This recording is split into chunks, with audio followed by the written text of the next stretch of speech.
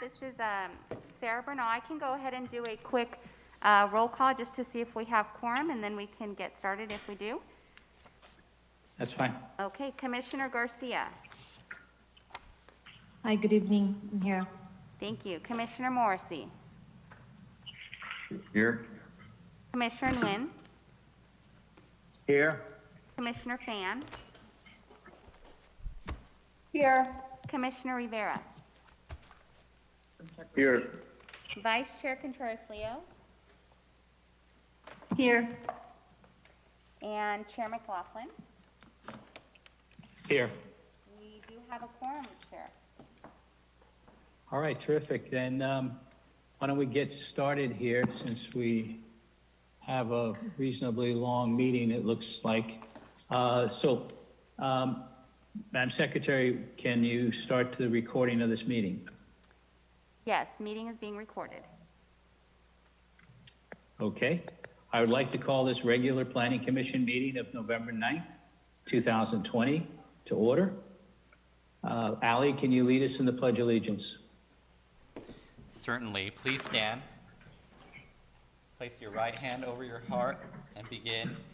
I pledge allegiance to the flag of the United States of America, Of the United States of America, to the and to the republic republic for which it stands, under under God, one nation, indivisible, under God, with liberty indivisible, and justice for all. and justice for all. Thank you, Ally. Madam Secretary, we will forego the call roll for the attendees because we've already done that. Sure. We'll just go on to the next item, and I'd like to invite you to describe the way the public will access this virtual meeting. Thank you, Chair.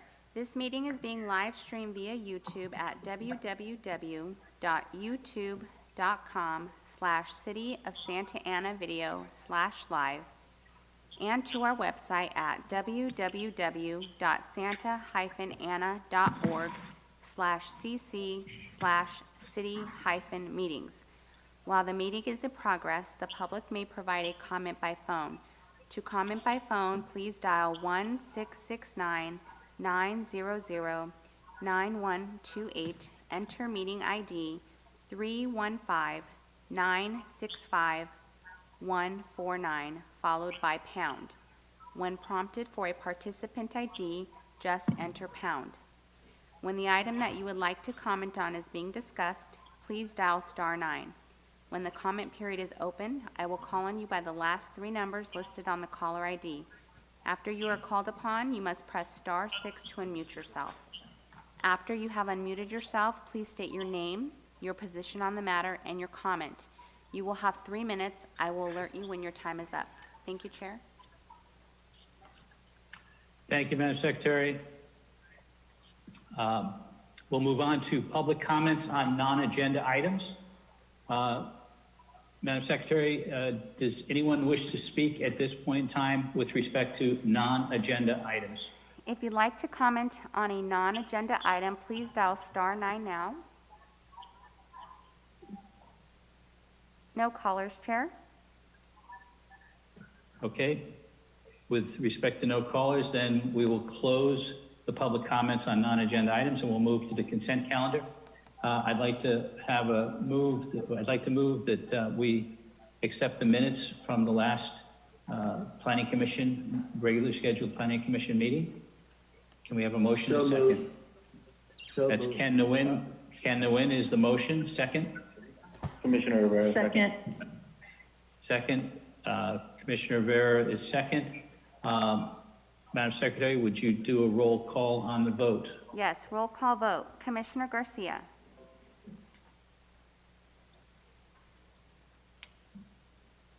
Madam Secretary, would you do a roll call on the vote for the minutes of the previous Planning Commission meeting? Yes, roll call vote. Commissioner Garcia,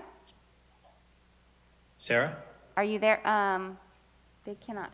Chair, can you hear me? Have we lost you, Sarah? No, I'm here. Can someone else speak, please? Mr. Chairman, can you hear me? Ali? Mr. Chairman?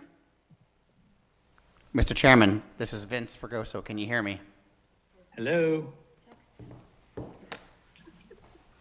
I can hear you, Mark. Thanks, thanks, Tom. Just one second, we're here. Just so you know, you're not. I'm not alone, I got Tom with me, all right. Commissioner Rivera. Can any of the commissioners Can hear anyone- staff? Any commissioner hear Well, staff? here. We can hear you, Ally. Yeah. Oh, We heard Ally, we heard Min. are we good? Can you, Chair, can you hear me now? Again. You're Sarah, back. okay, You're back. you're back. Okay, good. I'm sorry about ahead. that. We had a technical difficulty, but we're back. So I'm going to proceed with the roll call vote for the minutes of October 26th. Commissioner Garcia, I will abstain since I was not present. thank you. Commissioner Morrissey, Aye. Commissioner Nguyen, Here. Aye. Commissioner Fan, Aye. Commissioner Rivera, Aye. Vice Chair Contreras-Leo, Aye. and Chair McLaughlin. Aye. Motion passes with Commissioner Garcia abstaining. Okay, thank you very much, Madam Secretary. At this point in time, that'll end our consent calendar. We're going to move on to the business calendar, public hearings. I'm going to review public hearing protocol. First of all, this is the process for the public hearing so that everyone knows what to expect. Staff will provide a presentation and answer questions from the commission. The public hearing will then be open. The applicant will be given an opportunity to speak, limited to 15 minutes. Members of the public will be given the opportunity to comment, limited to 3 minutes. The applicant will be given an opportunity to respond to the comments made by the public, limited to 5 minutes. The public hearing will then be closed. Discussion will return to the commission with formal action taken to approve, conditionally approve, deny, or continue review of the application. Please consider the following suggestions when organizing your comments. Please state your name and address. Please state whether or not you support or oppose or are neutral on the proposal. Your statement should include all pertinent facts within your knowledge. Avoid gossip, emotion, repetition, and a clear and concise, non-repetitive argument is most effective.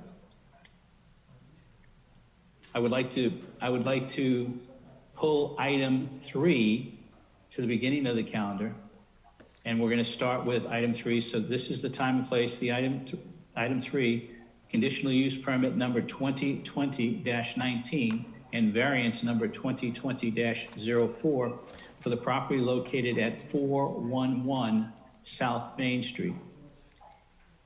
Staff has requested this matter be continued to the next meeting on December 14th, 2020. Do I have a motion to continue this item to December 14th, 2020? So moved. So moved. Tom is the motion. Second is Ken Nguyen. Ken Nguyen. Thank you. Okay, thank you. Madam Secretary, will you do a roll call? Yes, roll call vote for item number 3. Commissioner Garcia, Aye. Commissioner Morrissey, Aye. Commissioner Nguyen, Aye. Commissioner Rivera, Aye. Commissioner Fan,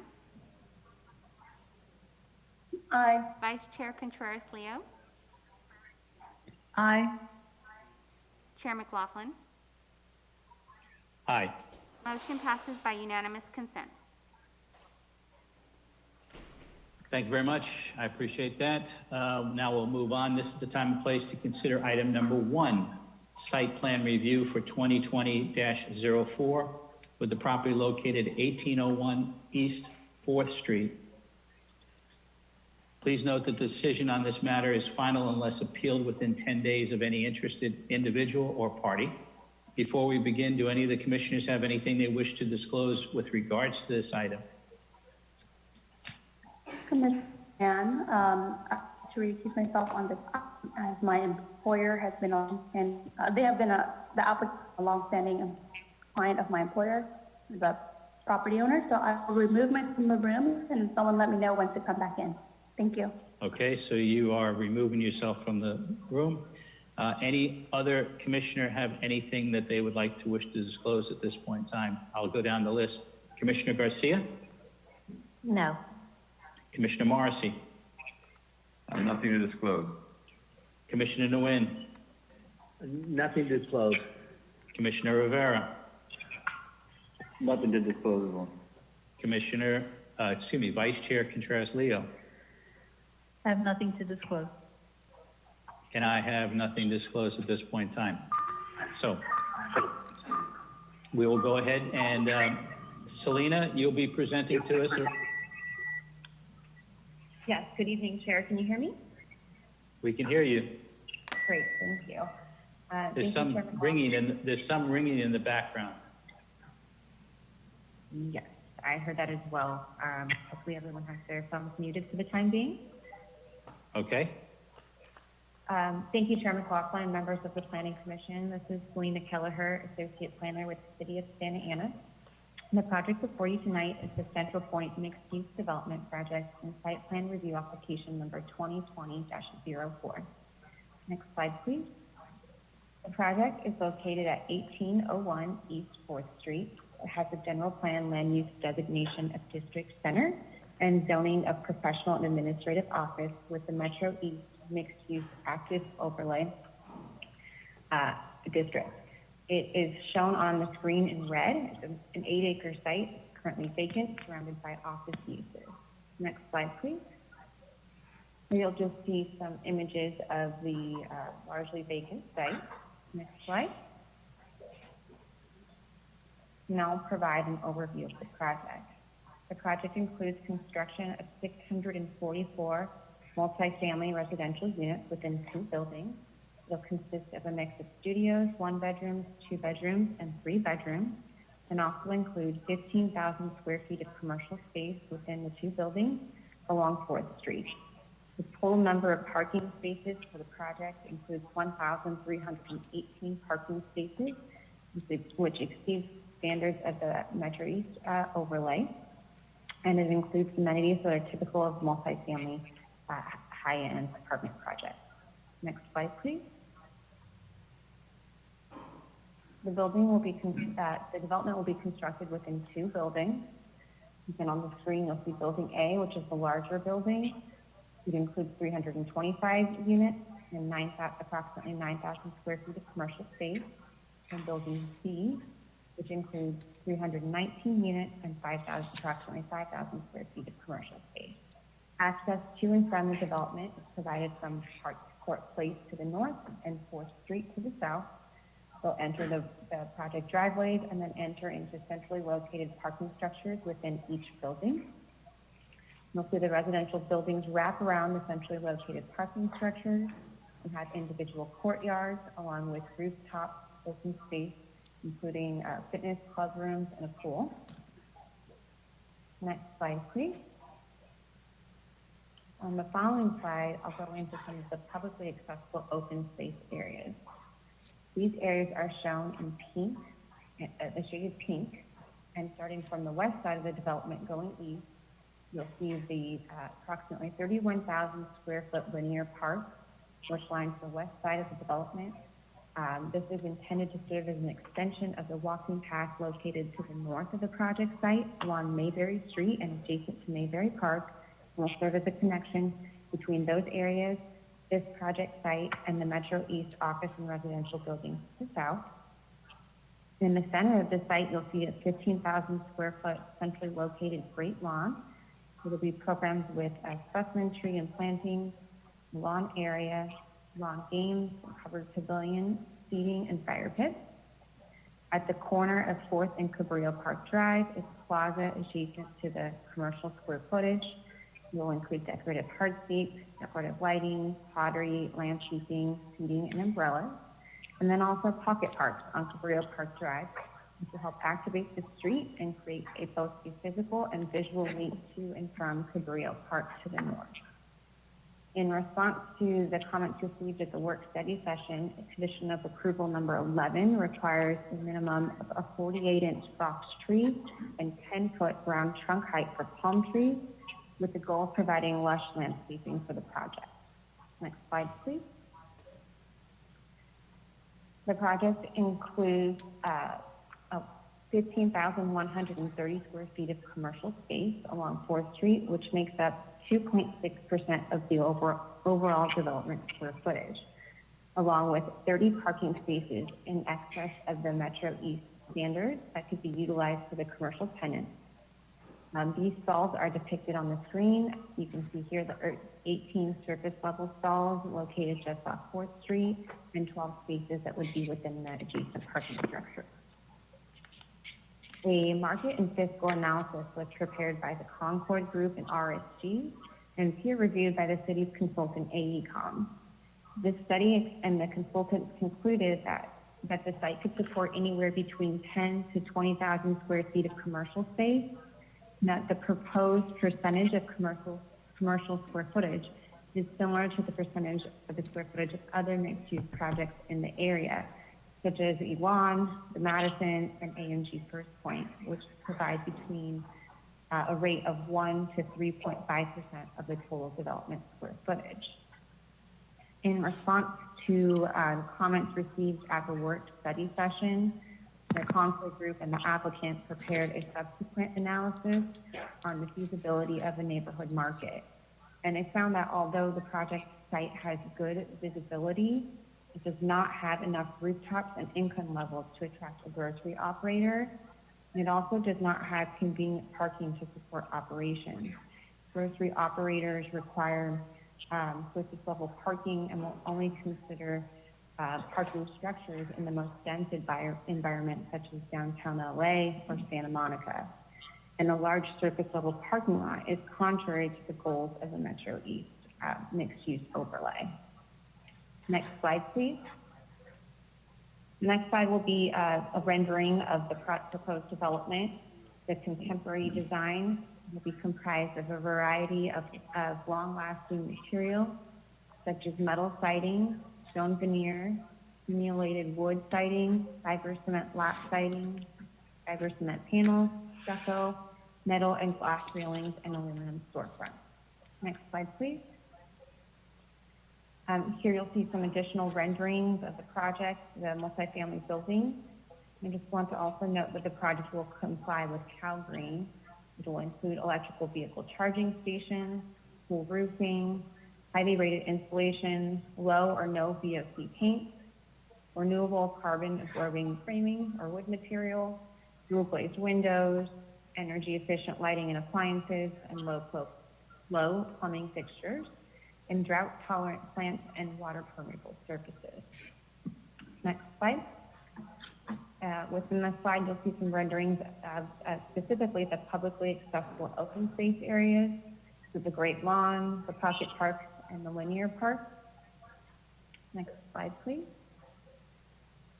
And projects that are going to exercise the development options under the Metro East overlay zone require a site plan review application to be reviewed and approved by the Planning Commission, and 4 specific findings must be made. With that, the project will activate a vacant and underutilized 8-acre site and will create a mixed-use development close to office buildings, Cabrillo Park, Mayberry Park, and downtown Santa Ana, providing opportunities to live, work, and play.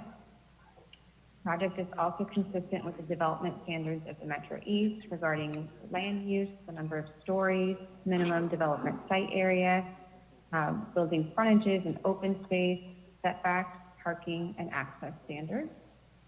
The project is also in scale with the nearby buildings, which include office uses that range anywhere from 2 to 8 stories, and it'll create an interface with the I-5 freeway.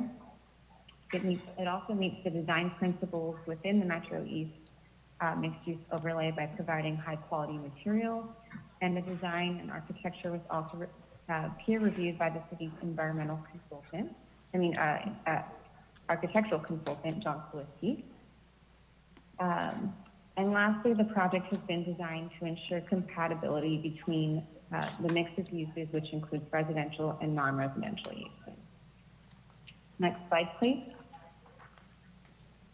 In regards to CEQA, the 2007 NEMU EIR and the 2018 subsequent EIR anticipated potential development of 5,551 residential units, 963,000 square feet of commercial development. The MIMU overlay zone is a land use plan that guides the physical development within the boundaries of the overlay zone. And the overlay zone was analyzed at a program level and evaluated the effects of the implementation of the entire overlay zone. The Central Point project was evaluated under CEQA guidelines section 15162 and 15168. Per CEQA guidelines section 15168, the city has determined that the Central Point project is within the scope of the program EIR as it meets the allowable land uses, density, and building intensity of the Metro East mixed-use overlay, and is covered by the existing infrastructure as described in the program EIR. In addition, per CEQA guidelines section 15162, when the certified EIR has been adopted for a project, no subsequent EIR shall be prepared. The city has determined that there is no substantial evidence that there are substantial changes in the project, that there's no substantial changes in the circumstances that have occurred, and there's no new information of substantial importance related to the project. The applicant has also prepared 2 technical studies, human health risk assessment and traffic impact analysis, which were attached as items to the staff report, and they will be implementing a series of traffic improvements related to the project's traffic. Next slide, please. And also just a reminder that on October 12th, there was a planning commission work study session regarding the project, and the comments raised at that meeting were brought up throughout my presentation, and then specifically on page 1.4 of the staff report. Next slide, please. And that concludes the staff presentation for tonight, with the recommendation to approve site plan review number 2020-04 as conditioned. And staff's available for any questions. Thank you, Selena. Do any of the commissioners have any questions of Selena? I'll start with Commissioner Garcia. None right now, thank you. Commissioner Morrissey. Yes, I have a question. Sorry, my slideshow was running behind, so I might have missed it. Are there any mitigation devices or methods in place for the air conditioning systems to deal with any pollution from the freeway?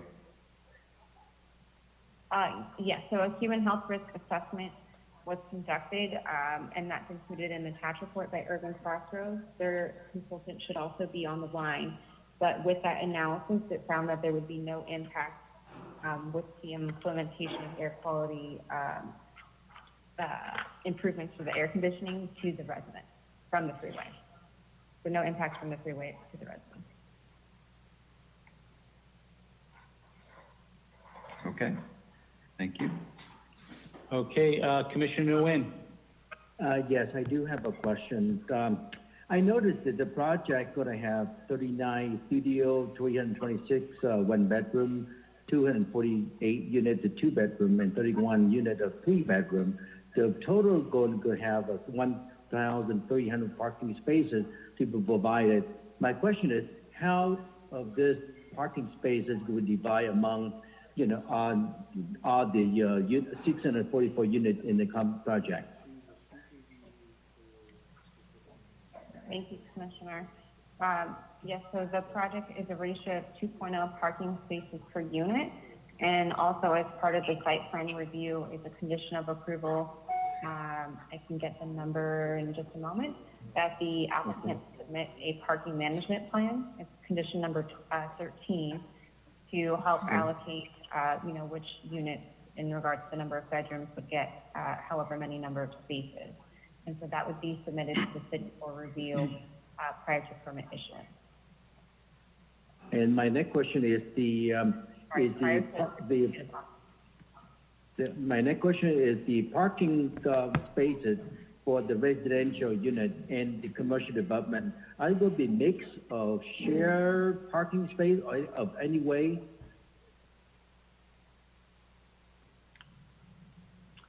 Thank you. So the Metro East overlay does not require separate commercial parking for developments with this range of commercial and residential square footage. However, on one of the slides, I did indicate that there are 18 surface level parking spaces that through the parking management plan could be allocated to the commercial tenants. And then there would be an additional parking, 12 spaces in the parking structure for those commercial tenants. Again, also the parking management plan would have to designate which stalls specifically and who, which, if it's residents or commercial, that would use them. Okay. And then my last question is the commercial parking ratio, is that met the city code requirement or? So there is no requirement for commercial parking for the projects in the Metro East of this size. So they do meet the requirements. I can say that the ratio is similar to those that are of other mixed-use areas, such as the Transit Zoning Code and Harbor Mixed-Use Specific Plans. So it's at a rate of 1 space per every 500 square feet. Okay. Wow, okay. All right, thank you so much. That's beyond. Thank you. Commissioner Rivera. No questions or comments at this time. Vice Chair Contreras-Leo. No questions, thank you. Okay, Selena, I'm just going to go back and just kind of get some more clarification on the parking. Again, looking at the building structure and everything else as to how many units, it appears that there's just as many studios as there are 3 bedrooms, roughly. The fact is, do the 3 bedrooms get 3 cars parking and the studios get 1 car parking, or is it average of 2 for any unit? The code requirement is 2 per unit. So our code does not specify by bedroom, it's by unit. The parking management plan, however, can help us allocate or to have, the units with more bedrooms, if needed, have more parking. So has the parking management plan been developed at this point in time, or is that still in the making? That is still in the making, and I misspoke earlier when I said that would be submitted prior to permit issuance. It is that it would be submitted or finalized prior to certificate of occupancy, so, or any building permit, so before any tenants would occupy the space. So we're not going to know, we're not going to have a parking management plan until such time that the developer is ready to open up and lease the units. Correct. Why is that? Well, by code, they meet the number of required parking spaces. This is just an additional measure to help us manage parking. They can submit this plan at any point in time prior to building permit issuance or during building plan check. Okay. All right, well, got it. All right, any other questions of Selena at this point in time, or any staff member at this point in time? I have Commissioner- one question. Okay, go ahead, Commissioner Garcia. Thank you. Selena, this is something I did not raise admittedly at our study session earlier this year, last month, but I'm looking at slide number 6 of your presentation, and what's glaring, at me is that, we have the rooftop amenities, but then there's a lot of rooftop space that's just, bare concrete rooftops. And I'm wondering if we explored at all any kind of, rooftop gardens or greenery that would help both, I think, from an environmental standpoint and to like an aesthetic standpoint as well with the applicant. Thank you, Commissioner Garcia. We have not specifically discussed rooftop gardens with the applicant. I'm sure they would be happy to comment on your questions during their portion of the meeting. Thank you. Okay. Commissioner Morrissey, any other questions of staff? No further questions. I want to comment. I think they did a great job of addressing our comments from last meeting. I appreciate that. Okay, good. Commissioner Nguyen? No question, thank you. Commissioner Rivera? No questions, thanks. Vice Chair Contreras-Leo? No questions, thank you. Okay. All right, Selena, we have no questions of you and staff at this point in time. Thank you. Thank you. Okay. At this point in time, Madam Secretary, have we received any written communication on this project? Yes, there were a total of 5 comments received for this item. There were a couple in opposition, a couple general comments to the project, and 1 comment in support, and all of those comments have been posted to the city's website. Okay, thank you. So we had 2 in opposition, 1 approved, Yeah, and I should clarify that the one... and 2, Right, so there was go ahead. 2 general comments made to the project itself. There was 1 comment in support, and there were 2 written comments submitted in opposition, but I wanted to clarify that those comments were from the same person. Okay. All right. Appreciate that clarification. Okay, at this point in time, we will now open the public hearing on this item. Would the applicant like to speak on this matter? Yes, Chair, this is Sean Rawson. Can everyone hear me? Yes. We can hear you. Okay, great. Well, good evening, Chair McLaughlin and Planning Commissioners. On behalf of Waterford Property Company and Arnell and affiliates, my name is Sean Rawson, the co-founder of Waterford Property Company. I'm excited to present Central Point, an iconic mixed-use project. Central Point is a 644-unit Class A multifamily community with a focus on modernism and technology. The project is a contemporary design inspired by the highest quality projects in the country with a focus on architectural variety, sophisticated massing and articulation, active ground floor use, community connectivity, green principles, and active trails and open space. In addition to the project's high-end amenities, large roof deck, Central Point's central feature is its Central Park, located in the middle of the community, and its walking trails on the western edge of the project. Central Point will be a community where diversity, creativity, technology, and socializing will be encouraged. The project's target demographics will be young professionals, students, empty nesters, and residents looking for an active lifestyle that is close to the major employment nodes of Orange County and public transportation. With that, I will stop there and just say that I thought that city staff did a great job of providing an overview of the project. I think Selena and Vince and the rest of the team have really done a great job, and my hat's off to them. And it's been a pleasure working with them.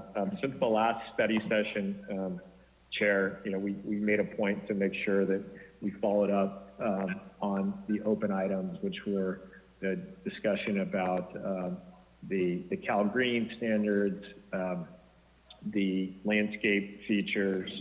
There was a question about open space, and then the retail demand as well. We have our project team on this call. We've got our project architect, Keith Lavis with KTGY, our project engineer, our landscape architect, and then Mike Reynolds from the Concord Group on this call as well. I know specifically there was a comment regarding green space on the roof decks. Yes, that's something to the commissioner's point.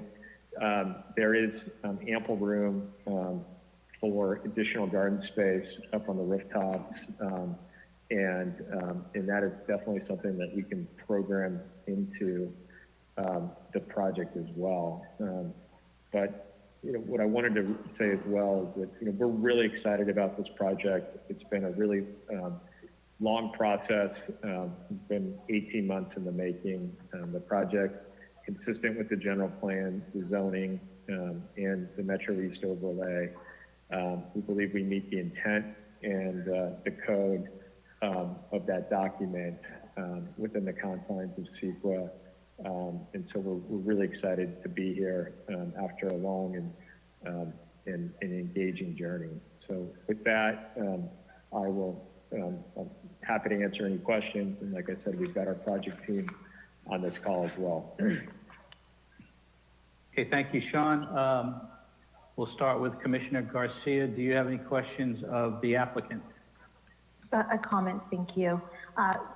Sean, thank you so much for addressing my question in your comments. I think it's a great opportunity to be a leader in that area of beautifying and making more green space available. I think you are you'll be very visible for planes coming, flying into Orange County and flying out of Orange County.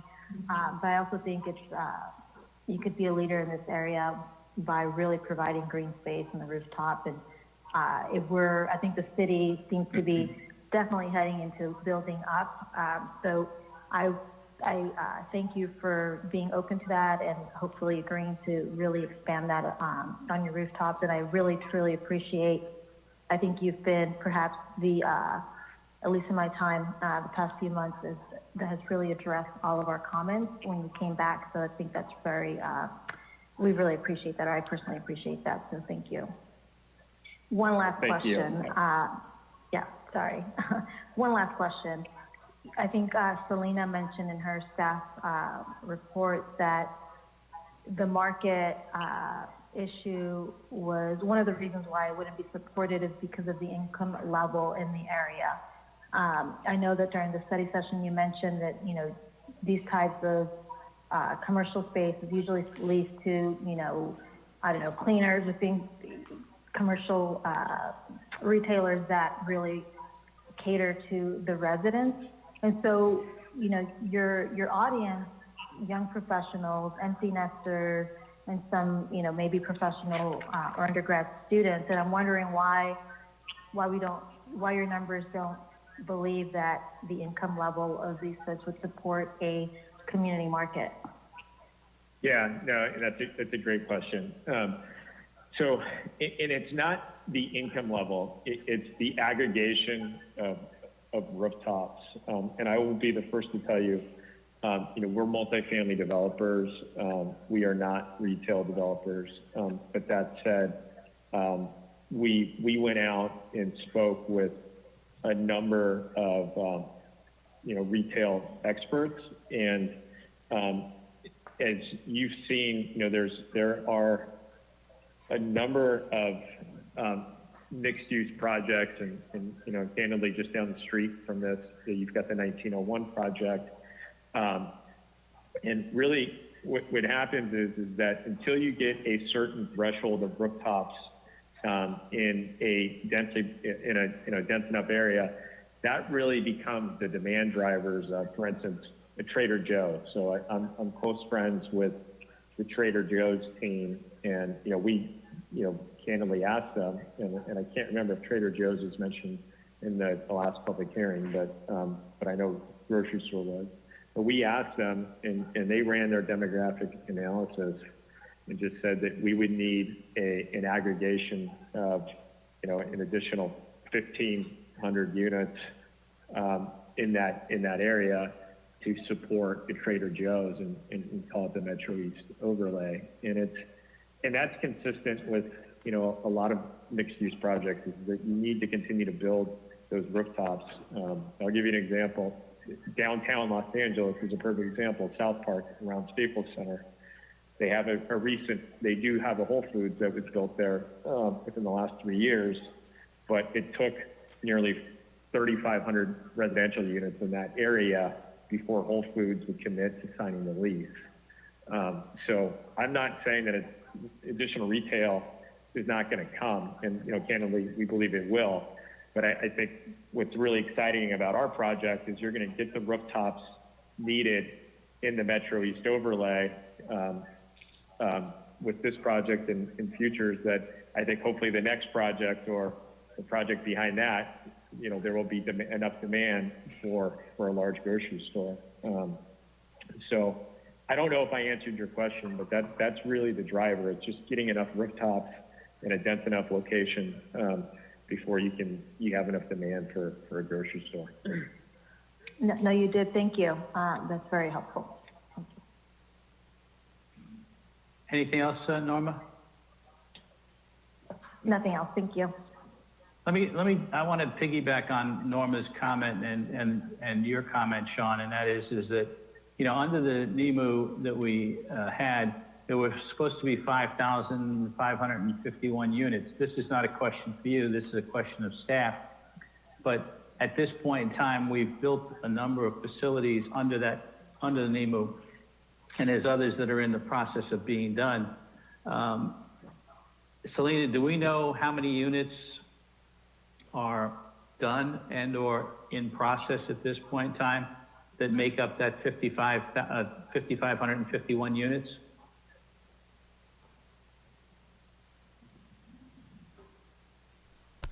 Mr. Chairman, Vince Fregoso here. I can tell you that we have one project built so far, and that's the 1801 East First Street. It's the 1901, excuse me, First Street. That's 260 units. And then we have almost 1,000 under construction with the 2 AMG projects. Right. And then you have Elon, which is right behind it. Elon is coming up. It went into plan check last week. That's about 602 units. So we're less than half of where we're at. Okay, but this would also bring in 650 units too. That would put us at about 2,400 units. Okay, all right. I'm just trying to get a feel for where we are with regards to that, because that was the discussion as to where we were and where we were going with this whole thing. And I know that when we talked about this a couple of years back, obviously we did have consideration being made for this project at that time, as well as the Bismo project that's between the Xerox Tower and the Caltrans Tower. Okay. So that answers my question. Thanks. We'll go back to Commissioner Morrissey. Do you have any questions of the applicant at this point in time? No question, just a comment. I'd thank them as well for coming in and turning a piece of property that's just been, you know, every time I drive by it, I just wonder when's something going to happen there. And so finally we have a really great quality project going in there. So I really appreciate all the efforts and thought that went into making it happen. Great. Thank you. Thank you, Mr. Morrissey. Commissioner Nguyen. No question. Thank you. Commissioner Rivera. No questions. Thank you. Vice Chair Contreras-Leo. No questions. Thank you. Okay. I have no questions at this point in time myself. So having said that, Madam Secretary, do we have anyone that wants to comment in the public hearing at this point in time? If you'd like to comment on this item, please dial *9 now. And we do have a few callers, Chair. Caller with the last Okay, go ahead. number, 8444.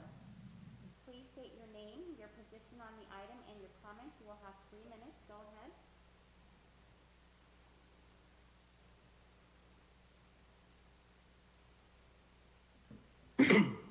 Caller with the last. Excuse me?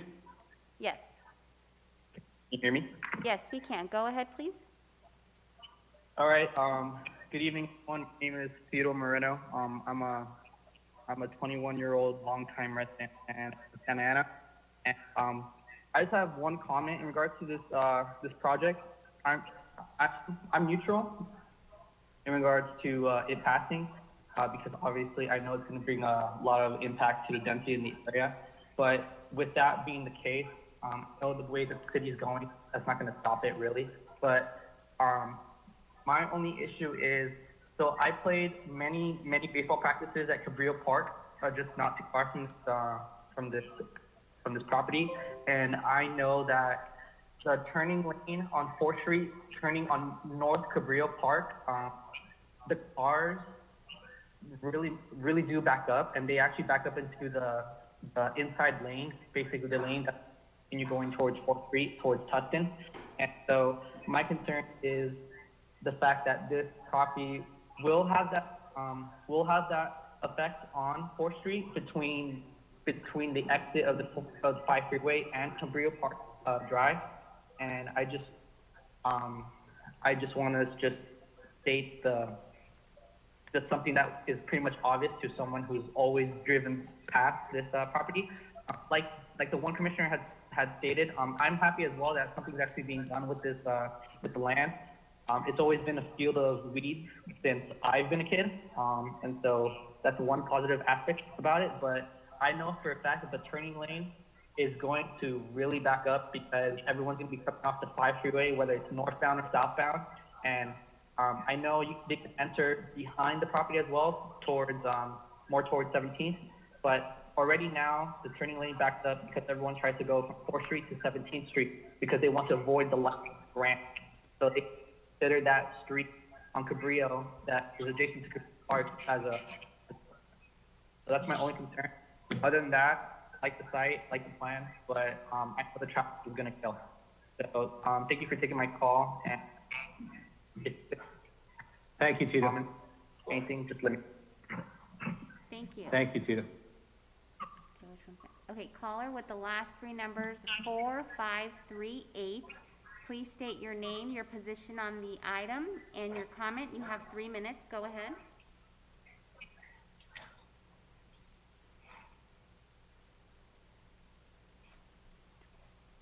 Good evening.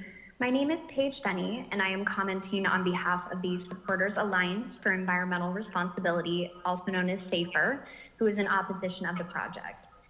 Staff contends that the potential environmental effects of the project have been fully addressed by the 2007 Metro East Mixed Use Overlay Zone EIR and the 2018 Metro East Mixed Use Overlay District Expansion and Elon Development Project subsequent EIR, collectively the Metro East EIR. Fundamentally, the proposed project is an entirely different project than what was analyzed in the Metro East EIRs. The Metro East EIR was a programmatic EIR that analyzed the environmental impacts of the implementation of the entire overlay zone and only analyzed the Elon project at the project level. It did not evaluate the environmental impacts of the development of the proposed project, and the proposed project has never undergone SEQA review. In fact, the Metro East EIR is explicit that it was prepared in accordance with SEQA's program EIR provisions, and that subsequent projects must undergo the tiered review process. As a result, SEQA requires the city to prepare an initial study to determine if the project may cause significant environmental effects that were not analyzed in the Metro East EIR. Additionally, a tiered EIR is required for the project because it will have environmental impacts that were not analyzed in the Metro East EIR. The project may pose significant health risk impacts to nearby sensitive receptors. The health risk assessment that was prepared for the project failed to quantify the risks posed to people living nearby the project site as a result of the project's construction and operation. Environmental consulting firm SWAPE used project-specific information to estimate these impacts, finding that the excess cancer risk for adults, children, and infants at a sensitive receptor located 125 meters away over the course of the project's construction and operation are approximately 91, 820, and 430 in 1 million, which all exceed the South Coast Air Quality Management District's threshold of 10 in 1 million. Even if the project was within the scope of the Metro East EIR, under CEQA Guidelines Section 15162, the city is still required to prepare a project-level EIR because there is substantial evidence of new information of substantial importance, which was not known and could not have been known with the exercise of reasonable diligence at the time the Metro East EIRs were certified as complete, showing that the project will have a significant health risk impact from its indoor air quality and a significant impact to birds from window collisions that were not discussed in the Metro East EIRs. For these reasons, and those found in our written comments, we respectfully request the Planning Commission deny the project and require the city to prepare a project-level EIR. Thank you. And caller, before you hang up, can you Thank you, please- Paige. Caller, Paige, can you please repeat your last name for the record? Yes, am I unmuted? Yes. Yes. Okay, my last name is Fennie, F as in Frank, E-N-N-I-E. Thank you. Thank you. Next caller with the next caller is Thrive Santa Ana. Please go ahead, state with your comment, your position. You have 3 minutes.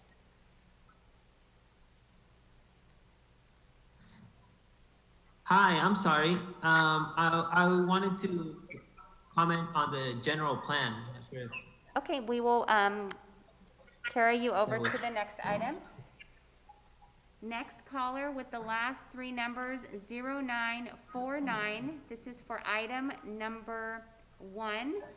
Please state your name, your position on the matter. You have 3 minutes. Go ahead.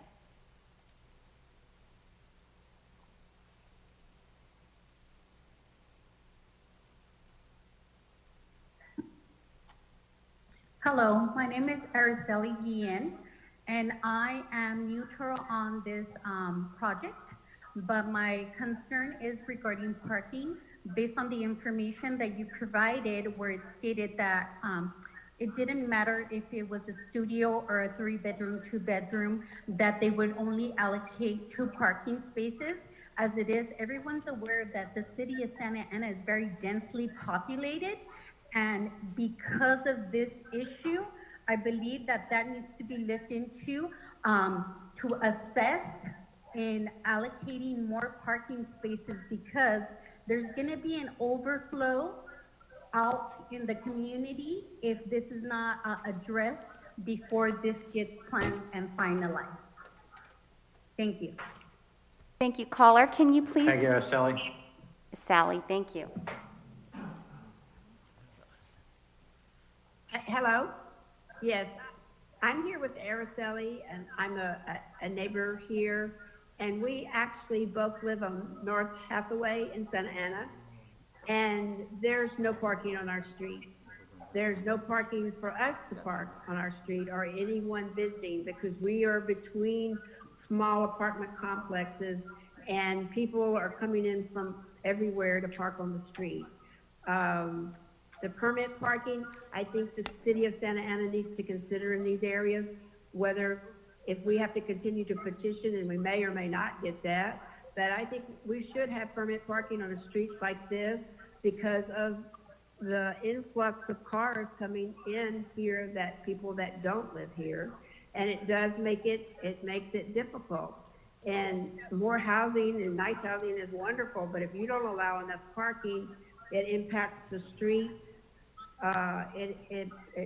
There's going to be more than one area that's going to just bottleneck, and the traffic is going to really back up.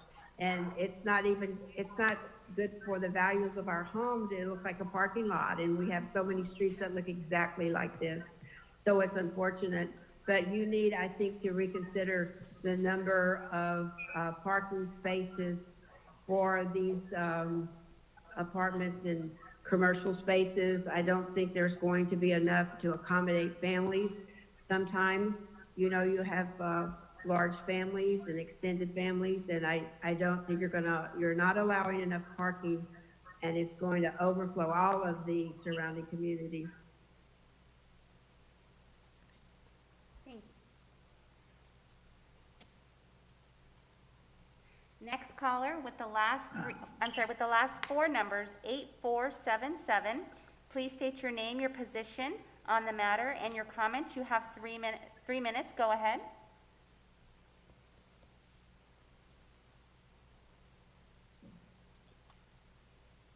Yeah, this is Dale Helbig, Park Santiago neighborhood resident for the last 30 years.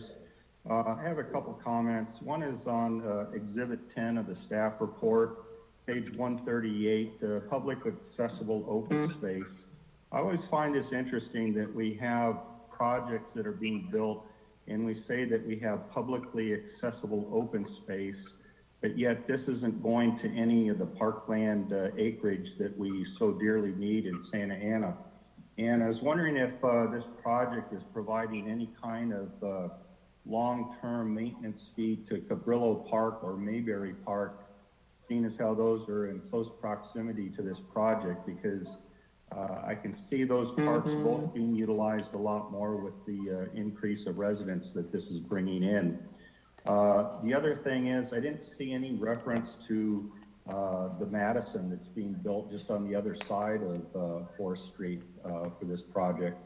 And that, along with the 1901 project that is right there as well, I can see how some of the previous callers are really concerned about the traffic that's going to occur on 4th Street right there, accessing the freeway. So I hope that's carefully looked at before this project gets approved. Thank you.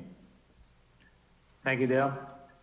Next caller with the last 4 numbers, 5196. Please state your name, your comment, and your position on the matter. You have 3 minutes. Go ahead.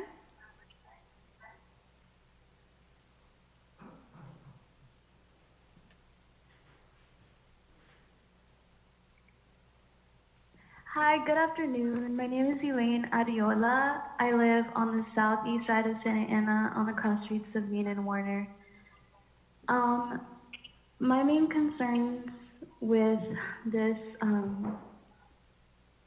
matter, I am in opposition to it, mostly because of the obvious health and environmental concerns. Second, because I'm far more concerned as to why the location isn't taken into consideration for an opportunity to build affordable housing. As we all know, Amazon has purchased the old Orange County Register plant, and it is supposed to create like far more job opportunities, and it's gonna work with the Santa Ana Work Center. So yeah, I stand in opposition because I think that we can take a whole other direction with this land use, especially because if, you know, the city were to use it as a form of affordable housing, it would be able to house residents who already live in the city, who work in those areas of the city, and who are going to work potentially at the new Amazon location.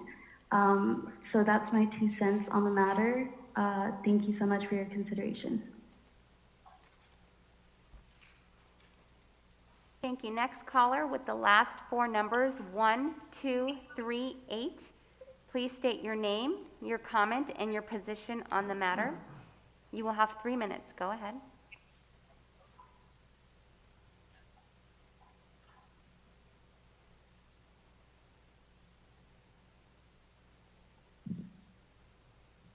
Good evening, Cesar Covarrubias with the Kennedy Commission. Thank you for the opportunity to speak on this matter. We're in opposition to the development, not because it's not a great development that's going to bring housing to the city, but it does not provide any opportunity for residents who live in the city today. Low-income families in the city are struggling to find housing that's affordable to them, and this is a great opportunity to include some affordable housing as part of this development. As a matter of fact, I think months ago, there were discussions that this development would be proposing either some funding for affordable housing or include affordable housing as part of the development. And those discussions are not here today, but our need is still great and the need is still important to be addressed. Thank you for the opportunity to speak. Thank you. Thank you. Arimas? Caller with the last four numbers, 3193, please state your name, your position on the matter, and your comment. You have 3 minutes. Go ahead.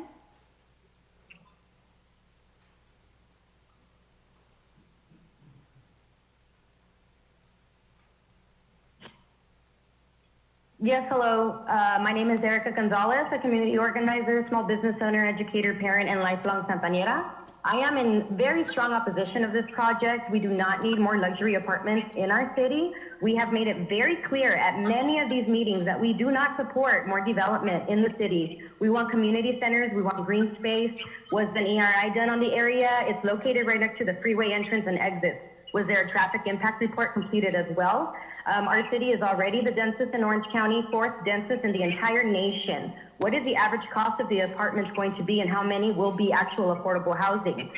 You are required by the city to have at least 10%. Is there in lieu fees that were paid? If they were, then we need to know that information. Was the surrounding neighborhood and community asked about what they wanted to see in this neighborhood? There are several apartment complexes already in this area, and the parking situation is already difficult, and these factors must be taken into consideration prior to the selling of the public land. Many community members have voiced their concern over the lack of green space and parks throughout Santana. Jessie Lopez was recently voted onto the city council for this ward, which is Ward 3, and she is part of Rise Up Willowick, which is leading the fight against the gentrification of Willowick Golf Course.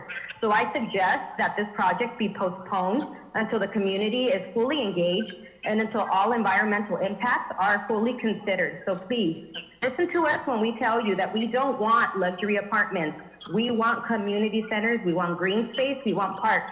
Work with Jessie, she represents that ward, and she is going to fight for the community. Thank you.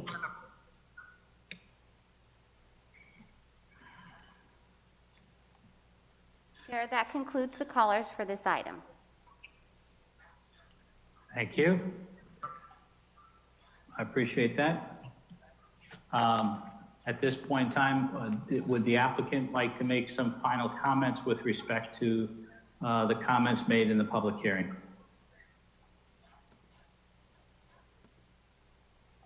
Sean? Yes, Chair. Sorry about that. You were on mute. No, I'm happy to make some comments.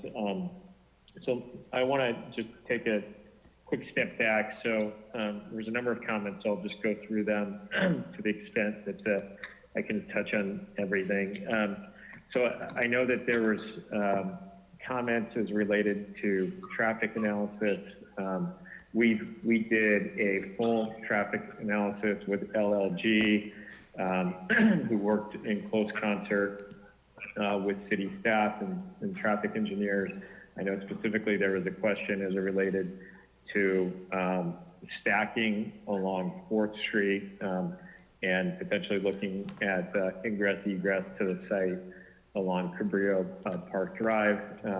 What I will say is that we actually, we first approached the city back in 2017 with, as city staff knows, there's a kind of a project preview process where you can provide preliminary site plans.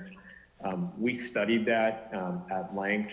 There is a project median that runs along Cabrillo Park Drive that makes access into the site from Cabrillo extremely difficult. So after looking at that, we ended up selecting 4th Street as the best ingress egress location for the site due to your ability to do a right in, right out turning into the site. The other comments I think were related to affordable housing, land use, sequence. I'll just kind of take those one by one. So as it relates to land use, the project that we're proposing is consistent with the city's general plan. It's consistent with the current zoning in place, and it's consistent with the Metro East overlay, which I believe was approved in 2007, which is really the land use document that governs what can be built there. So what we're proposing isn't like we're asking for a general plan change or a zone change. The city had already put policies in place that that allowed for that zoning, and now essentially we're designing a project that's in conformance with that. As it relates to CEQA, we did study that extremely closely. The project, as staff mentioned, we had site-specific traffic analysis. We did human health risk assessment as it relates to air quality with urban crossroads, and our studies all came back saying that we were consistent with the existing original EIR and the recently updated EIR as well. And then the last comment as it relates to affordable housing, you know, the city, as I think the Planning Commission is well aware, you know, there was the Housing Opportunity Ordinance, the WHO, which, you know, the city took it upon itself to amend the WHO, which was approved at City Council, I believe, back in July or August. You know, candidly, we had nothing to do with that. The project would have been required for the WHO to have affordable housing. The city council decided to amend that. And so, you know, we're proposing a project that's consistent with the city's affordable policy, the land use policy. So, you know, we think that we've met the intent of, you know, candidly everything the city wants to see here. So with that, I'll close my comments and happy to answer any additional questions. Okay, thank you, Sean. Do any of the commissioners have a question of Sean at this point in time? Commissioner Garcia? Nothing, thank you. Commissioner Morrissey? I guess we had mentioned earlier that the applicant was open to installing some rooftop gardens in response to Commissioner Phan's comment. That was Commissioner Garcia. Oh, I'm sorry. That was Commissioner Garcia. I'm sorry. So is there any more specific ideas as to where those would go that we could incorporate into the resolution? Or what the ideas are surrounding the installation of the gardens? Yeah, I want to, is Matt Jackson from MJS Landscape Design on this call? I think. Matt, are you still with us? I apologize. He's our landscape architect. Hi, Sean. This is Matt with MJS. Can you hear me now? I tried to unmute myself. Yeah. But I guess the question in regards to rooftop gardens, and so I believe the comment would be a true green roof. Is that what we're hearing? Can you repeat that? True what? Yeah, so we can understand the question better. Are we talking about a green roof where we would put plant material on the roof? Yeah. Commissioner Morrissey, do you want to? Yeah, well, I think the general comment was a rooftop garden. I think the intent is to, you know, reduce the emissivity of the roof and reflectance, and, you know, create a cooler roofing product and a more usable green space. Yeah, so the one thing that this site plan does a really good job is the parking structure in the center is basically completely covered with either amenities, plant material, which is a concrete structure, so it makes that easier. It just gets a lot more challenging once you go to the wood frame, and I know this gets a little technical, but just supporting green roofs on wood frame construction is just complicated.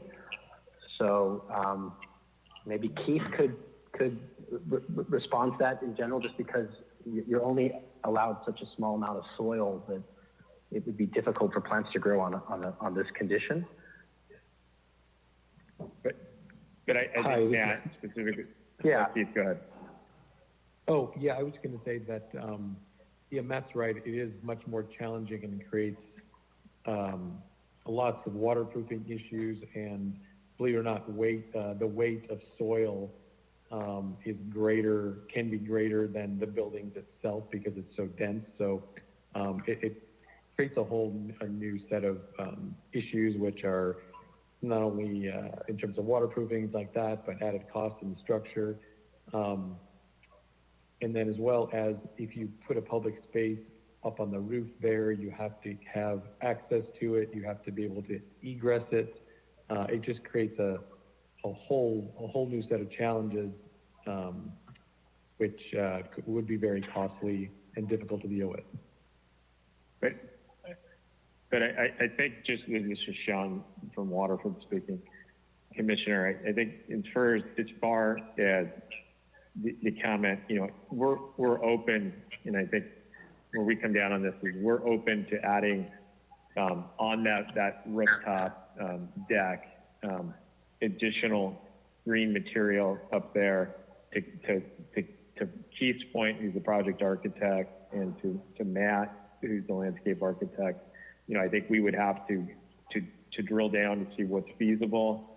But I mean, what I would tell you that it is, we're committed to activating that area with green to the extent that it's feasible to do that. You know, the size of this rooftop is similar to the Mark, which I'm sure a number of you have been up on that rooftop, but that's a project that was built in Santa Ana about 7 years ago. It's been a while. I can't remember what green space they have up there, but you know, our project would be similar to that. But I guess, you know, what we're committing to you is that we'll study that, and to the extent that we can implement it, we definitely will.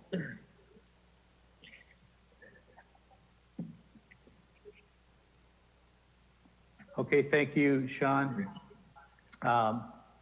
Do you have any other questions, Commissioner Morrissey, of the applicant? No, I don't have any, no further questions. I just want to follow up on the earlier comments, and, you know, kind of get more specific. So, I don't have any comments. Okay. Commissioner Nguyen? No further questions, thank you. Commissioner Rivera? No questions, thank you. Vice Chair Contreras-Leo? No questions. Okay, I don't have any questions of the applicant at this point in time either, so hearing no more questions, the public hearing is now closed. We'll bring it back to the commission for final questions and comments final questions to staff. Do any of the commissioners have any questions that they would like to have answers to at this point in time from staff? Commissioner Garcia? No, thanks. Commissioner Morrissey? No further questions. Thank you. Commissioner Nguyen? No further questions, thank you.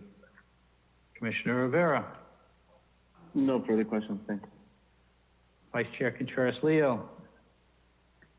Yes, to staff, there was a caller that talked about EIR reports, CEQA, and all of that.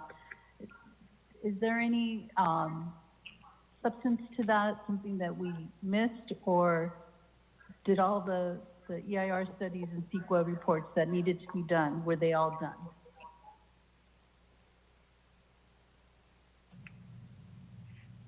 Thank you. This is Selena Kelleher. As mentioned in my presentation, under CEQA guidelines, section 15168 and 15162, the project was adequately analyzed in the program EIR for the Metro East mixed-use overlay. That is exactly the intent of a program EIR, is it's that it analyzed the MIMU overlay, and this is a project that meets those development standards.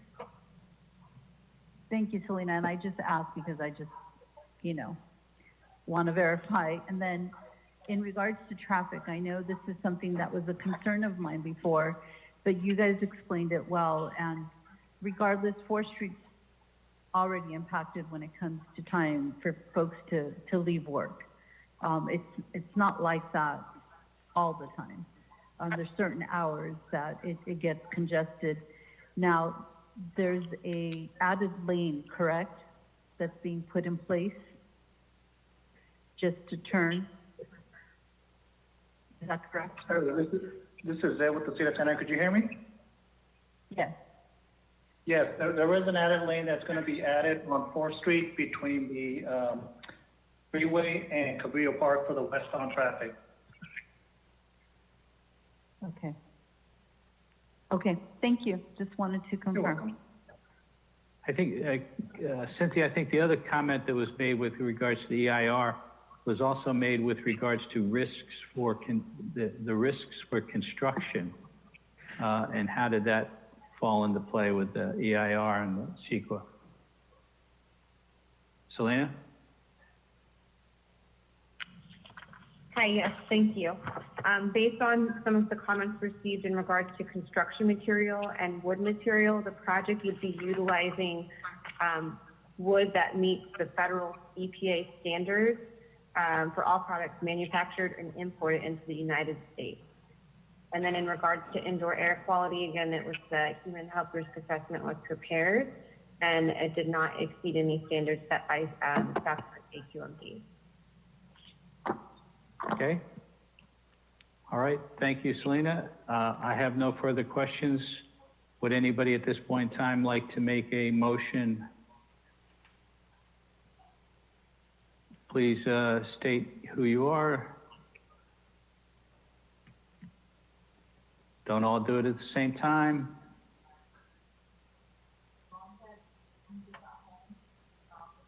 Would anybody like to make a motion on this item? Yes, I do, Mr. Chairman.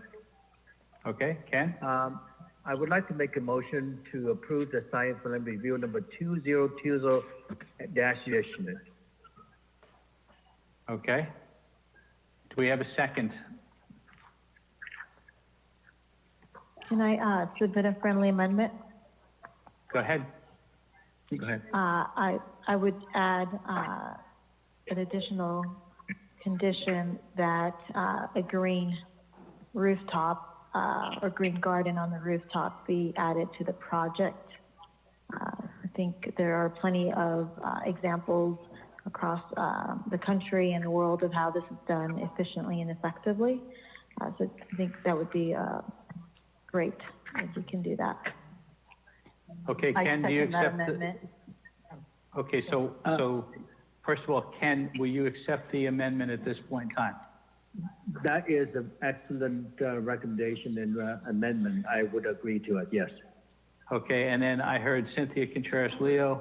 You said that you were seconding the amendment as well as the motion on Correct. on the table. Okay. Yes. So we have Yes. we have a motion with a friendly amendment. Friendly amendment's been accepted by Ken Nguyen, and we have a second. Any further discussion on this matter? I have a comment. Go ahead, Tom. So are we suggesting limits on that, or there's, you know, is it the limits? I apologize. This is the applicant speaking. Can I ask a question, or is it out of turn? It's you're basically out of turn at this point in time, unless Ken. Go ahead, Tom. Is your question of the applicant at this point? No, I'm asking the rest of my colleagues if we're, you know, if we want to clarify the friendly amendment. Are there any limits we're talking about, or are we talking about the whole rooftop? Okay. Just for the applicants to respond, so we have more. Norma, would you like to make Sure. any comment as to the boundaries of what you're expecting, or what's your Yeah. expectation? Yeah, I would say that up to 90% of the remaining open space should be green. This is a new condition, so the applicant, there's certain things that we need to kind of box in, because there's certain things, candidly, that we haven't had the chance to study. So before we agree to that, because this is new, I just would like to speak if possible. Go ahead. No, what I would propose, because this is a discretionary approval, is that there's a condition that leaves up staff the discretion to, within the context of, because to just say that 90% should be green space, and we've got a pool up there, we've got hardscape. I don't know if. Yeah, I meant the Sorry. remaining empty space, so it would be outside of the scope of the existing. Got so it. that's a good, Okay. point of clarification. So whatever is concrete on slide 6 right now, it should be 90% of that ought to be green. And I think, whether, and Commissioner Morrissey brings up a good point, whether or not you need to come back to us to approve that, or whether, staff, I think that's a good question for us to address now. Yeah, so from the applicant's standpoint, I mean, this is the discretionary approval I'll be candid with you. This is a project that we intend to break ground on next year. If we have discretionary approvals that we have to come back to Planning Commission for, it'll delay the financing, we'll delay it.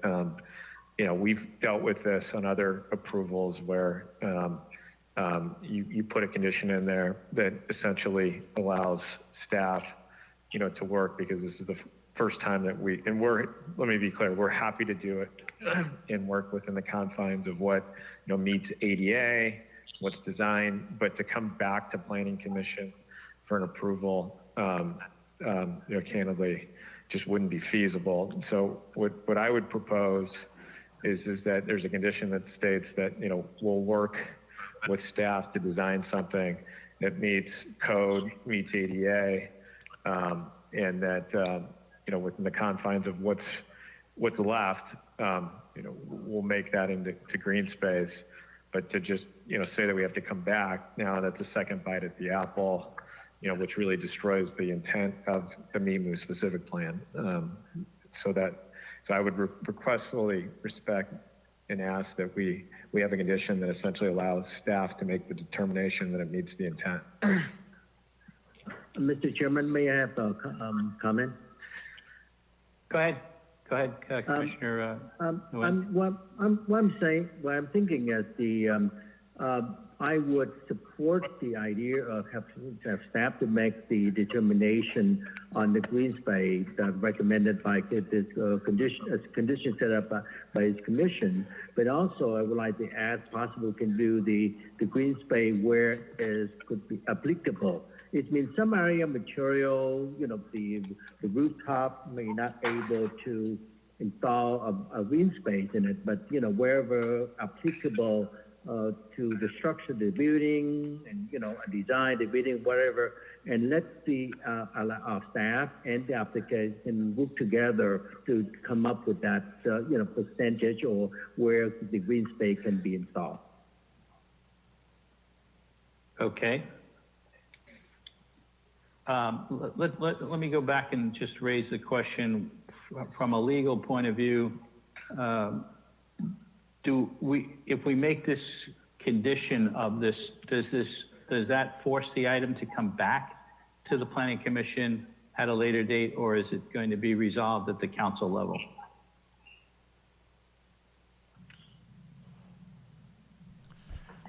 Commissioners, it would depend on how you word the additional condition.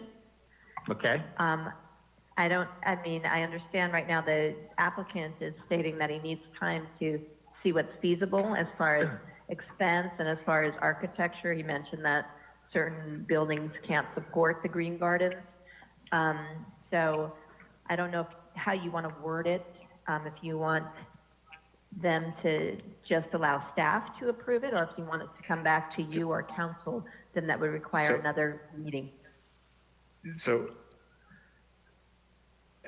I would regretfully ask that, that coming back for a second approval on a project that's already had a study session, and candidly, it's not a design guideline in the specific plan, is outside of the purview. So what I would regretfully ask is that we have a condition that says, to the extent possible, with the additional open space up on the roof deck, we'll provide 90% green space, and staff, no different than they would determine certain plan check requirements, will determine that. But to come back for a second discretionary approval on a project that's already had a study session, candidly, you haven't. I was on the last study session. There was a project that went through, and they had a roof deck, and that was not a comment to their project. So to ask an applicant to come back in with a new requirement, to me, just doesn't seem feasible when we've got financing that's going to be dependent on that. Essentially what you're asking us to do is not typical protocol. Are you at this point, though, agreeing to the request of Commissioner Garcia to have up to 90% green space? I absolutely am, within the confines that it is something that we can work with our design team to meet, and that it fits the ADA. Because there's certain codes, like I said, this is the first we're hearing of this issue. So we got to make sure that it's fully designed and within the feasibility of what can be built there. But to the intent that it can be done there, yes. And so what I would ask is that you leave it till staff, so that we can get past the discretionary approval. It can be put in as a condition of approval. You've got extremely smart, capable staff that can determine if we're meeting the intent of that condition. But to ask us to come back for an additional approval when that's typically, not something that's been conditioned on other projects and is not in the design guidelines of the MEMO, to me, just doesn't seem fair. I think I just want to address that. I don't think that we were deciding one way or the other. I think we were about to discuss that, Sean, I think. And, so I would turn to our fellow commissioners to decide how we want to proceed. I think, I think there's goodwill and from the applicant. So, Chair, do you want to retake the conversation? Thank you. Well, I think it's good. All right. So having said that, I think that what we're trying to accomplish is not have this come back to the Planning Commission. So I would suggest that we word this in such a way that it allows you to do the due diligence on the project and due diligence on the green space, but that we leave it in the hands of staff to make the final approval based on what can be done. Mr. Chair, Mark? this is Right. Mark. Yes?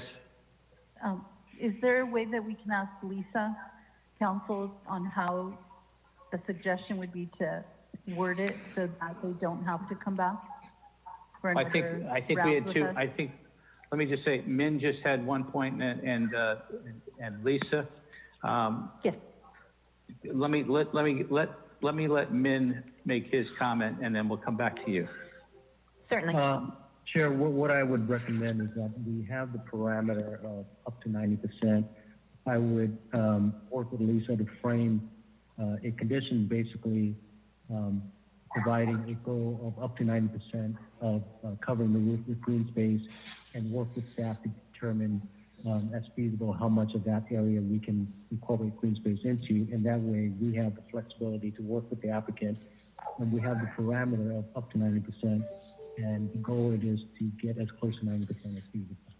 So staff can work with the legal team to craft it that way. The intent and the spirit of the condition is to obtain as much as possible based on design feasibility, and that will give staff enough direction to move forward. Okay. Lisa, are you okay with that suggestion on the part of staff? I have maybe another, Go ahead, Commissioner little bit of Morrissey. input on this. I think the LEED standards, require 50% or more of the roof surface. That's kind of the entry level, LEED green roof requirement. So, So we can have a. So up to, but not less than 50%? So we're not, No, Would that be I heard, fair? I heard the LEED has a 50% or more. Right. Has a 50% minimum or more. And then what you've proposed, Commissioner Garcia, is that we have up to 90% of green space outside of what's already been noted Right. as the pool and everything else. right, so I mean, what I'm adding, based on what Commissioner Morrissey just stated, was maybe the language that Lisa can help us, develop or draft would say up to 90% green space outside of the amenities, but in no event less than 50%. So somewhere between 50 and 90% to be, whatever is feasible. And I guess what I'm saying is I don't want to bet against ourselves when the applicant is willing to expand that as much as possible. I think it's a trend that, the applicant made a good point. We should have requested it before. For me, slide 6 just really, the concrete really is like slapping me. And it really is just glaring, where I don't know that it was as glaring on the other presentation. So I think that it's setting a good, setting good precedent. So I would recommend that we include that language where it's somewhere between 90 and 50%.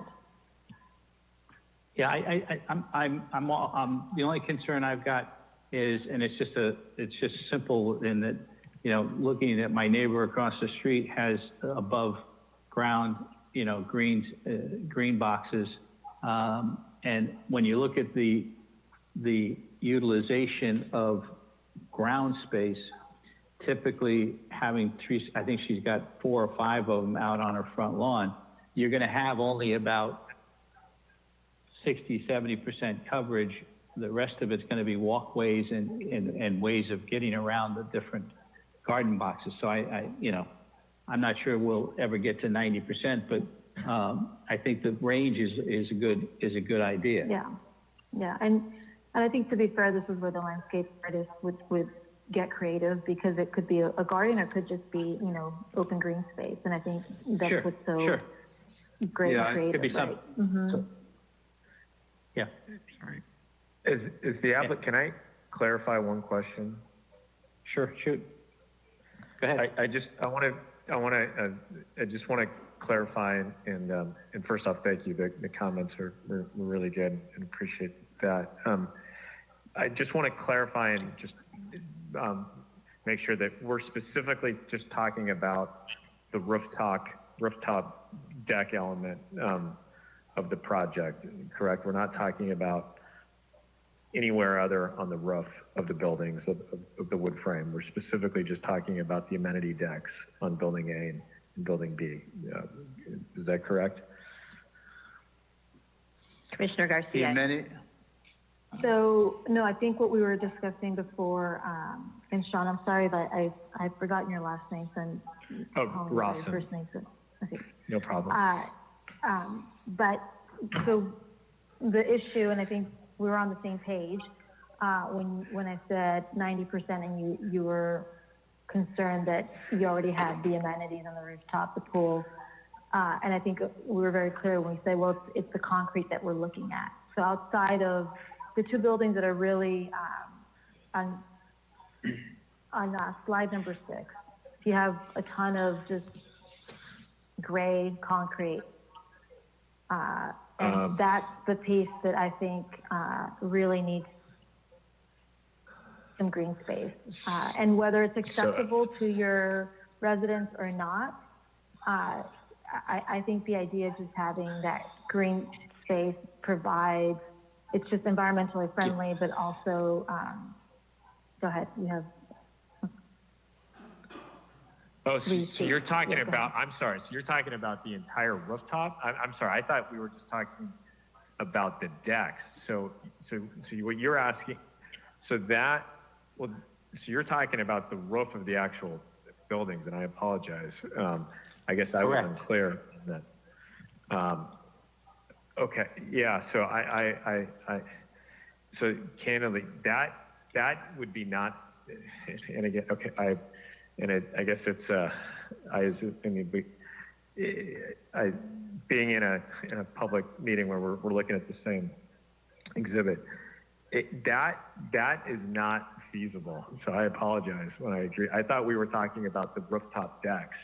To say that we're going to turn the roof into green space, candidly, there's no other high-density multifamily building in the city of Santa Ana that has that. So I apologize. Well, I mean, that I should not be misunderstood. well, I'm going to interrupt you, Sean, I apologize for that, but that is not just because other buildings don't quite have that yet, doesn't mean that we can't ask you to consider that. No, Well, I understand. I don't want that and I to be appreciate the, that. No, I understand. Chair McLaughlin, this is Ninja. If I could suggest, this conversation is a little bit beyond just clarification. So if there is a desire to speak and discuss with the applicant, I suggest that we open the public hearing. If not, the commission has two options, either to approve the project with the conditions or continue the project to allow the applicant to evaluate how much they can potentially look at. But, and then the third option is to open up the public hearing for a larger discussion. Okay. Well, I think if it's going to help to get some clarification, I'm more than happy to open up the public hearing at this point in time. So if that's necessary, then at this point in time, we'll open up the public hearing one more time. And does any of the commissioners have any questions of the applicant at this point in time?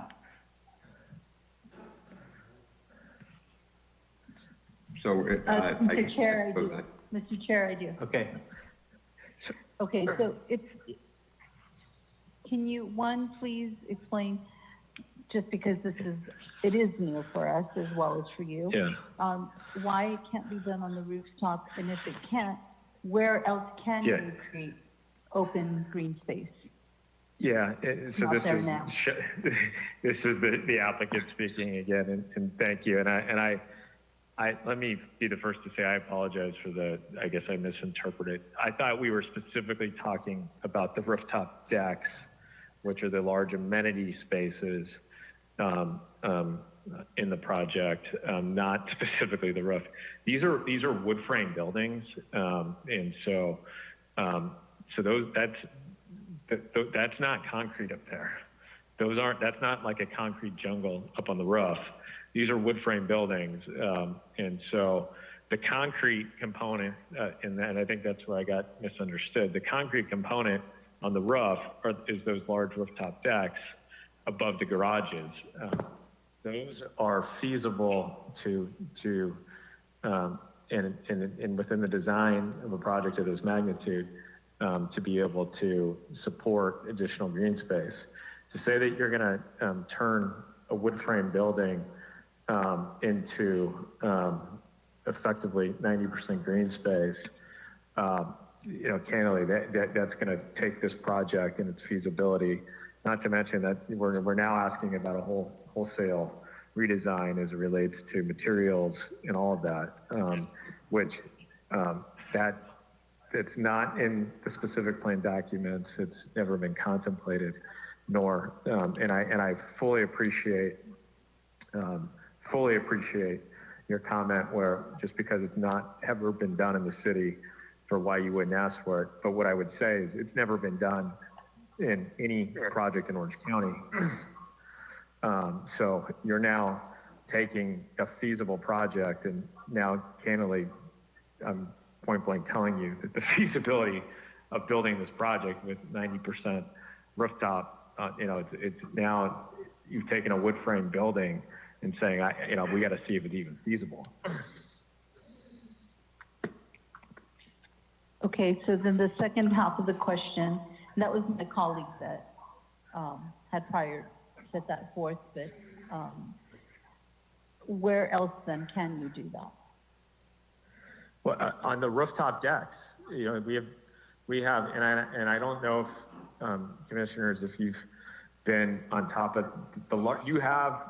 these will be the two largest rooftop decks in the county, on par with the Mark, which is a project that was built in, I think, 2013 or 14 in the city of Santa Ana by Lion Communities, right across from the Doubletree Motel off MacArthur.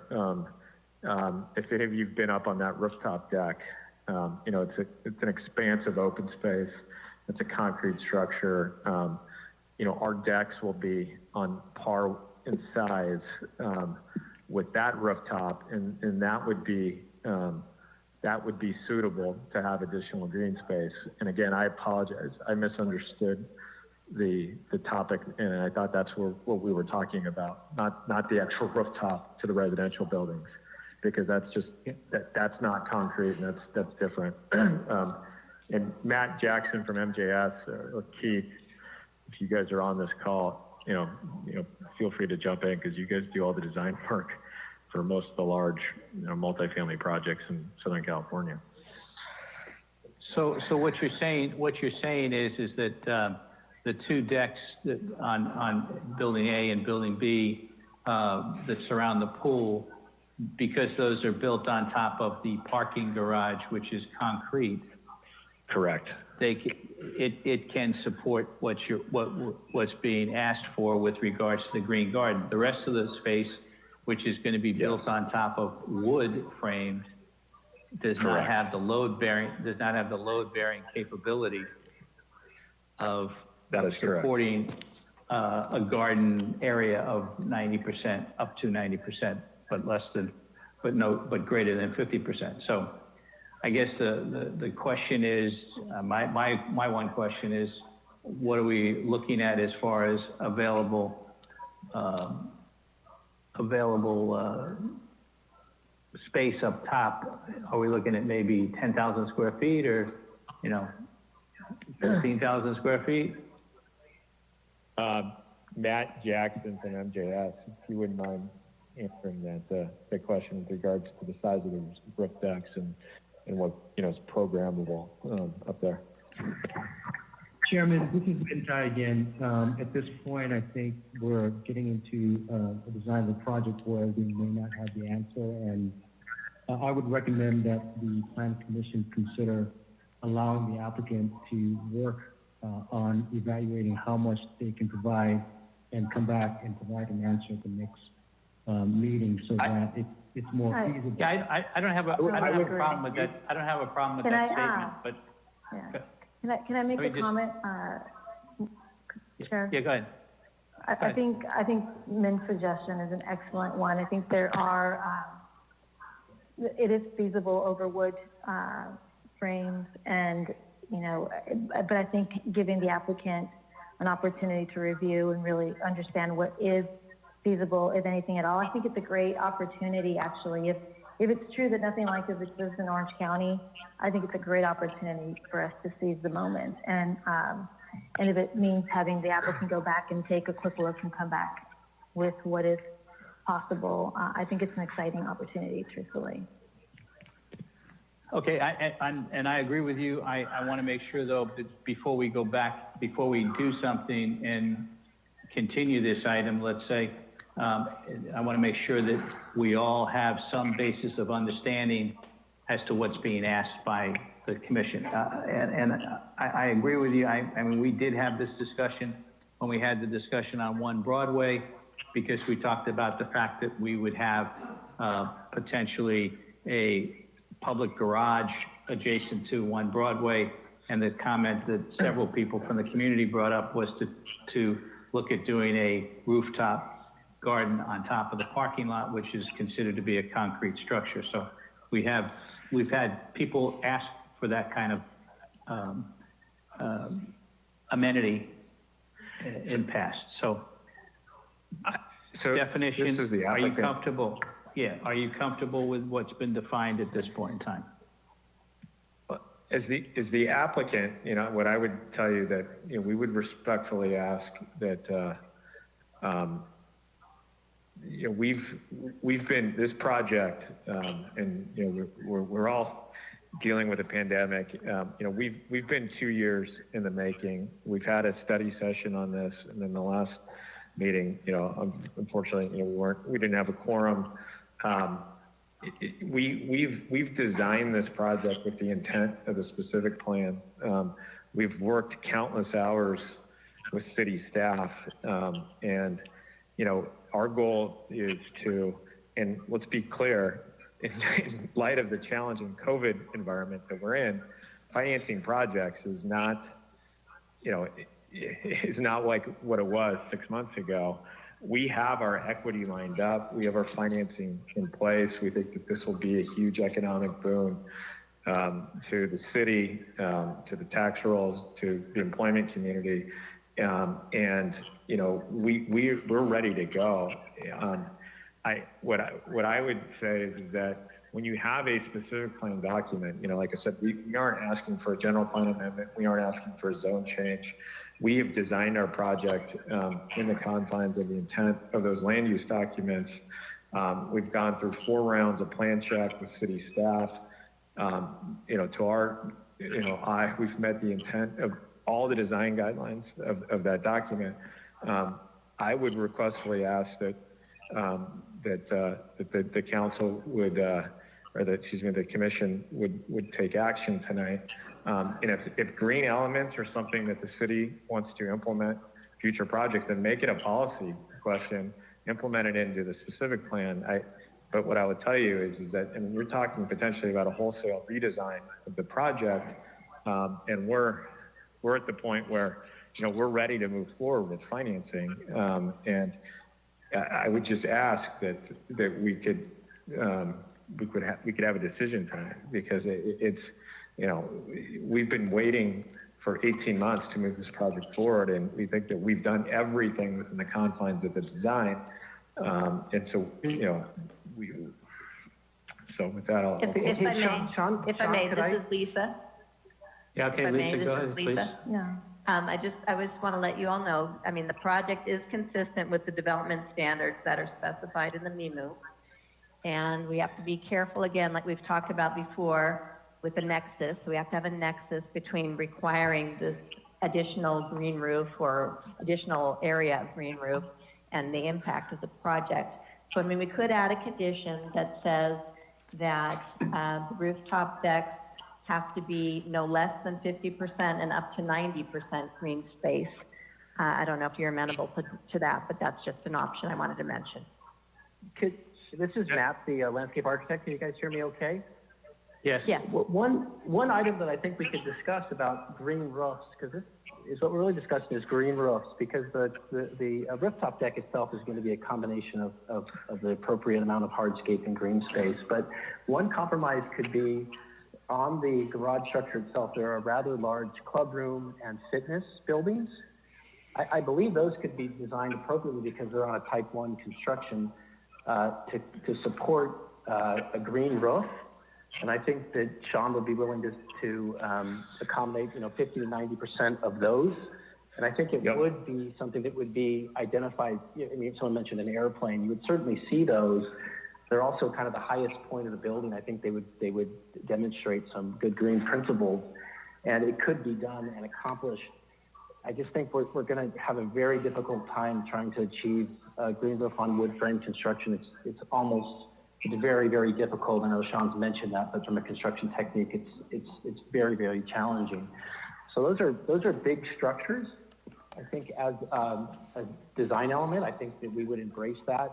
And those are a significant amount real estate up there. They're two pretty large buildings, and they're the highest point of the project. So I think they would go a long way in demonstrating some good green principles. So if Sean would be amenable to those buildings, the club room and fitness on each of the rooftop decks over the concrete structure being a green live roof, I think that's certainly something that we could accomplish in the design. Yes, we would. Okay, Norma, is there something you would like to comment on that? Are you okay with the proposal, or what would you like to do? I appreciate Matt's comments. I do think that this is an opportunity, and I don't want to discount Sean's, concerns, but I think Lisa's proposal is a good one, where we approve it conditioned on this language that I think gives everybody the leeway to do what can be accomplished, gives the staff the opportunity to work well with the applicant to accomplish that, and allows the applicant to proceed without necessarily having to come back to us. So I think Lisa's proposed language is strong. And Lisa, you said somewhere between 50 and 90%, right? To the extent feasible. No less than 50. I'm sorry? No less than 50%. Thank you. Yeah, you're breaking up a little bit there, but I think you said no less than 50%, no greater than 90%. Right, and I would That's be, correct. and I would be, happy to go down to 85% so that it gives more comfort level to the applicant as well. I think this is a good first move for Santa Ana and Orange County. But let me just qualify this. Is it your intent to have this for the entire roof structure, or is it your intent that it can be done just for the amenity roof structure? Is that a question for me, Mark? Yes.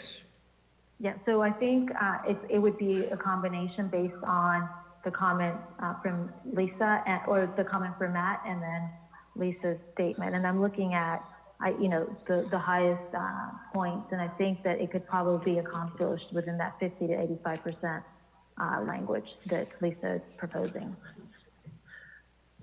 But, okay, go ahead. No, but yeah, I think it was to clarify that it's the building on the amenity roof deck, and then it's the roof of that. So that's the fitness center and the club room. So essentially what we're talking about is green space on that amenity room that's on the roof deck, which is all concrete, because to Matt's point, it's very feasible there. Right, and I think what I'm saying, Mark, is that Lisa's language gives the leeway to get there.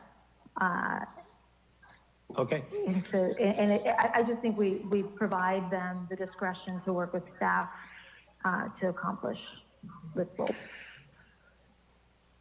And if it's all just on the concrete buildings, and that accomplishes the goal within that percentage point, then I think it's a step in the right direction.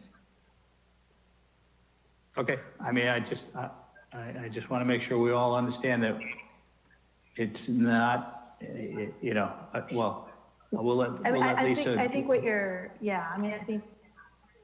I think that Lisa can come up with I think her proposed language is perfect.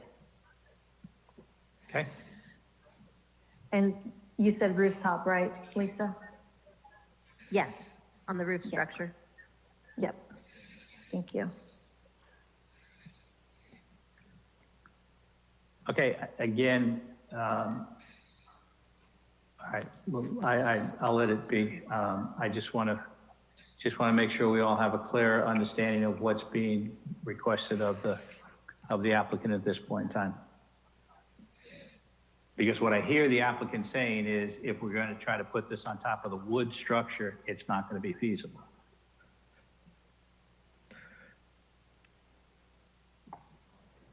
This is the applicant. Yes, it's not feasible on the wood, but we're happy to do it on the amenity building, on the concrete structure, and the concrete deck. It's very feasible there. Okay. Mr. Chairman, may I have a comment? Go ahead. In my opinion, that the green space requirement only could able to apply on the structure or building can able to support it, and if the wood structure building, I don't think it's possible or feasible to do it. So the concrete building can be done easily. But also, I would like to make a comment to the applicant.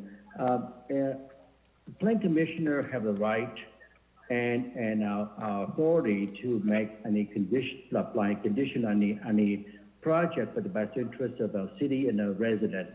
So, even though I do understand that time is money and delaying the project costs the applicant more money, but again, you should understand and you should allow us to make our recommendation or our set a forward condition on a project for the best interest of the city and the resident. I hope you would understand that.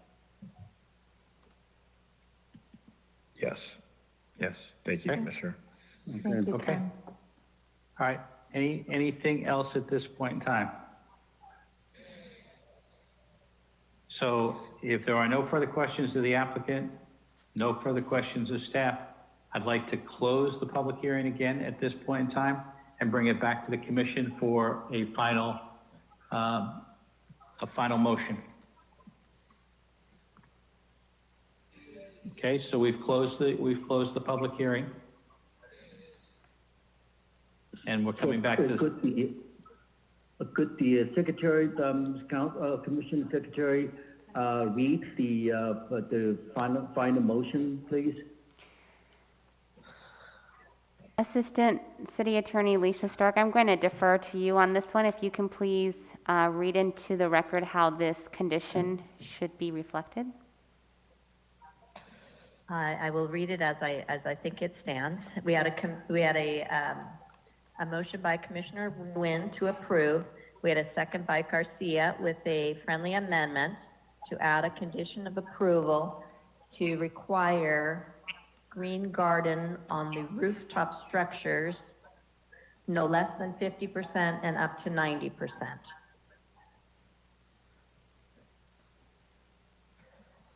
Okay. Everybody agree with that statement? Yes, I would agree to it. Okay, so I think,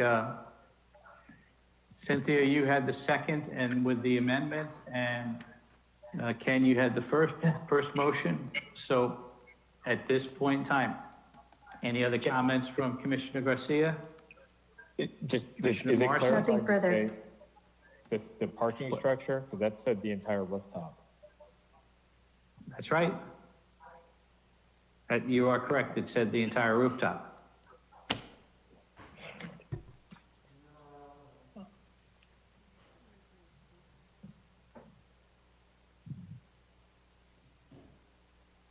So are we okay with that statement? I believe that the green space on the amenity building, is that correct? No, it's the entire building. It's the entire building. That's what. Okay, but the entire building of the cement building, structure building, or the wood structure? I've asked the question several different ways, and the answer I've gotten back is that it's the entire roof structure, wood framed as well as concrete. That's what's being included in the 50 to 90%. It is not just the amenity buildings that are included in the 50 to 90% statement. Now, is that, if that's... I guess I don't understand because if I may make a comment. Yes, go ahead, Tom. Applicant has stated that project as it stands isn't feasible if we put a rooftop garden on the wood structure. So correct. I think I would be in favor of continuing this for a couple weeks and work this out in the meantime. This was the language as I heard it. And if Okay. Commissioner Garcia wants to clarify, she can certainly clarify. This is what I heard, and that's what I was reading into the record. I understand that. I understand fully. Thank you. So, Commissioner Garcia, is there anything you'd like to add, delete, or change at this point in time? No, but I do think, I think Commissioner Contreras was going to say something. Okay, Cynthia? No, I'm with Norma.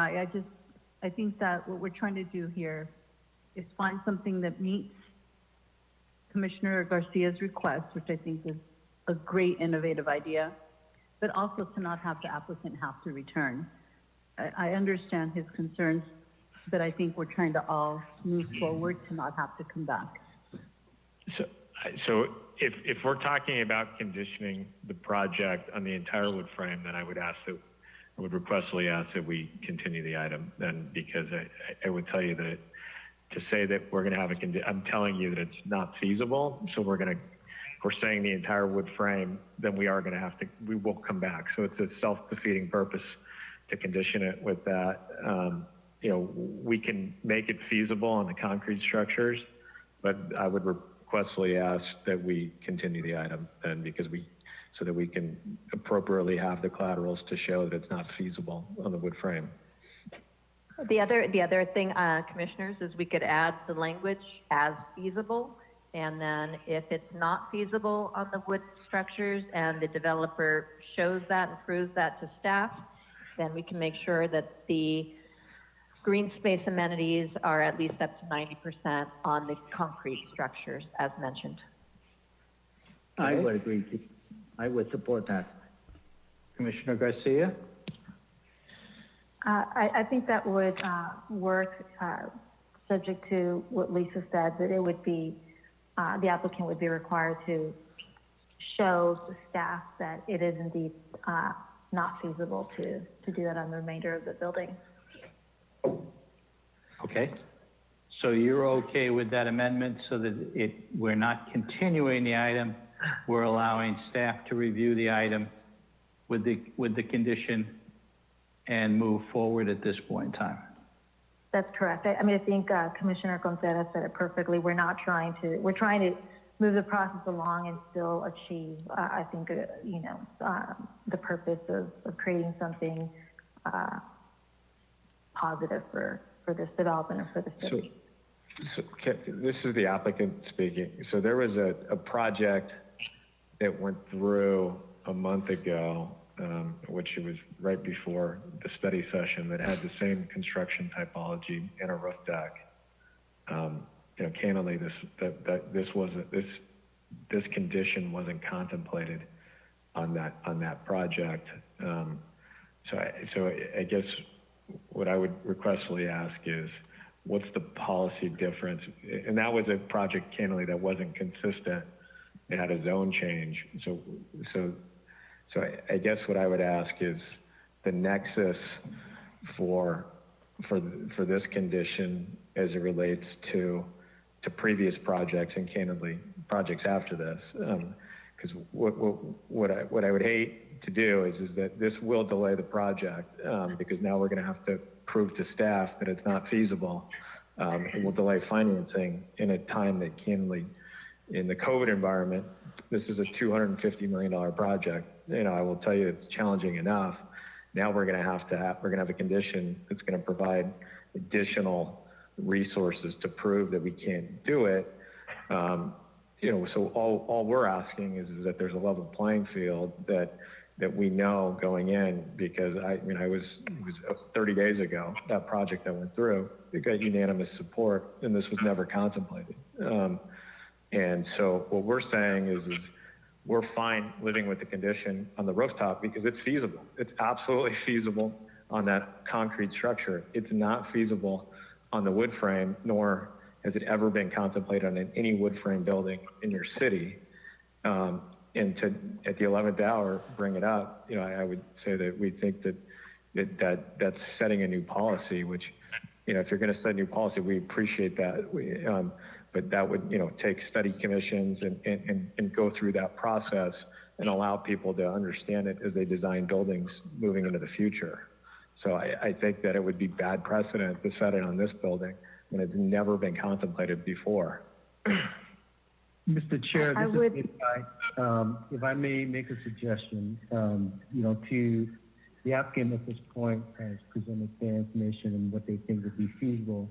I think anywhere on the rooftop, we can work with the applicant as long as in the concrete area, we can work with them to design additional green space.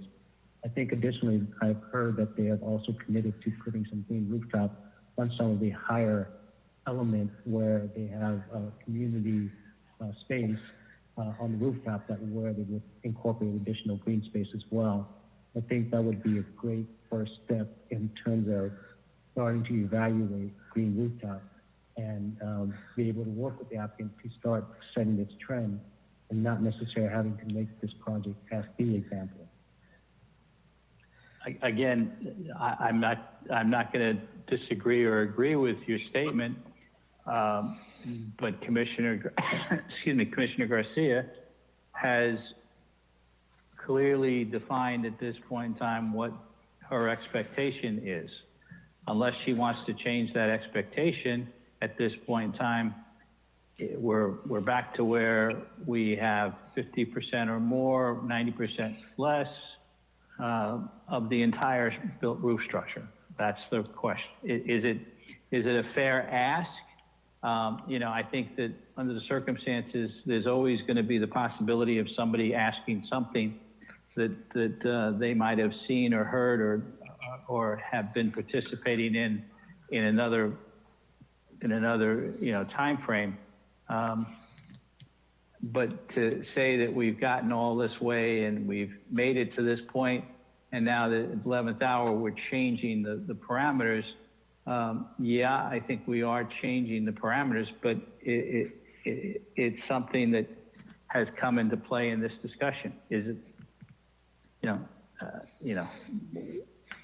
We got two choices here. We have a choice to continue, which would be that we would continue it to December 14th. Mr. Chairman. Or we have, yeah. I just Googled it.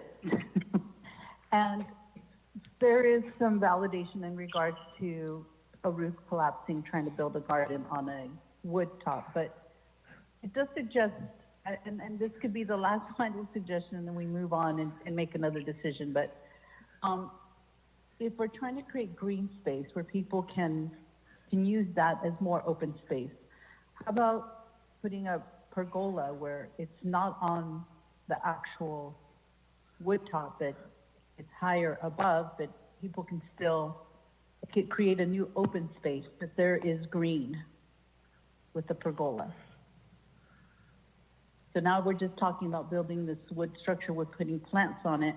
It's not on the actual rooftop of the wood rooftop, but it's creating open space. Commissioner Garcia?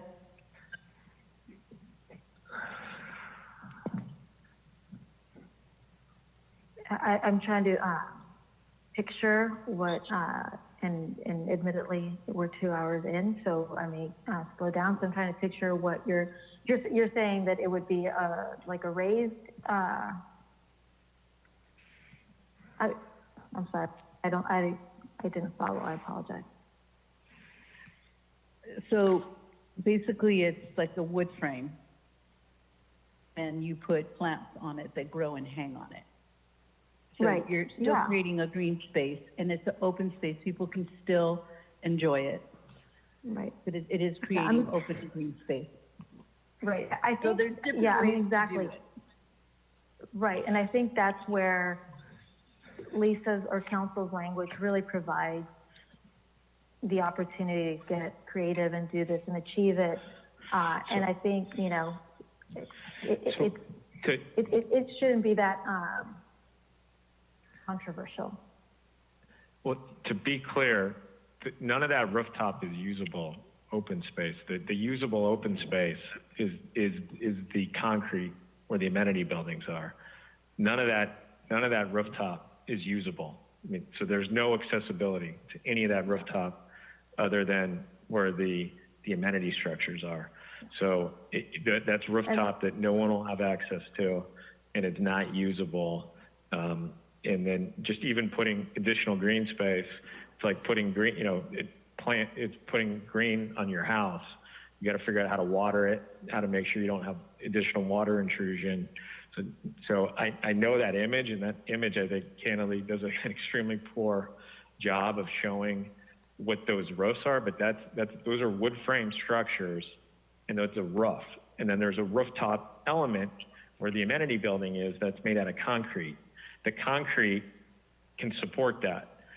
Above, you're going to have units below the residential structures. So putting any green element, especially when those aren't none of that area is accessible. So to be clear, when we talk about the rooftop elements, that's not concrete up there, and that's not accessible open space. The only area that's accessible is where around the pool area, which is above the parking garage, which is elevated above all of that. So that's where you're going to see. So from an airplane, that's going to be just a normal rooftop, no different than 1901 or candidly any new residential structure being built in the city. That none of that's accessible. The only area that's accessible is around the pool area, which is where that amenity deck is. So I want to make that point of clarification.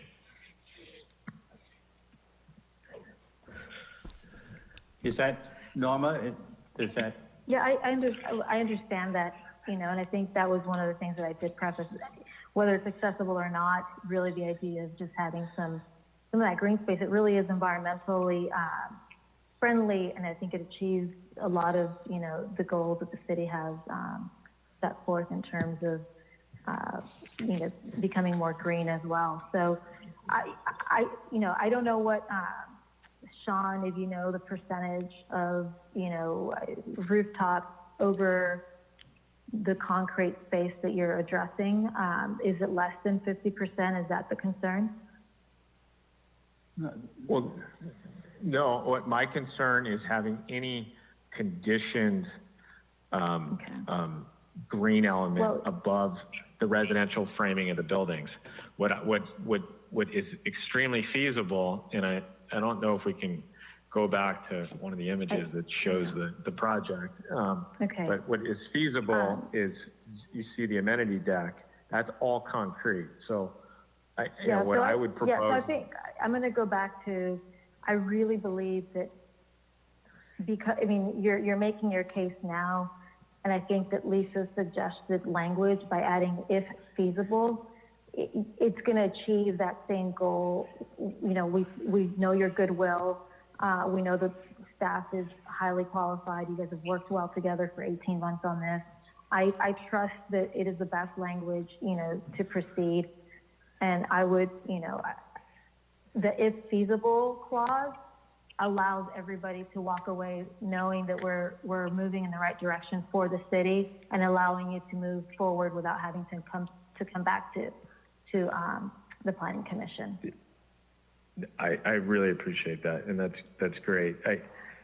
The only other request that I would like to make is if we just say in the context of the amenity spaces, because that solves that would solve this. If it's in the context of, because that's all concrete. If we But I think, Sean, and I know I think that this is, Min, I'm waiting for you to jump in and say this is beyond what's open.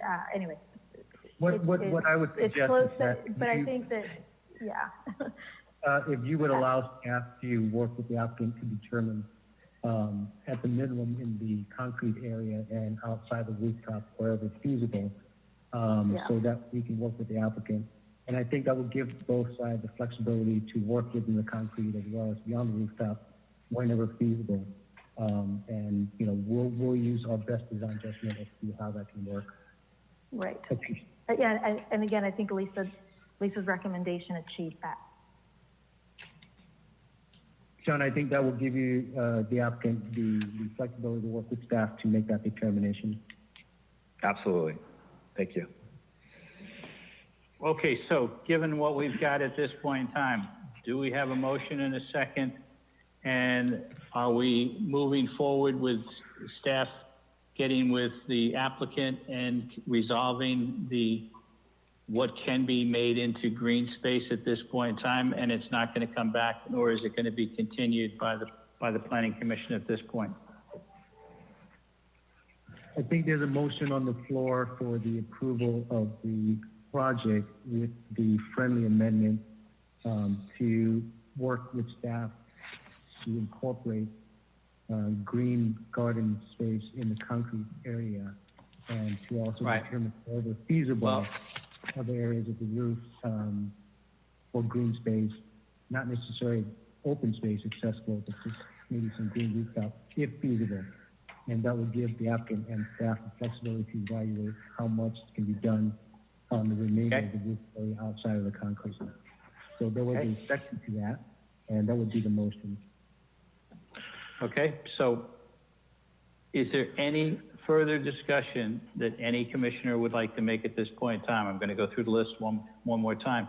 Commissioner Garcia, Nothing else for me, thank you. Commissioner Morrissey, Yes, at the risk of going on much longer, I'm going to ask what kind of filters we have in the HVAC system.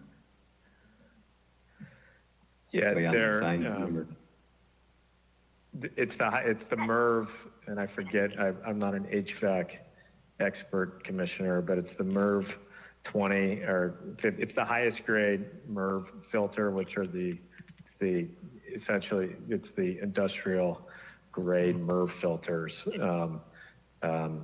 which is consistent with,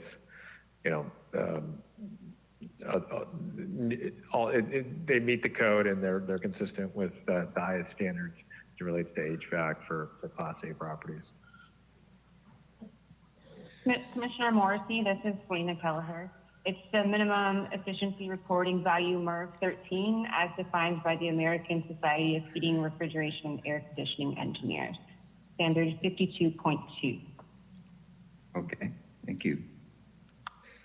okay, Commissioner Nguyen, No further questions, thank you. Commissioner Rivera, No questions, thank you. Vice Chair Contreras-Leo. No question. Okay, I have no further questions. Madam Secretary, will you do a roll call vote at this point in time? Yes, roll call vote. Commissioner Garcia, Aye. Commissioner Morrissey, Aye. Commissioner Nguyen, Aye. Commissioner Rivera, Aye. Commissioner Fan. Oh, I'm sorry, Commissioner Fan has recused herself. Vice Chair She Contreras-Leo. recused herself. Yes, Vice Chair Contreras-Leo Aye. and Chair McLaughlin. Aye. Motion is approved So by we have majority vote. 7, we have 6. Okay, Motion approved by majority vote with Commissioner Fan abstaining. okay, can we bring Commissioner Fan back at this point in time? Thank you to the applicant for allowing us to go through this process the way we did tonight. And Thank you, we'll Commissioners. we'll wait to hear from staff as to what the outcome of your review is. So thank you again, appreciate your time. We will now bring Commissioner Fan back into the room. Hello? Oh, hi, I'm back. All right, so we have Commissioner Fan. This is the time and place to consider item number 2, Environmental Impact Report number 2020-03 and General Plan Amendment number 2020-06 for the comprehensive update of the Santa Ana General Plan. Please note, recommendation on this matter will be forwarded to the City Council for final determination. Before we begin, do any of the commissioners have anything they wish to disclose with regards to this item? Commissioner Garcia, Nothing to disclose. Commissioner Morrissey, Nothing for me, thank you. Commissioner Nguyen, Nothing to close, thank you. Commissioner Rivera, Nothing to disclose, but I would like to make a motion to continue the item and the public hearing to a future date determined by staff, just so we can address all the environmental justice claims we have and the different emails or the letters we've been receiving for community engagement and input. Okay. Well, let me come back to that. Commissioner Fan,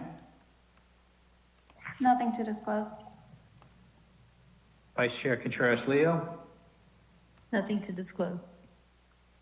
and myself, I have nothing to disclose at this point in time.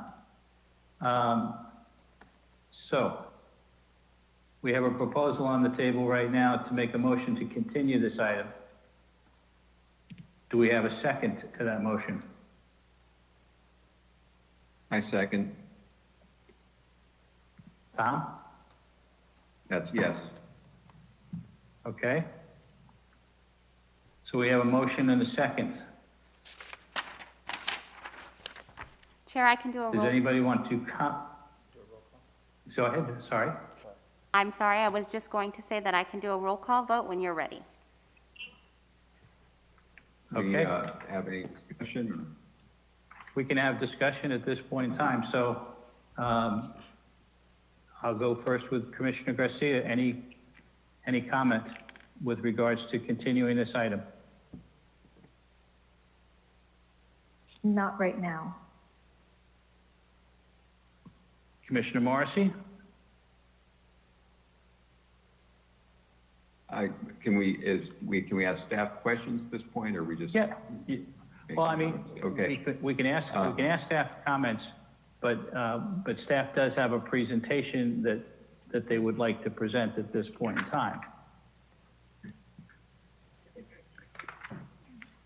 So, but we have a motion on the table and a second to continue this item. This is for the EIR only, correct? Or is this for both? I'm sorry. This is for both, this is both for the entire, environmental impact report number 2020-03 and the general plan amendment number 2020-06 for the I comprehensive apologize. update. I'd like to withdraw my second then. I'd like to hear the presentation. Okay. Commissioner Nguyen? The general plan amendment had been worked by staff and numerous community meetings, and then, we, each and every one of us received the 11 different elements of various different design, land use, and safety, and so on. The project, the general plan amendment had been worked on for the last 4 years. Myself was a member of that, the input team on working on this amendment. In my opinion, I think the general plan amendment have long overdue, and we should listen to staff, because I strongly believe that staff have worked so hard to put this presentation together.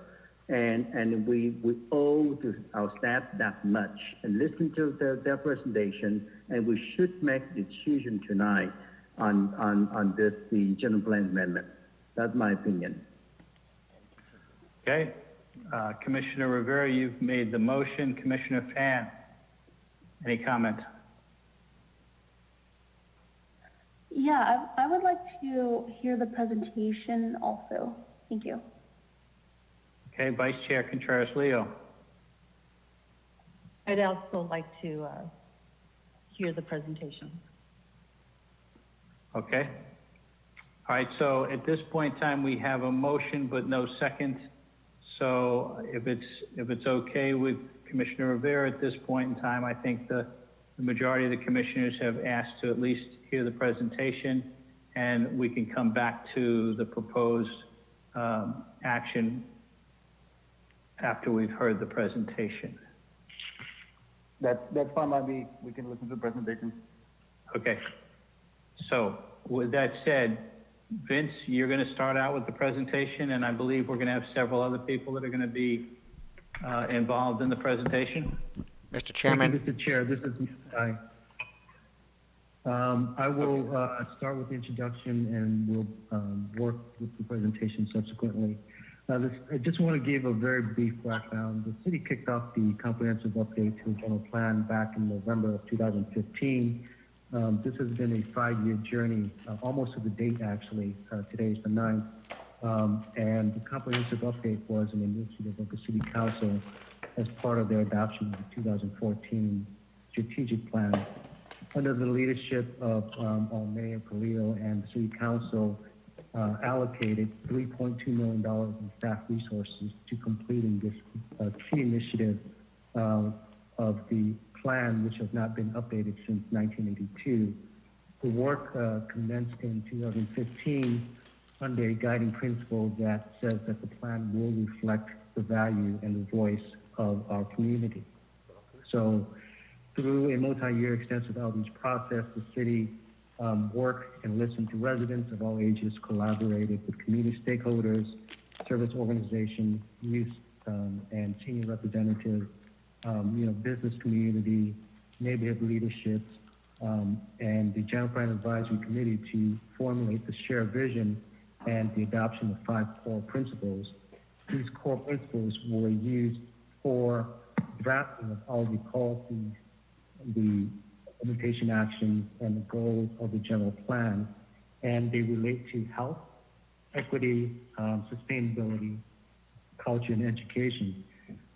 As this is a 25-year visioning plan that includes 11 elements addressing the state mandates as well as local topics, the plan contains goals, policy, and action, and is a living document that will be reviewed annually.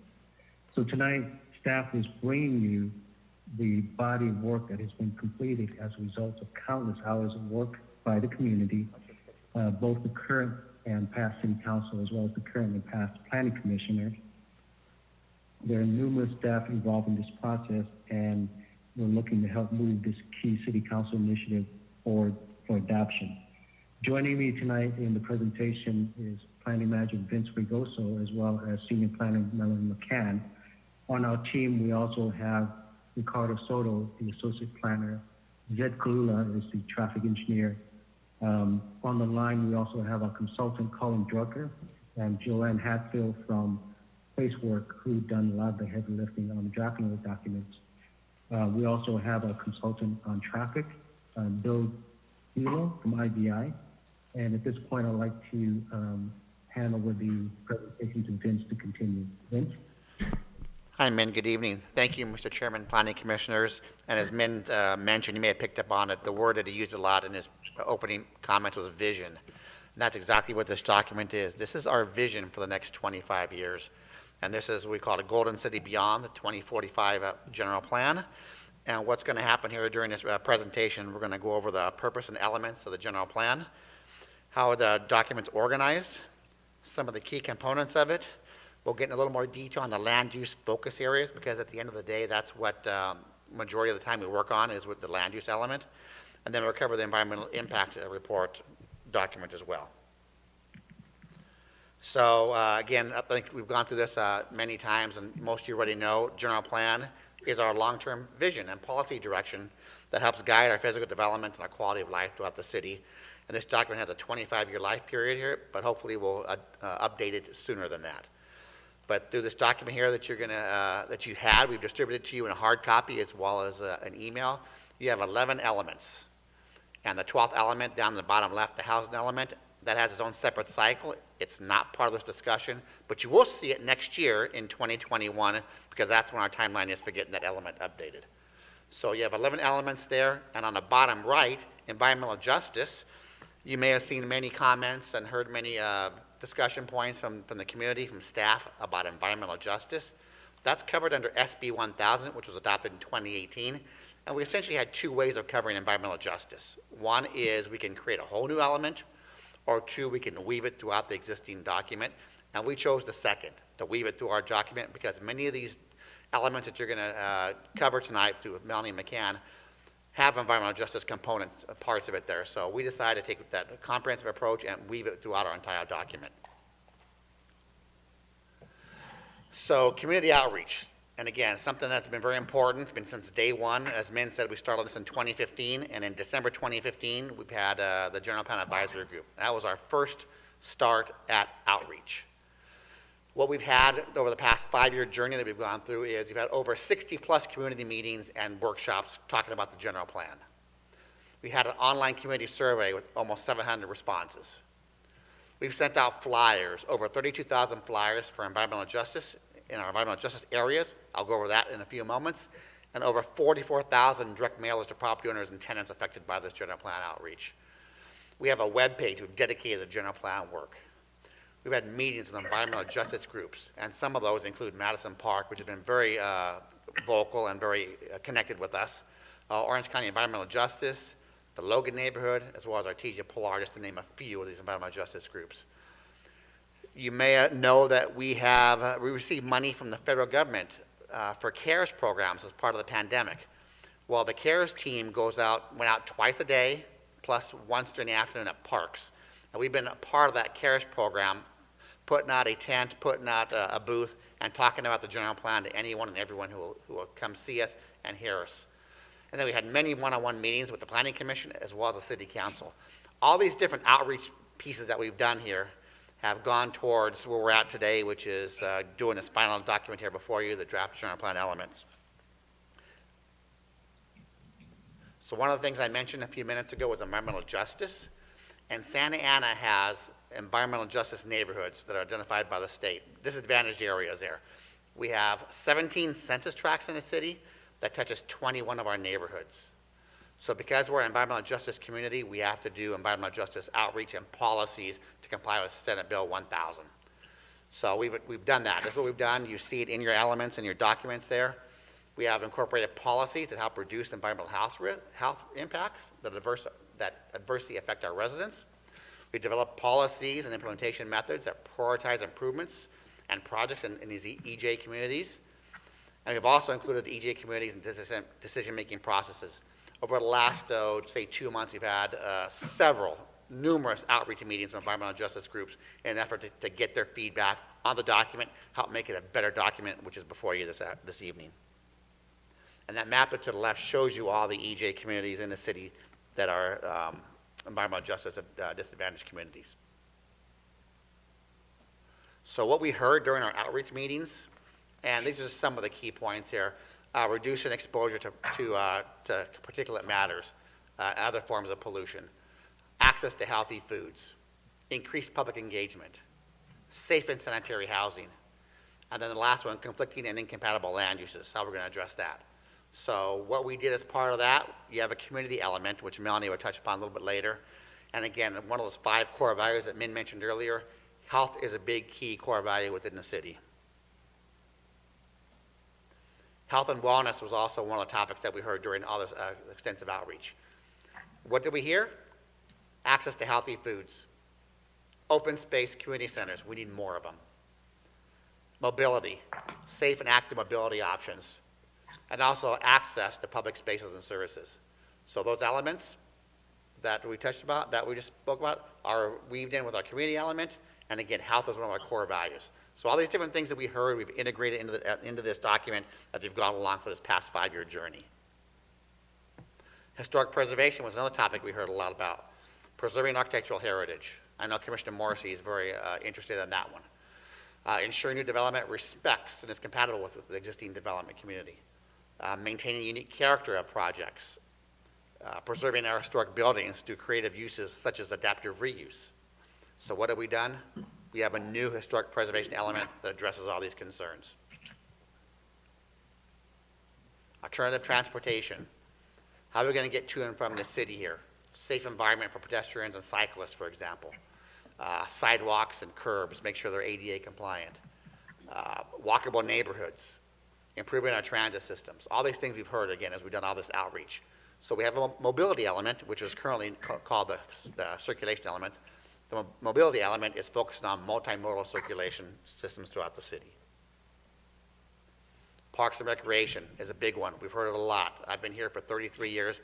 Open space has been an issue since day one when I walked in the doors here.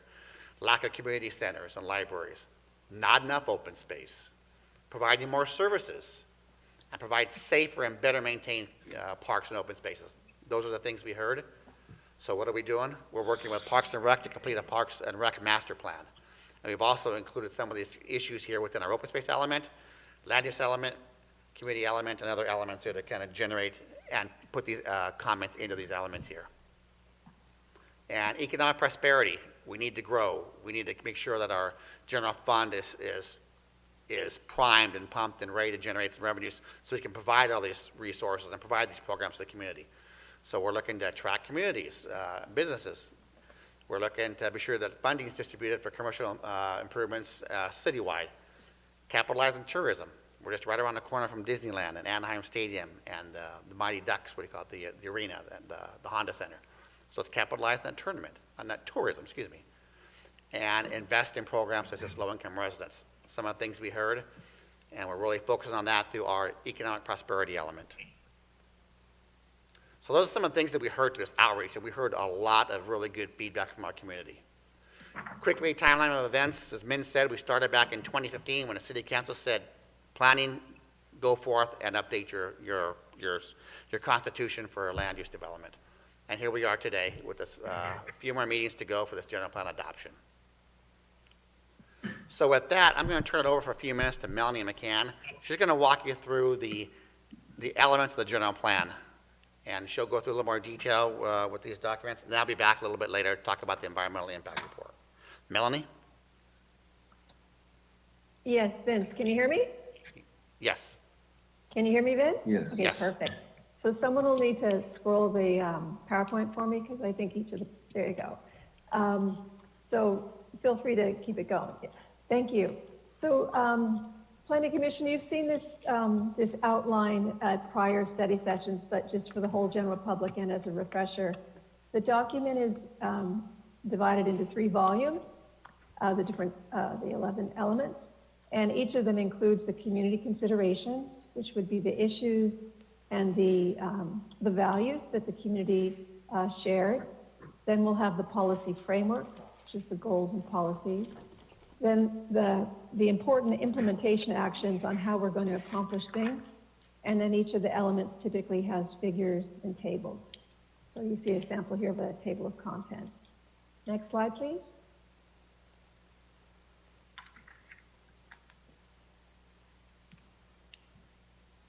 Thank you. So one of the goals of this particular element, as you look through it, you'll see it's very visual. There's a lot of pictures, and that was intentional to make it user-friendly and really have the element focused on the heart of the policies and the goals and the actions, and then kind of have some creative visual expression. Next slide.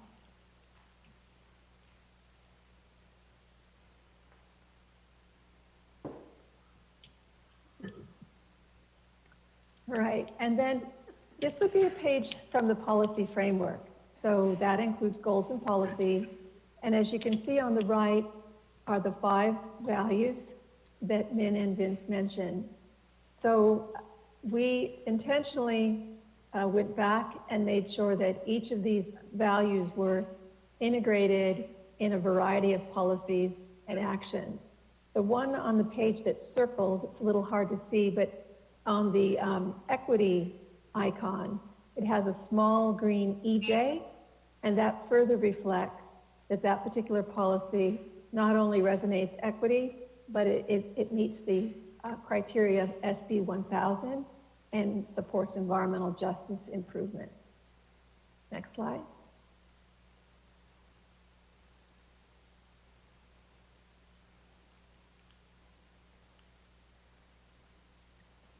So here's a sample implementation page.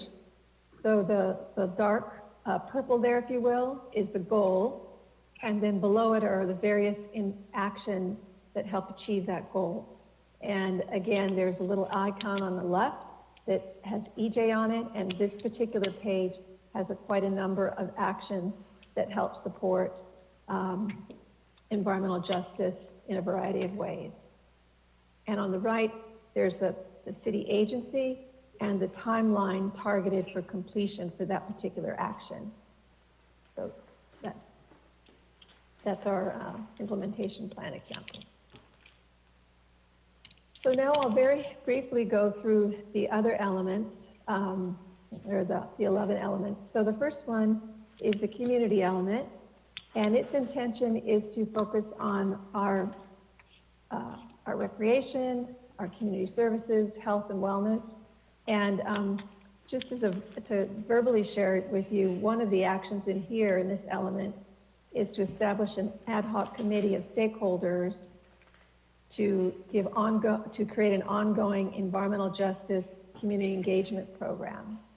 So we acknowledge that communication with our community is a long-term, ongoing, important effort, and that we want to include all the different stakeholders, the Orange County Environmental Justice, the Madison Park, the representatives from the environmental justice neighborhoods, and we want to all work together to keep this conversation going and keep improving our communication and working together in unity to make these positive changes.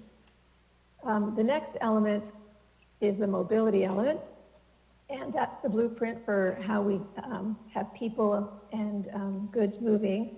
And this includes, just as an example, 2 master plans.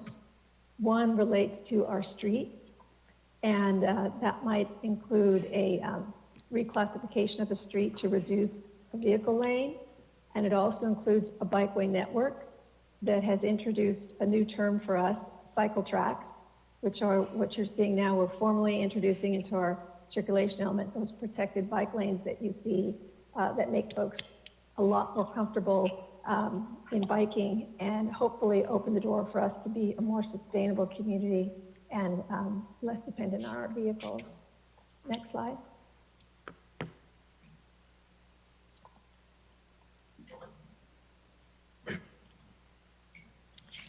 As Vince mentioned earlier, economic prosperity element is critical to have business and economics so that we can support all the different actions and programs that are needed for our community. So this one really is important as far as reinforcing a diverse economic base in our community, businesses that are greeted, if you will, by a friendly business environment, and encouraging businesses that provide community benefits to our citizens as well. And then the next element is the public services element, and that talks through the various infrastructure components and public services. It talks about an action that our Public Works Agency does annually, and that is a water quality report that's shared with the community and affirms the quality of our water. So next slide.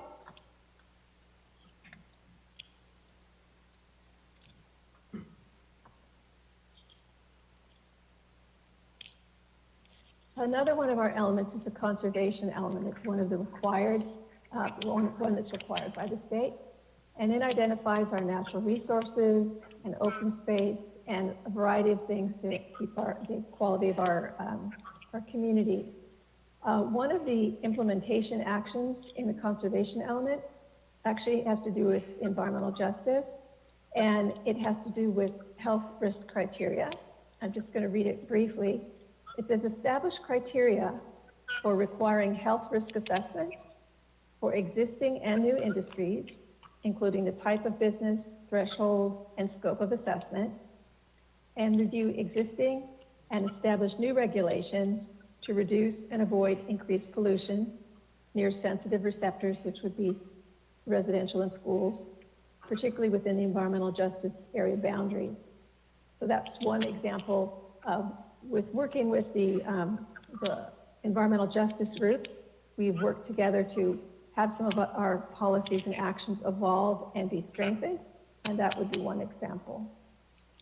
The next category or element is open space, which is very important in our community. And as Vince mentioned, a key opportunity is the Parks Master Plan, which is anticipated to take approximately 1 year, but it is an opportunity to work again with the community, the environmental justice communities and neighborhoods, and have lots of conversation around how we can make improvements to our community and how we address our open space and park needs. Next slide.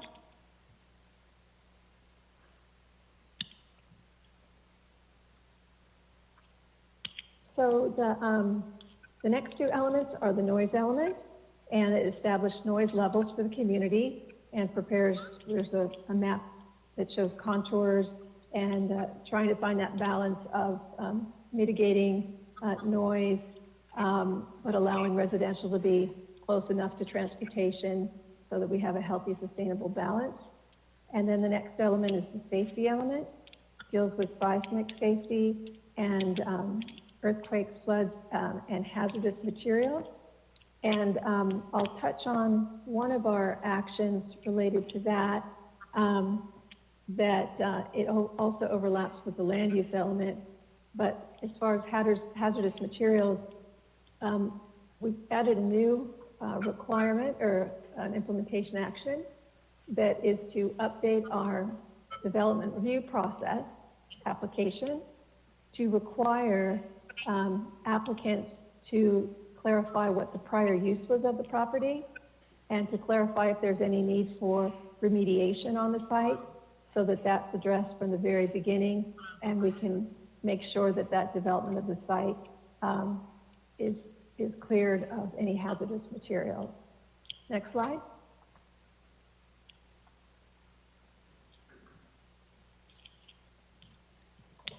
So a lot of folks are pretty excited that we have a historic preservation element now, and it identifies our existing historic resources, and it identifies a plan to improve that and embrace our culture, not just our physical buildings, but also our culture and our history.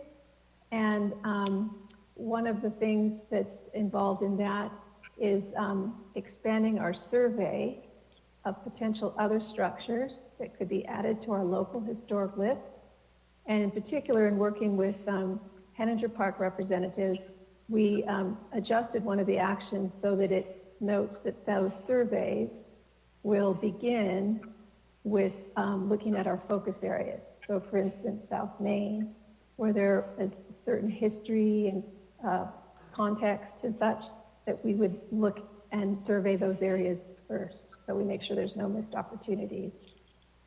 The next element is the urban design element, and that's one that its intention is to kind of pull together the finer grain of our community and make sure that you have a wonderful sense of entry, it creates a safe environment, a walkable environment, and it complements the land use element and some of our other elements on creating a healthy, beautiful physical environment. Next slide. Thank you. So the last element to touch on is the one that Vince mentioned earlier, is the one that folks are, a lot of people are the most familiar with, and that's our land use element. And it identifies the long-range vision for where our physical development will be located, and it creates our identity and our vision. So our land use element, as it moves forward, we believe represents the values of sustainability, of encouraging transit-oriented development, and kind of recreating areas of opportunity so we can continue down the path of economic prosperity, providing housing for our community, and again, being sustainable in a new way. So next slide, please.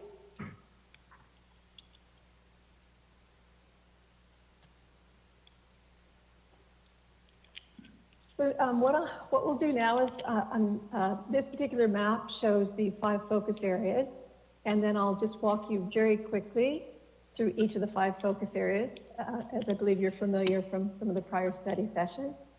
So at a quick glance, what you're looking at is the areas in the fuchsia pink are the new focus areas. There are 5 of them. And as you see the map, they somewhat connect the other areas in blue, which are existing land use plans or specific plans that are in place. So it allows things to be tied a bit more comprehensively. And again, a lot of these are along transit corridors. Next slide, please.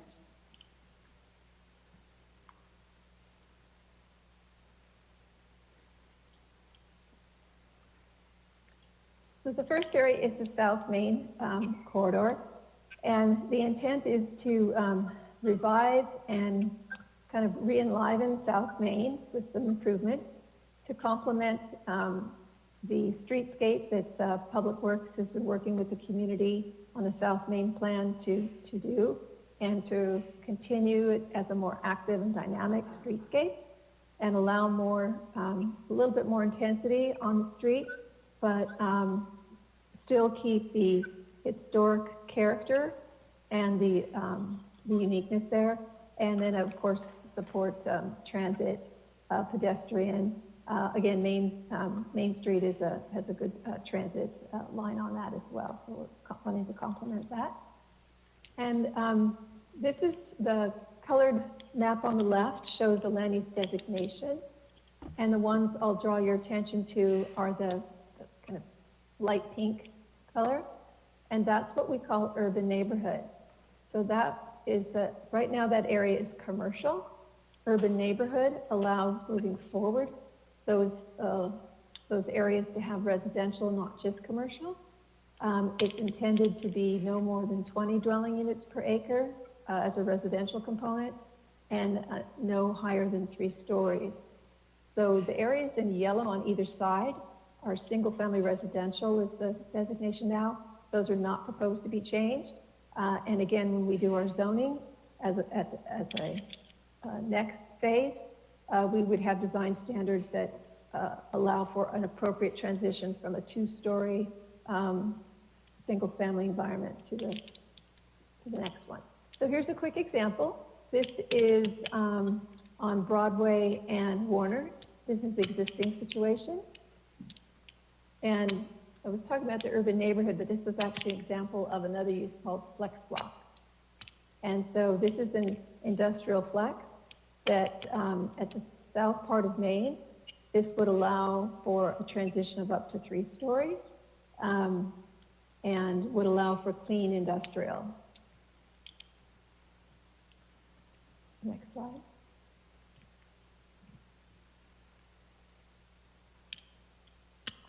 And here we have Grand Avenue and 17th. Again, this is an opportunity to take some underutilized areas on Grand and 17th and create them into urban villages that would serve the surrounding neighborhoods and the community. They are intended to be respectful of the existing surrounding neighborhoods, but activate a little bit more intensity to make good use of the transit, the Grand Avenue transit, and some sustainable development. Next slide.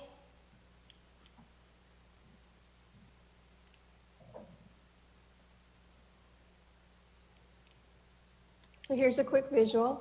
The area that's in the lighter pink is what we're calling urban neighborhood. This area has actually been, has evolved a bit. In our earlier slides, it started at 40 DUs per acre, but we now have it's adjusted so that at the northern area, it is at 30 DUs per acre, and then around the Santa Clara area, it goes to 40 DUs per acre, actually 30 DUs per acre, and then back to 40 as it gets closer to 17th on the primary arterial there. So once again, it's an opportunity to, over time, to transition these uses to be mixed use and allow for more development that's complementary and respectful of the surrounding area. The dark purple at the bottom is intended just across from the train station and is intended to allow a higher density with up to 6 stories of development as those uses would change out in the long term. Next slide.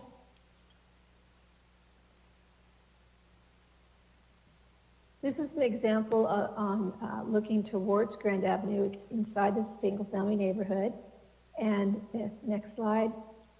With the development standards that are proposed, or the height limitations that are proposed, this is potentially a visual of what it could look like, of course, with different types of architecture. The beige color that you see right next to those green trees is actually about a two-story structure that would be next to single family, and then it gets, and then it's set back further for the higher levels. Thank you. Next slide. This is the West Santa Ana Boulevard area. Again, this is along our Orange County streetcar, so it allows some opportunities for a little bit more transition of density next to those transit stops. And most importantly, it allows for a transition of the industrial area there to what we're calling industrial flex, which would transition from the industrial uses that are not as clean and not as appropriate for next to residential, to allow them to transition out and encourage maker spaces and more creative use of that area. Next slide.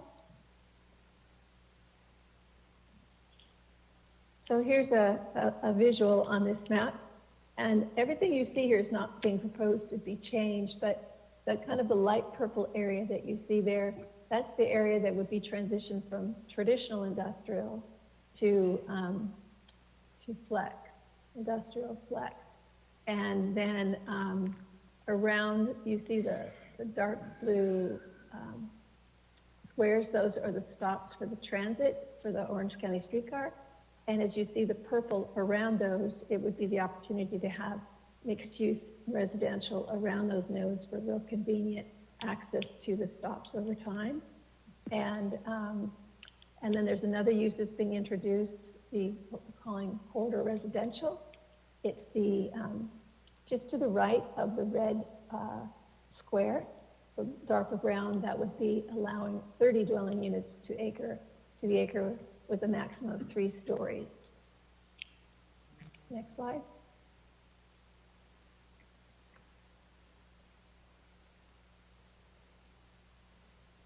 Here's a visualization of before and after. So this is on the edge of a residential area that's now industrial. And in the far distance at the end of that street would be where the streetcar would actually be. This is an example where you could have a clean industrial that provides some open space and visual complement to the adjacent residential, and is an amenity for the area, but allows for that transition from the to a clean industrial creative space. Next slide. Then we have our 55 and Dyer area. These are some visuals of what that could look like, a little more intense. Allows for multi-story office and industrial space.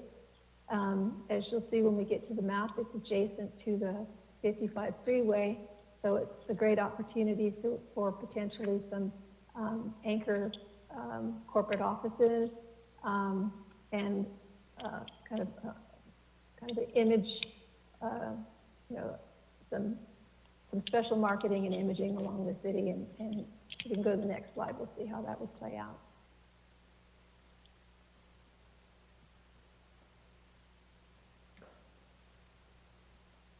So as you can see, the 55 freeway cutting at a diagonal, the area in darker purple as proposed would allow for mixed use in what we call district center. The dwelling units would be 90 dwelling units per acre and 6-story level.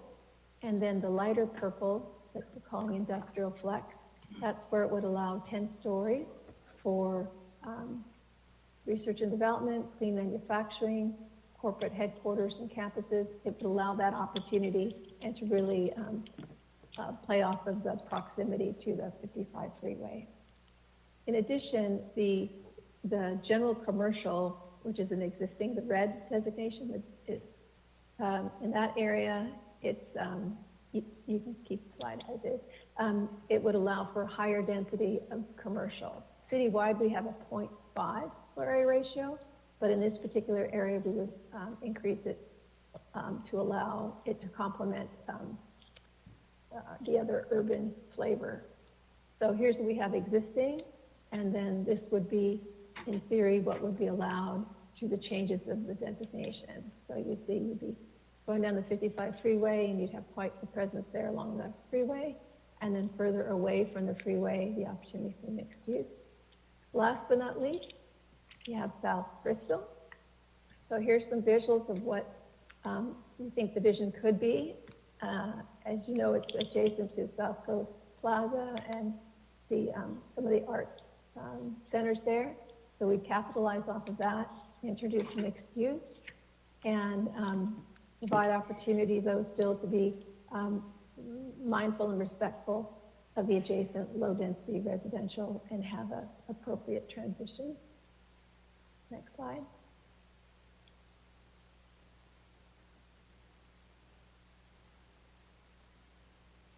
So here's the quick visual of that area. The darker purple is the district center, which is the more intensive urban setting. And the area closest to Sunflower, the south part of the lower part of the picture, would actually allow up to 25 stories, kind of like the images that you just saw before. And then the area that's in urban neighborhood, again, to be more complementary to the adjacent uses in the single family and the multifamily, would allow maximum of 3 stories and be closer to 30 dwelling units per acre. Next slide. So here we have a visual looking south on Bristol.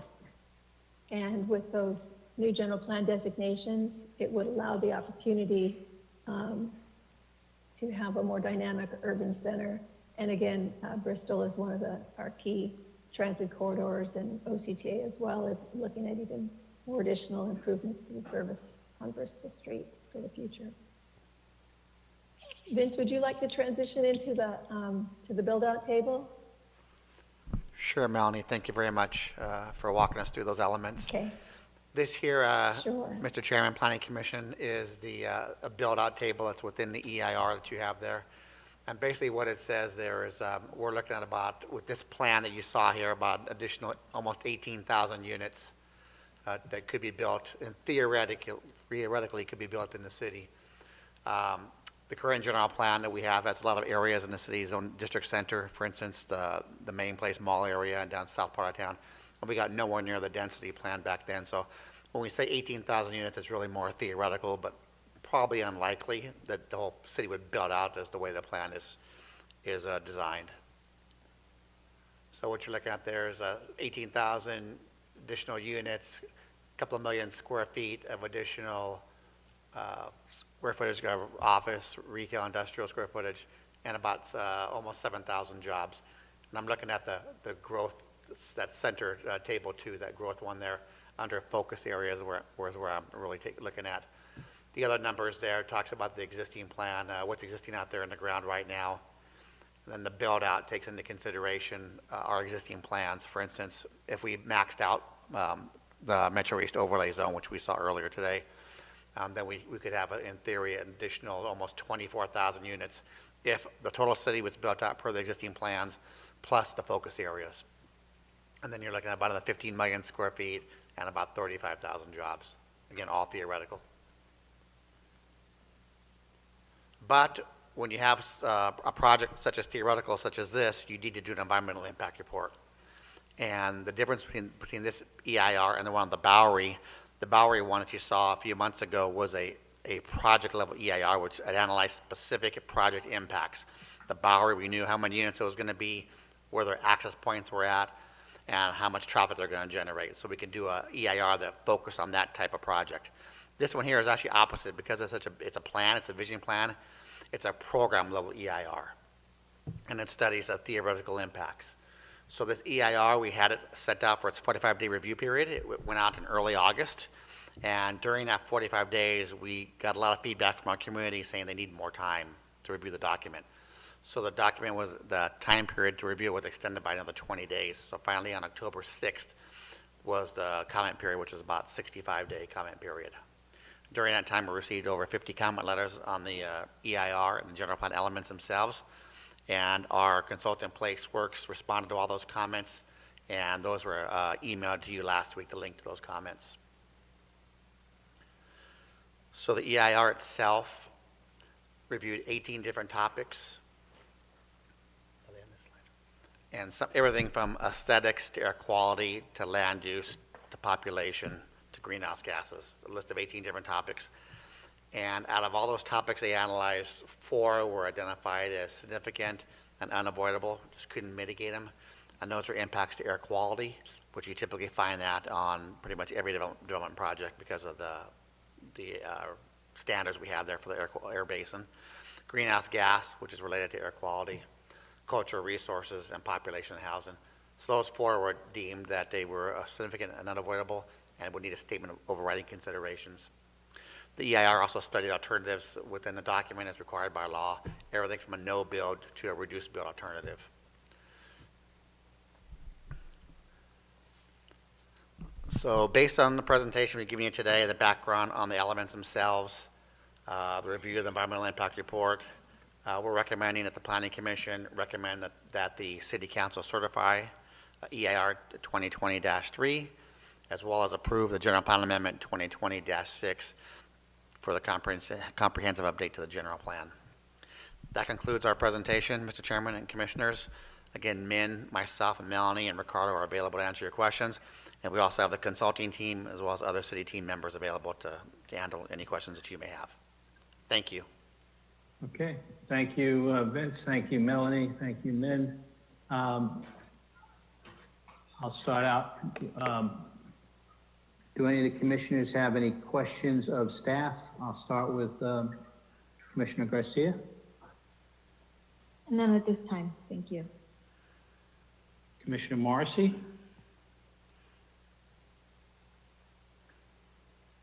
Commissioner Morrissey.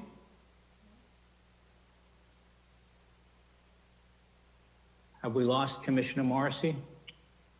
Sorry, I was muted. I apologize. That's okay. So I'll start again. Yeah, I do have a couple of questions. Appreciate all the outreach that's been done and presentations.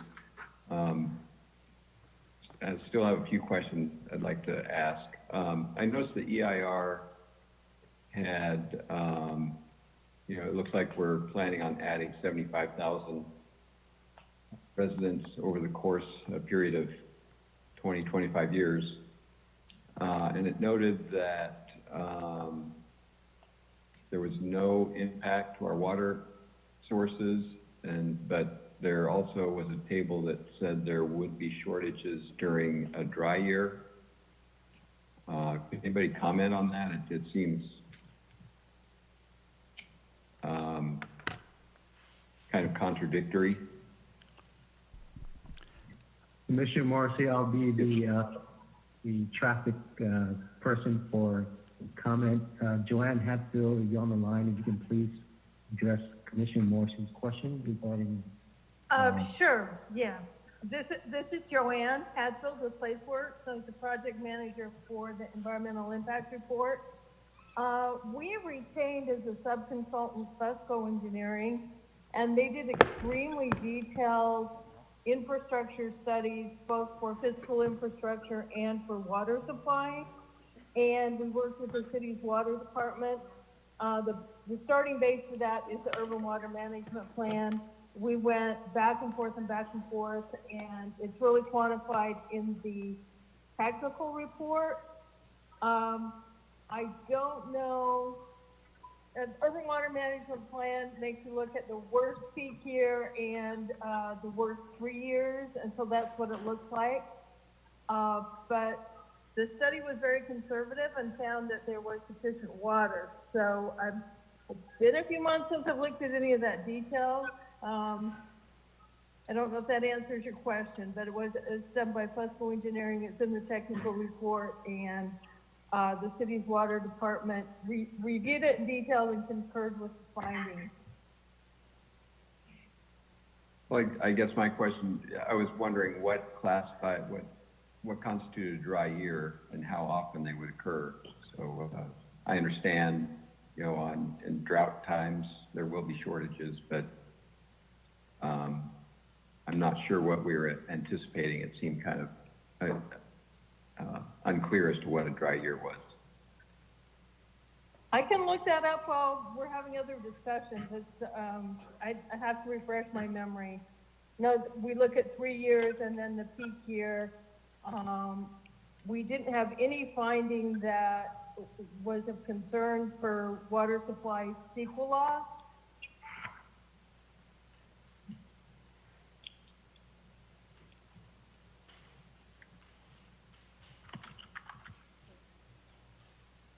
Tom, any other? Yes. Go ahead. Just a general concern regarding the letters we received about environmental justice and people having opportunity to weigh in on that. Make sure we've given everybody the opportunity they needed. It sounds like we have, so I'm not really clear. Maybe staff can comment on what the concerns are that we've received. So, Commissioner Morrissey, this is Mintai. The concern that we have received and the feedback that many residents has provided city staff relating to environmental justice is that in this current situation of the pandemic, it is very difficult for engagement of the public in discussion on environmental justice due to the inability to have engagement in person. Public outreach for city government, in the best of times is challenging. And in COVID, it's even more challenging. However, in spite of this, we as the city staff, as outlined in our presentation, was able to reach out to the community very early on in terms of when we started with the general plan and discussing all of the issues that the community have of concerns. The 5 core principles that were adopted and approved in the beginning, as I mentioned, that sets out the guidance for formulation of all policies, all have to do with issues and concerns that are related to environmental justice, social equity, issues of the environment. So these kind of issues were addressed and discussed very early on. And as we went through the process of the refining of the document and evaluating the changes in the state law in 2019, it was determined that we need to do a sound check with the community on what we have done so far, making sure that there are issues that we have addressed and we have heard correctly.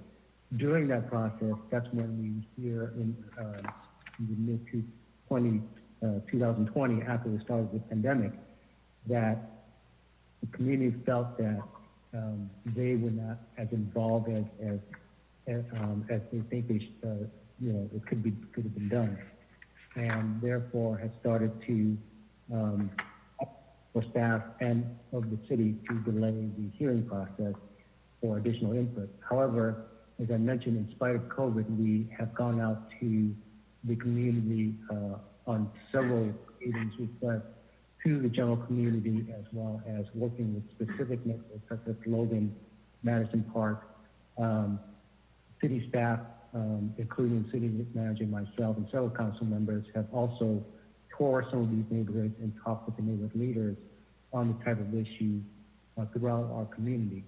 We also have a very good vehicle for working and getting feedback from our community, is that through our neighborhood initiative program. Through this program, we're able to reach residents, reach neighborhood leadership, reach neighborhood association at the grassroots level. And through that process, we have been able to not only get input, but also reach out and share with the community on what's going on. So while the community feels and expressed a concern on environmental justice, we believe that we have gone above and beyond what SB 1000 require. Of course, the question is always asked, can we do better? I think we can always do better, but considering what has been done so far, what's required by the law, what the reflection of the document and the various goals and policies and initiatives are being drafted, it's very responsive to what the community is asking for. But in summary, that's what the community is saying, is that in light of COVID, the city needs to provide additional opportunity for community input throughout the 21 neighborhoods and the 17 census tracts that are considered to be disadvantaged communities. I hope that answers your question. Yeah, yes, you did. Thank you very much. Mr. Morrissey here, Commissioner Vince Vergoso, just add on to Min's comments. Thank you, Min. But again, this is really just the first step in the whole outreach process. A lot of the comments that we've heard is, well, they want more time, And this is just the beginning of the outreach efforts with all these disadvantaged communities and per SB 1000. We have several implementation actions that we need to go out there and still continue to outreach to the community in order to develop some code and development standards. So again, this is just day one of probably day 1,000. We're going to be out there with the community for the next several years talking about environmental justice. So thank you. Yeah, I'm reading through the documents. I appreciate all the work that's gone into that, as well as, I had other comments regarding our historic resources and open space, and it looks like that's been addressed in the general plan and with plans to increase our quality open space and protect our historic resources. So I think that's all great. I'm really excited about it. So I don't have any further comments at this time. Okay, Tom. Thank you. Commissioner Nguyen. No question, thank you. Commissioner Rivera. No questions, thank you. Commissioner Fan. No questions, thank you. Vice Chair Contreras-Leo. Yes, so I just want to confirm that the topic and issue about open space is going to be looked at more in depth once the general plan is passed. That will instigate the Parks and Rec master plan to begin with a hired consultant, and that'll take about, I think there's like a year set aside for that. Is that correct? You are correct. Correct. Now, in doing that, will some of the environmental justice issues also be looked at while looking at open space? Absolutely.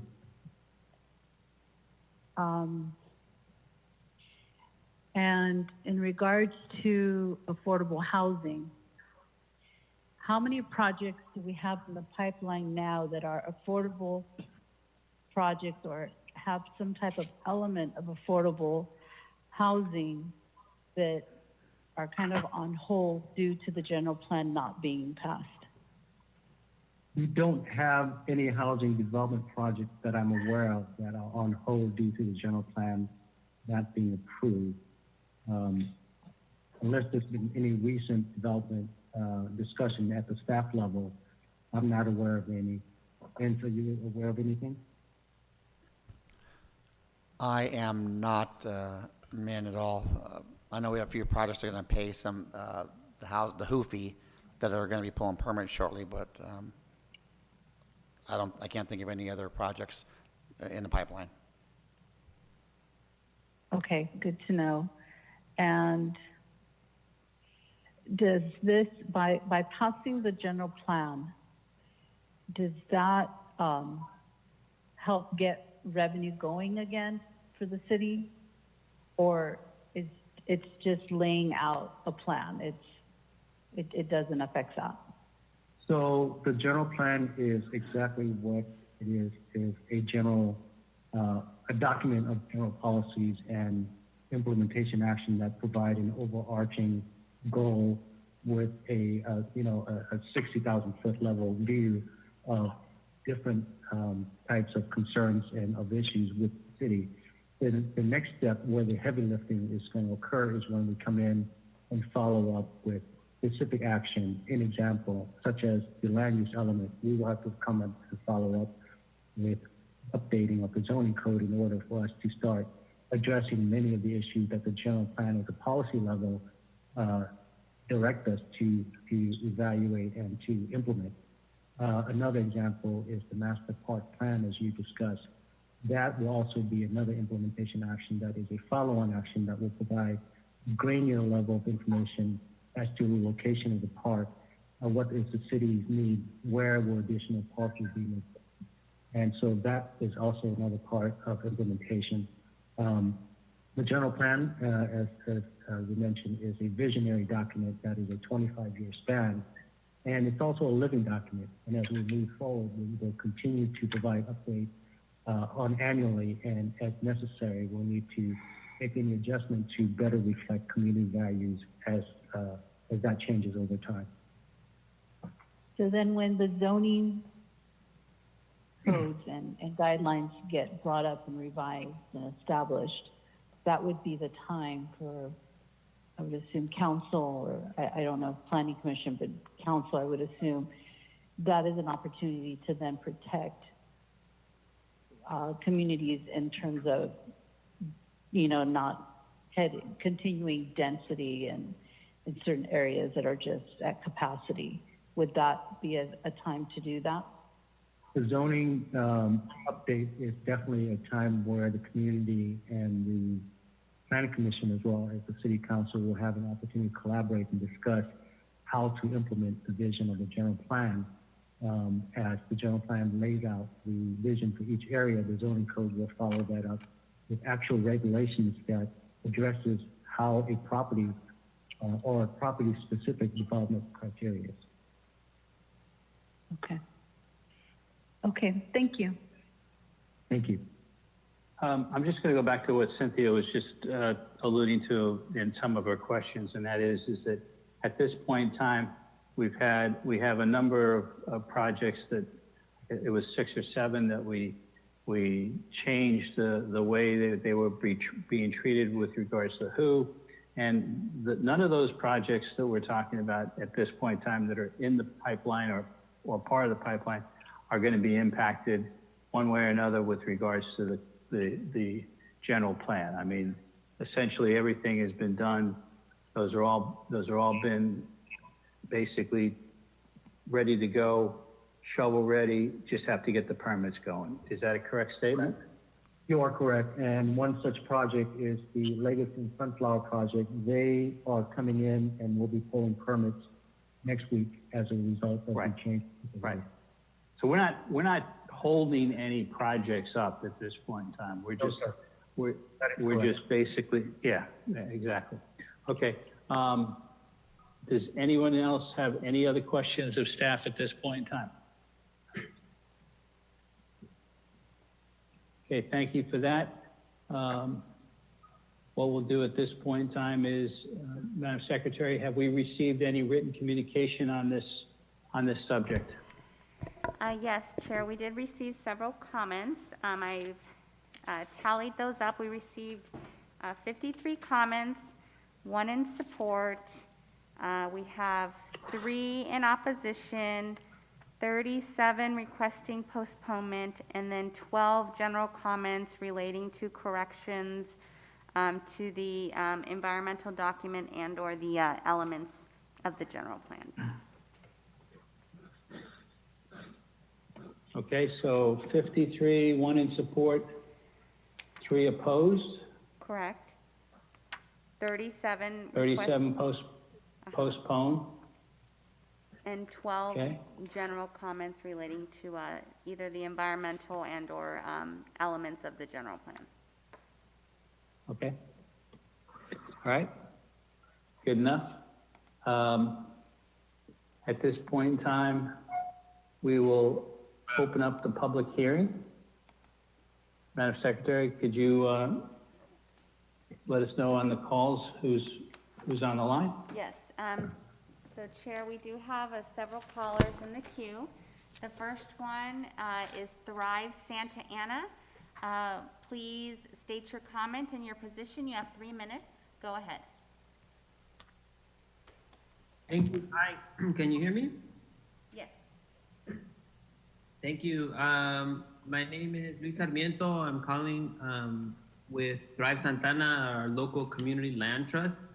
I did notice that despite conversations that we have had with city staff, I didn't see any references to community land trusts in the general plan, which is unfortunate. I do want to also recognize and acknowledge the hard work that it has taken to get to this point. I know that a general plan, like the presentation said at the beginning, is a very, very important document. And it is because of such importance that I think that we should not rush the approval of the general plan. We, as community members, have seen the coming together of this document, and I must say that I'm not convinced that it's ready to go. I see a lot of important issues, especially around some of the anti-displacement measures that we have proposed to the city are not really strong enough yet. In the general plan, there is a great deal of deference that was paid to developers in this general plan. You have the example of Mike Hara's One Broadway Plaza project, which has its own zoning code. And I don't think the same deference has been paid to include the community's ideas and the community's concerns around environmental justice and around anti-displacement. And I know, as someone that works at community outreach, that it's not just about the number of meetings that you do. And I do appreciate that the city has learned a lot about, about reaching out to the community, but there's still a long way to go. And it's not just about hosting meetings, it's actually about incorporating the community's concerns in concrete policies and in concrete action. And I think that if community members are expressing, concerns about the current draft of this general plan, which, as was mentioned, is our guiding document for the next 25 years, then I think that we need to look into their concerns and take the time necessary. So I would like to oppose the approval of the general plan and ask for the city to just give it a little bit more time so that we can incorporate some of these important ideas. Thank you. Thank you, Sarmiento. Next one. Caller with the last four digits, 8444. Please unmute yourself and state your name and position on the matter, please.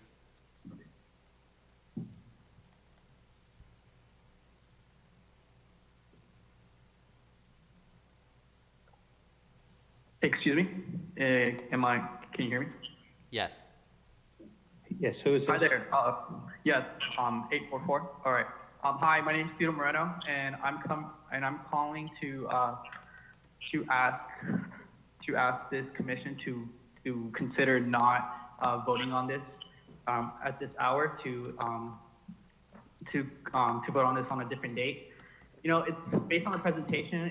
It's pretty obvious that the general plan is very influenced by the deep pockets of developers, and I truly doubt actually that this actually does not pass tonight. I don't think you'll take our advice because I'm pretty confident that every commissioner here has received a phone call or a message from the councilman or councilwoman to ensure that this does pass tonight, because essentially this passing essentially greenlights the future opportunities for these council members to receive campaign funds from these deep pockets, especially to the 3 members who will not be returning to the dais. They need to ensure that they have to find a way to stay involved politically, and I know for a fact that this is all it is. And so, in regards to your plans, at least the city, if you're going to present it in a way where you actually want to portray Santa in a lightful manner. I see in the portrayal of South Main Street, when you want to see what could be possible, you still had the utilities, the poles still on the photos. You didn't even manage to edit them in a way that you would actually underground utilities. And this is no surprise, because this is the same city government that basically did a half job on Bristol Street from Santa Boulevard to Washington Avenue when undergrounding the utilities on the Bristol widening, and it just looks, it doesn't flow, it doesn't look good. And essentially, this is just another job for individuals to really take advantage of the community and take advantage of the city. And so, in regards to turning over for developers, don't turn over for them. If I do have to commend someone, I want to commend Commissioner Garcia tonight for at least, I believe it was Garcia, for at least wanting some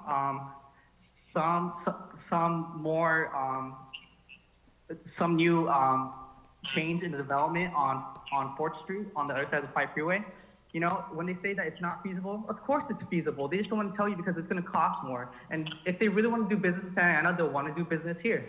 Where else are they going to find a property adjacent to an interstate, especially the 5 freeway in Southern California at such a size? They won't. Especially in downtown Orange County. If they say that it's not even found anywhere else in the county, well, let it be found here. You know, why are we going to limit ourselves? Why are we not going to be nitpicky about the properties that we want to come Caller, into your Santa time Ana? is up. You know, and thank you for taking my call, and please do not pass this tonight. Thank you. Thank you. Caller with the last 4 digits, 8477, please unmute yourself, state your name, and state your position on the matter.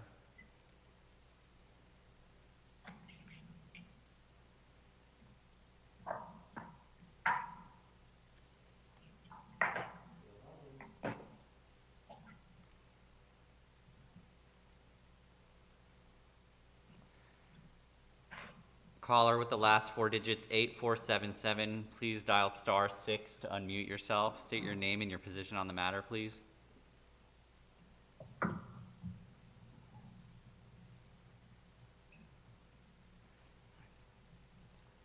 We're going to move on to the next caller. We'll come back to that one. Yeah, this is Dale Helbig. I was 8477. I was having a problem with the phone there. I agree that some of the things need to be looked at on this issue.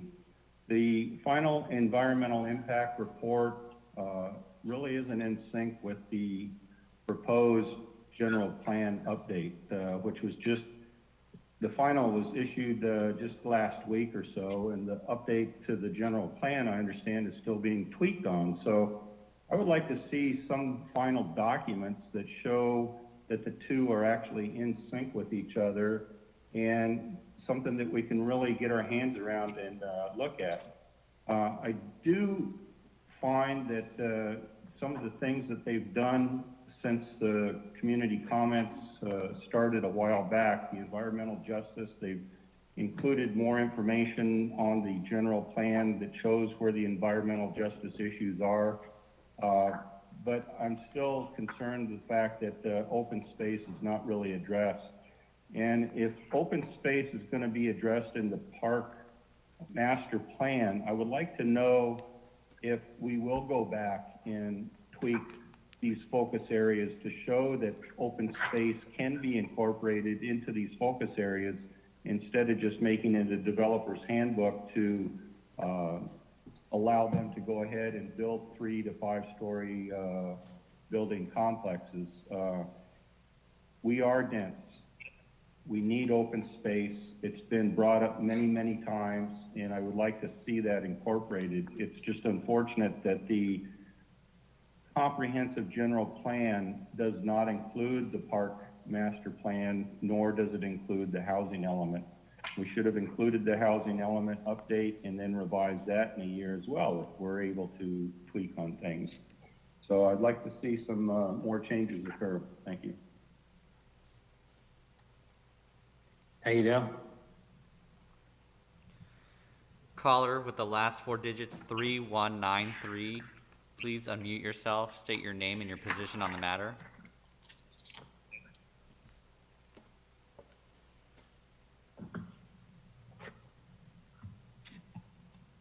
Yes, hi, my name is Erica Gonzalez, here again, community organizer, small business owner, educator, parent, and a lifelong Santanera. I would like to oppose the general plan and request the postponement of this acceptance of the update until sufficient community engagement is completed, as required under SB 1000. The general plan has been under construction by the city since 2014, and if you have spoken with less than 10% of the population, the lack of transparency and community engagement has been a topic of conversation throughout this entire process. You mention it in your response to the district attorney letter that you received earlier in October regarding their concerns surrounding this entire process, that you have hosted 40 meetings, but those meetings were held with a general plan advisory group, which was comprised of 17 members. Only 2 were community grassroots, were from a community or grassroots organization, and more than half of the members were part of the Housing and Planning Commission at one point or another, developers, and business owners. As a member of Ward 6, a ward that is deeply impacted by several environmental injustices, I also live on the South Main Street corridor, and my business is on Main Street. We have a high level of lead contamination that is not reflected at all in your report. I am deeply concerned with the lack of community involvement at all steps of this process. I, along with several other community members, which I would like to applaud because those last comments were fire, they called you guys out. You know, we have voiced our concern time and time again with little to no response from this board. We have spoken out against this plan, argued that you have failed to establish a plan that truly reflects the needs of the existing community. I say existing because we know what you guys are planning. You want to displace us. I didn't see any green at all in this update. No greenery, just steel, just buildings. How many times do we have to say it in how many different languages at how many different meetings? We don't want more development. We don't need more development. We are already the densest city in Orange County, the densest city, okay? Now we have the district attorney reiterating the same concerns that we have all been voicing this entire time. And you flat out lied in your response. I read the letter, you guys lied. We demand that this plan be postponed until the following has been successfully accomplished. Real community input and collaboration is completed with grassroots and community-based organizations, such as Orange County Environmental Group, Thrive Santana, Rise Up Willowwick. There are so many groups you can work with that have roots within the community, and they were going to voice and fight for them. A plan that addresses all of the environmental injustices affecting our city. A real community outreach completed to ensure that we address the real needs in every neighborhood. There's over 60 neighborhoods in Santana, and you guys have reached out to like 3. A community oversight committee needs to be established to ensure that all these areas and neighborhoods throughout the city are included. And you need to establish more effective methods to contact community and ensure community engagement by providing materials in multiple languages and ensure proper translations. We see what you're doing. You need to be transparent. We know you're trying to get this passed. Thank you. Thank you, Eric.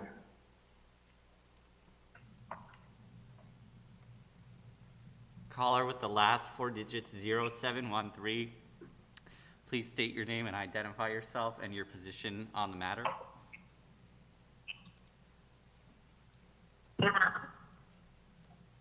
Hello, everyone. My name is Leonel Flores, a lifelong resident of Santa Ana.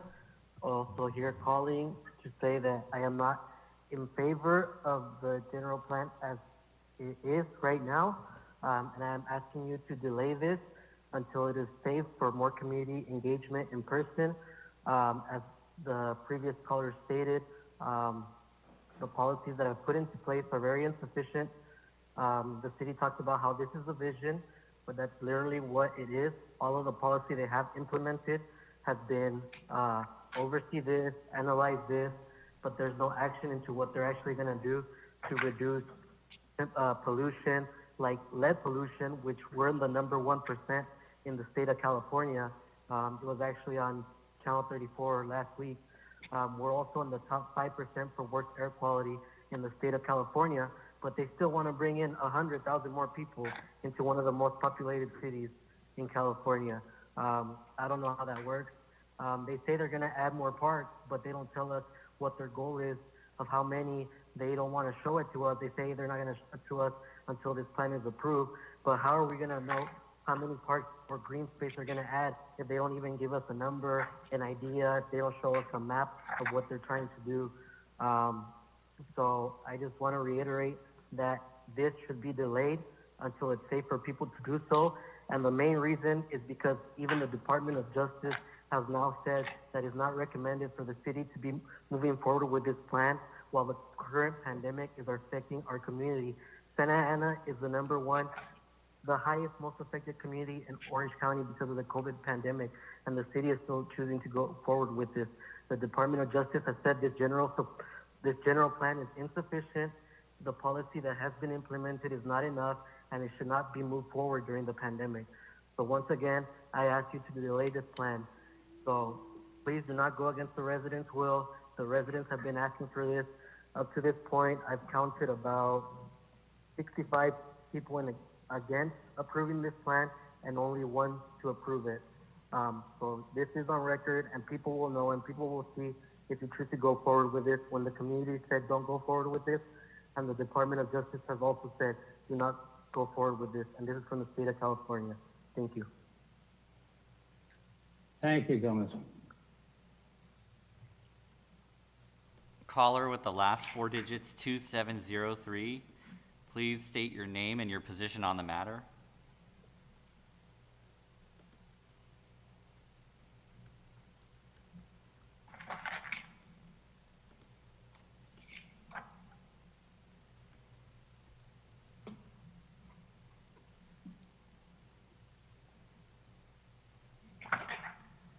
Caller with the last 4 digits, 2703. Hello, my name is Hector Bustos, and I'm calling to urge the Planning Commission to delay the general plan process. The last time that this general plan was updated was over 30 years ago. The median age in Santa Ana is about 28, so this general plan hasn't been updated since before the average person in Santa Ana was born. So just let that sink in for a moment. How can we possibly be ready to adopt a general plan that will outline the future of young people in Santa Ana for decades to come?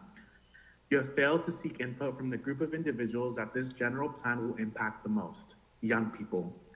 Before you made a formal decision today, I encourage you all to take a moment and really consider the efforts that the city and this Planning Commission has made to gather input from Santa Ana youth, young professionals, young college graduates coming back to Santa Ana. We cannot fast-track a process that has failed to fully address the environmental injustices that we see in Santa Ana. Let's be the city that leads. For once, we have an opportunity to lead in environmental justice efforts here in Orange County. Santa Ana can be the leader of these efforts, but first, we need to address issues like toxic lead exposure in the city. We need to start having an honest conversation about our priorities as a city and how you as appointed commissioners are carrying out and expressing the real needs of our community. By expediting this process, you are working against the needs and the requests of the community that you so happen to represent. So think about who this general plan will impact the most, the youth. Are they sitting in your decision-making spaces? Have you done an adequate job in seeking input from them? If you answer no to any of those questions, then you probably aren't ready to move forward with this process. My future is at stake, the future of my peers is at stake, the future of my nephews and nieces is at stake, not yours. We need to be making decisions with the youth in mind always. We had historic voter turnout. The youth want to be involved in this process. The question is, what are you doing to make this information accessible to them? And staff mentioned that this has been a 5-year journey. In my opinion, that's a shame, given that the average Santa Ana resident has little to no knowledge on the general plan. So why are the survey respondent numbers in the hundreds? Why are they not in the thousands? The input you received before 2020 should be taken lightly. We're now in the middle of a pandemic. Priorities and the needs of Santa Ana residents have changed. So let's not rush this process. Let's reevaluate the needs of our community members. And Commissioner Fan, you ran a campaign for City Council regarding the need to engage with the Vietnamese community. But how much effort has really gone into doing this outreach to the Vietnamese community? I would say little to none. So please, I urge you to vote no, and let's delay this process. Thank you. Thank you, Hector. Next. Next. Manny Escamilla, please unmute yourself and state your position on the matter.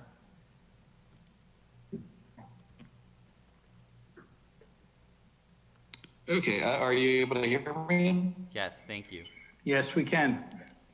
Okay, well, thank you all. Happy week after the election. Like all of you, I think we're a little bit drained by the tension that is the post-election season here. And with that in mind, it's really just to say the final VIR came out on November 3rd, and we've roughly had about 4 days to take a final look at it and the comments and the responses. It's just a lot to go through, and I really do think it's a reasonable request to extend the amount of time to be reviewed. And I think we all need to be honest with ourselves in that, part of this timeline is to basically get this general plan in front of the current council rather than the next council. So this timeline to me feels very rushed. I think that it's reasonable to, to say and to laud the 3-year outreach effort that we did on the policy priorities, but we're only getting about 3 months to actually review the document. And to me, that seems very unbalanced, and that there's just a lot of details that are going to be missing. In fact, if you all take a look at the cover of the mobility element, there's literally a floating, lamppost in front of the trolley that is the cover of our mobility element. So there are details like that that are basically being overlooked because the document is being rushed. So when we can't even, have a good Photoshop image on the cover of our documents, it really leads me to wonder what the actual contents are. And one example, I guess, would be at least one response to the new policy of no net loss of park space. I think it's worded in a way that makes it sound great, but it doesn't actually prevent the loss of open space, only existing park land. So there are things like that that I think we need to strengthen. We need to just not take for granted. And I think we're going in the right direction, but we still need more time to actually review the document in front of us. Seeing again, as the final version of that only came out about 5 days ago. And that's it. So thank you all, and hope you vote the right way. Thank you, Manny. Caller with the last 4 digits, 4591. Please state your name and your position on the matter.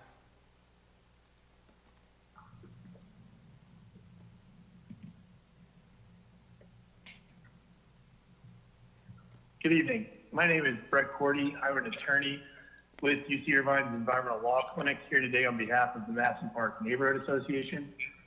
MPNA opposes the staff recommendations and urges the Planning Commission not to adopt resolutions to approve the general plan update at this time. Environmental justice is enshrined in California law, and the cities are now required to include environmental justice-focused policies in general plan updates. The state's definition of environmental justice includes the meaningful engagement of the communities most impacted by pollution and other environmental burdens. Unfortunately, that meaningful engagement has not yet happened for the city's general plan update, which is why MPNA and other residents are demanding more time to engage. Though staff point to outreach efforts dating back several years, no EJ-focused outreach on the general plan occurred until May of this year, and all of that has been hindered by the COVID-19 pandemic. Clearly, staff felt the need to highlight every outreach effort to date that could possibly be related to environmental justice, even invoking MPNA's name several times. Yet the most basic request of environmental justice communities, more time to engage in the process, has been repeatedly ignored, time and time again, in letters, emails, and public hearings, and at the limited number of community meetings that have taken place. Residents have implored the planning department to delay this process until after the pandemic is behind us, or at least until adequate engagement can be achieved. Importantly, this is the same position taken by California's Department of Justice's Environmental Justice Bureau in a letter sent to the city, and the city has declined to take DOJ's recommendation. MPNA has submitted that letter on this item for your convenience. In fact, staff have told us that they've passed on the concerns of the community to elected officials, yet here we are this evening.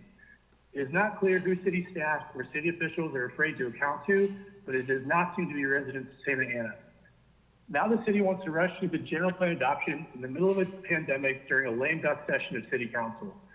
Santa Ana residents, and especially its environmental justice communities, deserve better than that. Now you have the chance to make it right. Please do not approve the general plan update without robust community engagement required by law and insisted upon by Santa Ana's residents. Thank you. Thank you, Brett.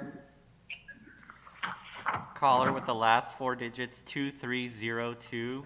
Please state your name and your position on the matter.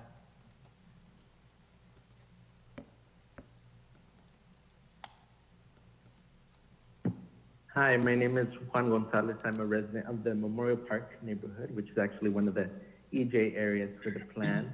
I'm also a Master of City Planning student at UC Berkeley currently, born and raised Santanero.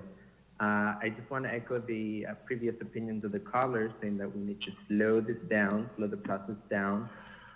It actually quite surprises me that the planning department didn't mention the letter from the DOJ that's been mentioned by previous callers. I feel like it's a clear example that, even at the highest levels of state government, this plan should not go forward. I'm looking at the document now. One part that comes to mind specifically is this: we are concerned that the EJ policies are not sufficient to reduce the unique and compounded health risks to EJ communities as required by SB 1000, nor do they adequately address the specific requirements of SB 1000. I feel like this is information that should have been included in the presentation, even if they, obviously offered up some kind of solution towards it. In my Master of City Planning education, we've been told again and again that communities should be at the center of any kind of planning process. There really is no planning process without community. And so just hearing all these different community groups and community members saying that the outreach hasn't been enough, that should be more than enough reason to slow down this process. And I'll just speak point blank here and say that this obviously requires a high degree of humility. It's not easy to admit that, all your educational background and your previous experience is not enough when it comes to engaging with the community. But at the end of the day, they're the biggest clients, they're the biggest stakeholders in all of this. And so if they're saying that this is not being done the right way, that this is not being done at the right pace, then you really have to self-reflect and think, gee, maybe we really need to go back to the drawing board and think about this more clearly. And this should be the case for everybody at the planning department and everybody on the planning commission as well. So I just really implore you all to, again, think about who is really going to benefit from this general plan, really keep community in the back of your mind and lean in to everything that they're asking for and requesting. Because at the end of the day, that's all that should matter. Thank you very much. Thank you, Juan. Caller with the last 4 digits, 6697. Please identify yourself and state your position on the matter.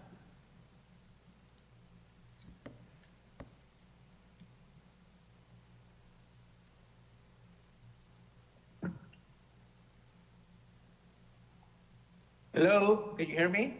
Yes, thank you. Hi, yes, good evening. My name is Jose Rea, and I'm the treasurer for the Madison Park Neighborhood Association. And in your presentation, you mentioned that you had held 60+ meetings in the last 5 years. And I think I did, more than my fair share of those meetings. And I just want to say, something that Brett Corti mentioned is that, you didn't start talking about environmental justice until May. And you did not reach out to Madison Park Neighborhood Association. It was the other way around. Madison Park Neighborhood Association reached out to you in April. And 2 weeks later, you responded by sending those flyers. You didn't respond to us. You responded by sending those environmental justice flyers in May of this year.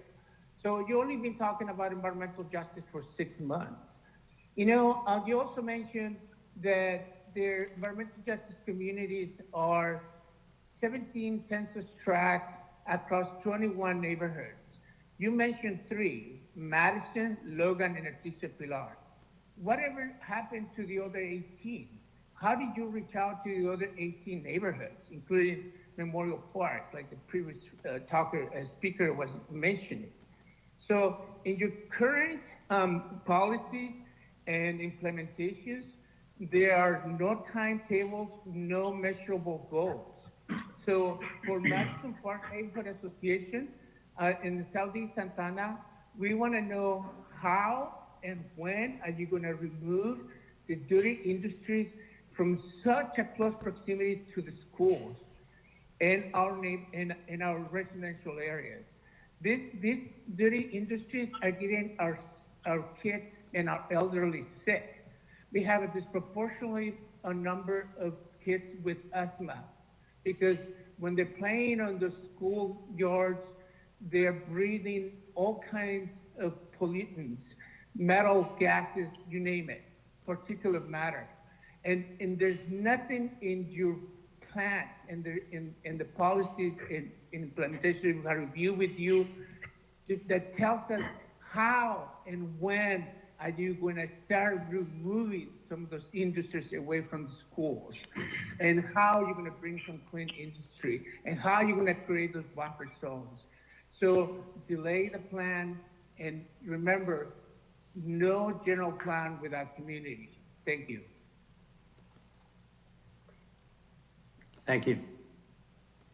Caller with the last four digits, 7862, please identify yourself and state your position on the matter.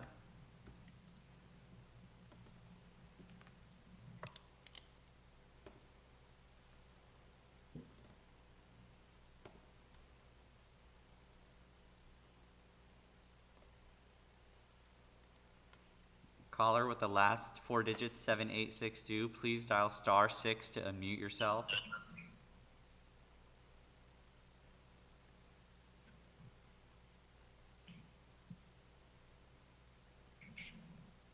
Good evening. My name is Ethan Lacone, and I am a certified law student with UC Irvine's Environmental Law Clinic, here today on behalf of the Madison Park Neighborhood Association. Thank you for the opportunity to comment on the proposed general plan update. MPNA opposes the staff recommendations for the Planning Commission to adopt resolutions of approval at this time. I would like to start by reiterating comments that UTI Law's Environmental Law Clinic has already made on behalf of MPNA. The city should not adopt the general plan update because the city has not effectively engaged with its EJ communities. Ultimately, the city has only been able to reach a handful of the 17 EJ communities in Santa Ana, despite this inadequacy of the city's efforts. Some residents of EJ communities have offered feedback on how the city can better serve its EJ communities through the general plan update. In particular, the city should make every effort to solicit feedback from members of EJ communities who do not have assistance from professionals like the ELC. On October 30th, MPNA sent the Planning Department a letter detailing ways it can improve the EJ policies and actions in the general plan update, but the city has not updated the draft since receiving that letter. One straightforward way the city could improve nearly half of the 62 policies and actions that MPNA provided specific comments on is to prioritize EJ communities or EJ areas in the policies or actions. For example, Conservation Element Action 1.6 states the city will coordinate with the South Coast Air Quality Management District to monitor existing air measurements and recommend new air measurements and locations. While a good start, this implementation action would be far better if the city explicitly committed to prioritizing EJ areas. After all, the areas with the worst air quality in the city should be the first to receive improved air monitoring capabilities. MPNA believes other policies and implementation actions need stronger commitments to addressing EJ issues as well. For example, Conservation Element Action 1.5 states that the city will serve as a liaison for residents to identify potential emissions violations. However, if the city would commit to addressing incompatible land uses and the problems they create for EJ communities, the city can effectuate real change in the lives of its residents. There are many more policies and actions that can be improved on and many more good ideas the city can incorporate into its general plan update. Some are mentioned in the ELC's letter, but many EJ communities have not provided input because the city has not met its obligation to reach out to all of its most vulnerable residents and take the time to listen to them. For all of these reasons, and those included in MPNA's letter submitted on this agenda item, we urge the Planning Commission not to recommend approval of the general plan update at this time. Thank you. Thank you. Caller with the last four digits, 7024. Please identify yourself and your position on the matter.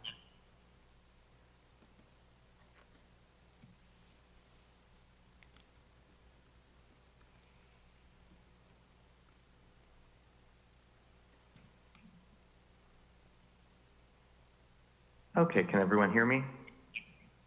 Yes. Great. Hi, my name's Sean Drexler. I am calling to oppose the general plan as it stands and to ask that you delay the general plan process until more community outreach is conducted, especially to communities identified as disadvantaged, and until the community's concerns are fully addressed, specifically with concerns environmental justice issues. It's pretty incredible that there was no mention of the lead soil contamination in the presentation. So I guess a couple things to say about that.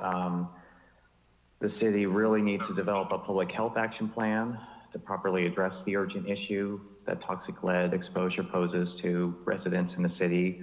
There need to be tenant protections for residents who seek action on toxic lead exposures. There needs to be free blood testing for residents who might have been exposed to lead.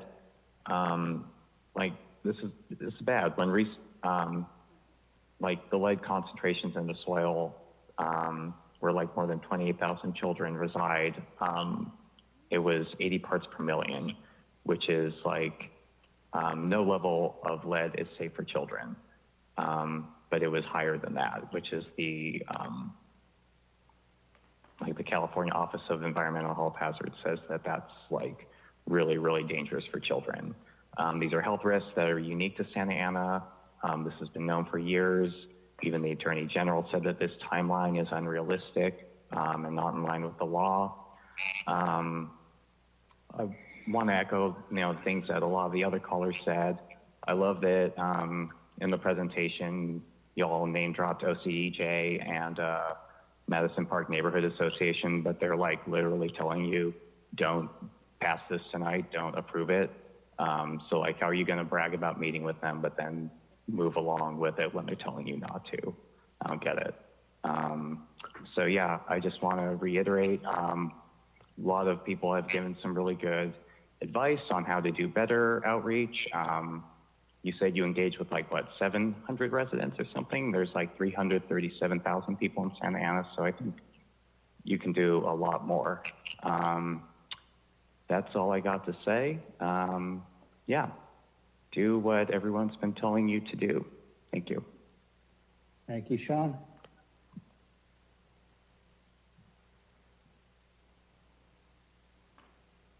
Caller with the last four digits 0073. Please state your name and your position on the matter.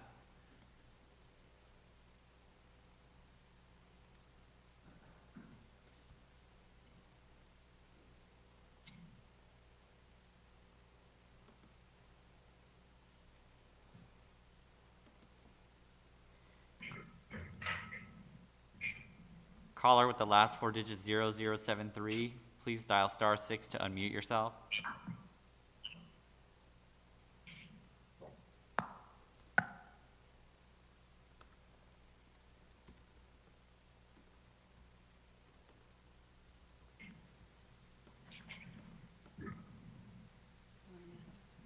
All right, might be having some technical difficulties there. We'll come back. Caller with the last four digits 1238. Please state your name and your position on the matter.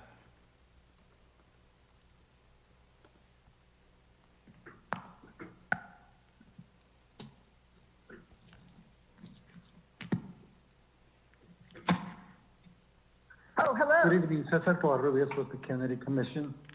Thank you for the opportunity to talk a bit about this issue. I want to echo a lot of the comments that have already been discussed by our partners. I think environmental justice also needs to think about, we need to think about it in a different way. We are also creating opportunities in many areas where we are increasing housing and the housing opportunities, and we don't even have an assessment of what are some of the environmental constraints and issues in those projected 5 focus areas. So that's really concerning. Aside from the environmental justice issues that we have today, we're creating more by not doing the upfront analysis and work. I also want to make sure that as we're working through this process, we acknowledge that there's a lot of inconsistencies with this general plan update proposal when it coordinates with the housing element, land use, and any other regulatory affordable housing provisions. It's very clear right now that there was an amendment, as you were dealing with this issue earlier, and some other proposals that came to you. The affordable housing ordinance is in limbo right now, whether it applies, whether developers will create affordable housing. or be required to is a big question. And we have all these developments moving forward that are not complying with it. And in general, what's happening here with this general plan amendment is you're creating by right development. As the previous applicant mentioned to you, we are providing zoning that allows developers to give densities and any other provisions for development for free without requiring affordability. So this particular amendment will allow for by right development that would exclude the application of the affordable housing ordinance that you have in place today. We ask that this commission not approve this and not consider it. It should go back to the community for more input on environmental constraints and issues that are impacting the community, but also for consistency with all the other elements, including the housing element that the city is about to embark on an update that will be due in 2021. So we should be looking at how do we align all these processes and how do we align all these elements to make sure that we have consistency and that we are creating goals and we are achieving those goals by having the policy in place at the same time and not rushing this. So please do not move forward with this today and don't consider this. Ask staff to go back and do true community engagement when it's possible, when it's safe after the pandemic is over, and work with the community to make sure that community input is truthful and that it's also in a way that it's going to be taking that feedback into the community. One last point, I think, as folks had mentioned earlier, a lot of community engagement has been mentioned by staff. I think one key issue that also has been brought up in every single meeting that I've been to has been affordable housing. And it's not reflected in any of these policies or documents that you have before you. So thank you again for your consideration. Thank you. Caller with Hello. the... Yes. Hi, this is Sandra Pena Sarmiento, 0073. Thank you. Okay, so thanks for coming back to me. I am a Santa Ana native and a resident of Pacific Park East Side, and my position is that I also would recommend delaying approving this plan just because it's so vague and so prone to manipulation. I know that staff, I helped with the arts master plan, and the city set up to create these plans, and then they use them to plan out activities. So it needs to be really detailed and very specific. And I also agree with the other callers that we have a very bad pollution, and toxic soil problem over here on the east side. And there should be some kind of lead abatement program recommended or something like that. So there's a lot of details. Also, even with the historic resources, there's a lot of details that still need to be fleshed out. So I would recommend delaying the plan until next year. With that said, I wanted to talk about some of the, planning issues that still need some attention here. I'm going to talk about 4. First, on South Main, there needs to be some kind of cultural inventory of our historic buildings. We have a lot of beautiful facades that give South Main a lot of character and are rooted in its history. We have intact Art Deco, craftsman bungalows. We have beautiful Gucci facades that are still intact. I mean, you see these facades fully restored in places like Palm Springs, that really value their architectural heritage, and we should too, because we're a very historic city. And next to San Juan Capistrano, I mean, we've been seeing with the native remains that are being found, it was us and San Juan Capistrano. We were the 2 cities in Orange County for over 100 years. So it's very important that we are very specific and very active in safeguarding our cultural treasures. Okay, so that's for South Main. There needs to be a cultural inventory so that when you, recommend things like, 4 building structures, that these property owners know that they are limited with what they could do because of the, historic quality of their building. Okay, now moving on to a transportation project, like the OC streetcar. I recommend that there be a public art component that showcases our neighborhood history and local businesses. When there's a public transportation project like this. It's really important. It's a great opportunity to showcase our cultural diversity and the businesses in our city. So the OC streetcar has, for example, 10 stops, and each of those stops Thank you, Tanya. corresponds. Okay, I'm almost done. Just corresponds to a different business.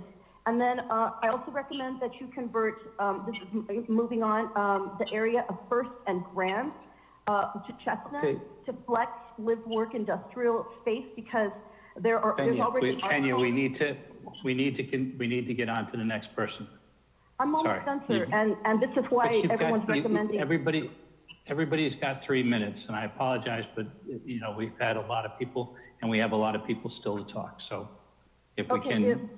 Would it be helpful if I wrote these down to send to you? Because these are areas that are not in the general plan. Write them down.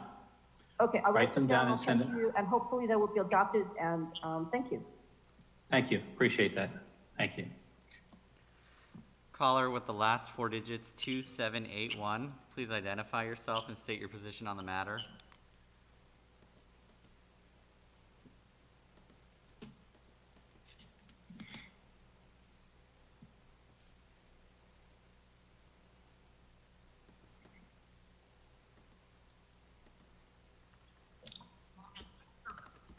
Hi, am I unmuted now? Yeah, we can hear you. Perfect, thank you. Hi, my name is Alex. I'm here with my wife, Alyssa. We both live and work in Santa Ana, and I'm really, really thankful, actually. This is my first time doing a meeting like this, and I'm really, really thankful to hear all the different things that are going on the local government level. So thank you so much for, clearly all the hard work that's been put into this general plan, as well as taking the time to listen to our concerns. You know, I bike down to work every day on Bristol, and when I see these pictures of really, really nice, you know, bike lanes that are hopefully going to be coming, it's really, really easy for me to look at something like this and go, oh man, this is really, really exciting. With that being said, though, I would also like to request that you consider opposing this plan until more robust assurances for affordable housing can be assured. I work for a church, and my wife works for a hospital. She's a social worker at OC Global Medical Center, and we both pretty consistently interface with the homeless population. And you know, it would be really, really nice for me to have great bike lanes, but every single day I pass by 3 or 4 unhoused people on my way to work, and one of them is named Harold. Everybody knows him. He sits on a bus stop, and I can see people every single day pass him, wave hi. They know him really, really well. But the fact that, you know, we are considering all these possible innovations and developments that would be raising the cost of housing and making life a little bit more difficult for people to be affording to live in Santa Ana, it's really, really difficult for me to support something that could be doing this to our population. So I would really, really ask and encourage and request that you consider opposing this plan until we can ensure that that the plan doesn't just account for people like me, but also the most vulnerable and the most overlooked often. So thank you so much for taking the time to listen to us, and I hope that you'll consider what we're saying. Thank you. Caller with the last 4 digits, 8895. Please identify yourself and state your name for the record, or state your position on the matter.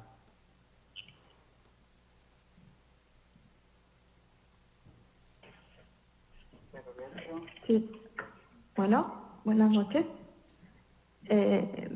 Me llamo Ángeles Díaz y soy residente de Madison, y estoy aquí para exigir que retrasen el proceso para la actualización del Plan General, de acuerdo con la Ley General de California y las demandas de la comunidad. Como hemos comentado una y otra vez, sus esfuerzos por incluir las voces de la comunidad en la actualización del Plan General han sido insuficientes y ha sido muy apresurado, con muy pocas semanas para poder leer y entender un plan de miles de páginas. ¿Cómo podemos hacer comentarios efectivos? Además, no han dejado tiempo para recibir nuestros comentarios, para incorporarlos al plan. Si quieren tomar en serio la voz de la comunidad, por favor, no pasen este plan durante la pandemia. Gracias. Cynthia, can you just briefly highlight what was stated in that comment? Chairman, we actually have translation here. We can provide that service. Okay. I think however he's you wanna talking do it. about for the commission. I'm talking about for the commission to understand, because not everybody on the commission was able to understand, so. Yes, that's we what I have, was we have a asking. certified translator here tonight. If you just give us one moment, he will translate for not only the commission, but for members of the public and for the record. Just one moment, please. That's fine, not a problem. Thank you, Cynthia. No problem.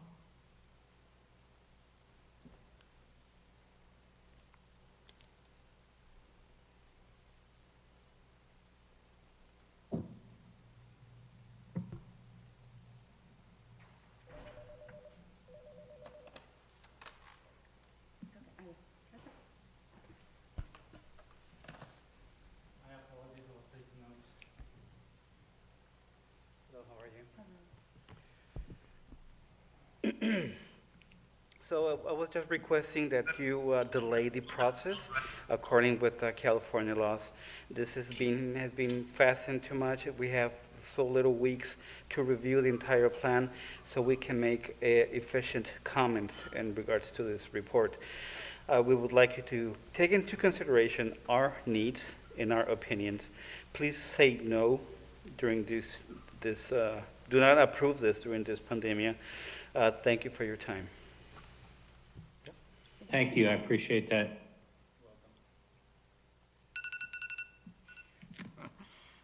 All right, caller with the last 4 digits, 7491. Please identify yourself and state your position on the matter. Hello, hi, this is for the Planning Commission members. My name is Adolfo Sierra, and on behalf of the Madison Park Neighborhood Association, I ask in the Planning Commissioners to please and delay, and since I opposing the recommendations from the staff on items number 2A and 2B, and please delay it approving these general plan updates. As it's been stated over and over from the other members of the community speaking up on environmental justice, it's going to be a good idea if also the recent elected incumbent city officials are able to participate. I think they need to participate on this process as well. The University of California, Irvine, the School of Law and Environmental Law Clinic, they've been sending you letters to the city council and city staff, and also you receive a letter from the Attorney General from Javier Becerra from the California Department of Justice, and they asking you to consider on the new general plan to include ways to mitigate the pollution related to toxic releases, groundwater traps, and hazardous waste. They also found that it wasn't included on the Cal Environ screen, and also not on the environmental justice background report that that you significantly it showed that the contamination from lead on the city soil on some of these different areas. Now, I believe that some of you, as commissioner members, that you probably live in some of the 21 neighborhoods affected by this pollution, and you might live in one of them or be representing one of them. So I asking you, please delay it, vote no for your the people that you represent, your neighbors, your friends, your family, your kids, and yourself as well. You get in, maybe you live in one of these areas, you probably have some kind of a health issue. As Dr. Kim from UCI sent you also a letter on November 5th stating the problems that we have with the kids with asthma, a high concentration of kids visiting the ER because of asthma, and mostly from Santa Ana and from these areas. Also, when you receive the letter from the California Department of Caller, your Justice, time they is up. also asking you to please listen to science, please, and listen to the rule of law and respect it. Thank you. Thank you. Caller with the last 4 digits, 0793. Please identify yourself and state your position on the matter.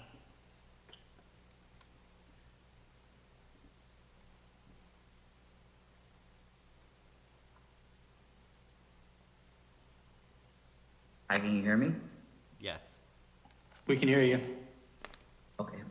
Victor Bustos, resident of Pacific Park. I won't take too long. Just want to echo what the callers are saying. It sounds like the community is calling in, and now they're speaking. I'm not sure what residents were engaged in the past, but you hear everybody calling.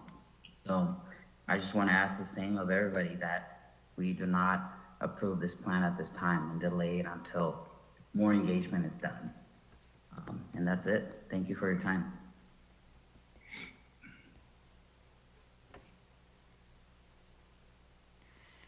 Thank you. Caller with the last 4 digits, 1739. Please identify yourself and state your position on the matter.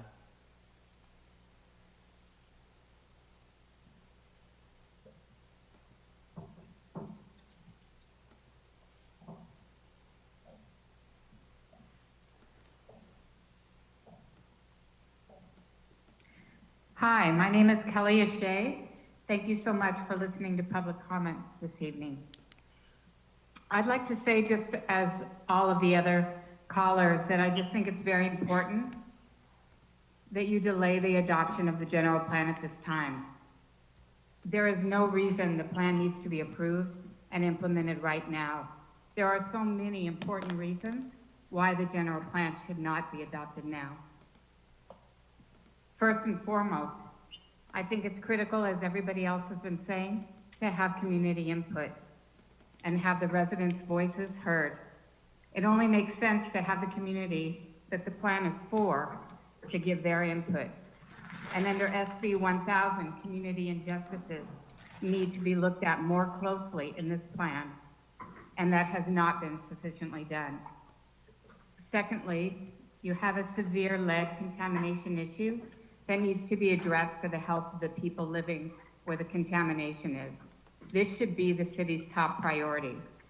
OCEJ has a very comprehensive policy with recommendations that need to be taken into consideration in order to adequately combat injustices like this lead contamination. So please delay the adoption of this general plan this evening under these circumstances. It's not the right thing to do. Thank you so much. Thank you, Kelly. Caller with the last 4 digits, 3525. Please identify yourself and state your position on the matter.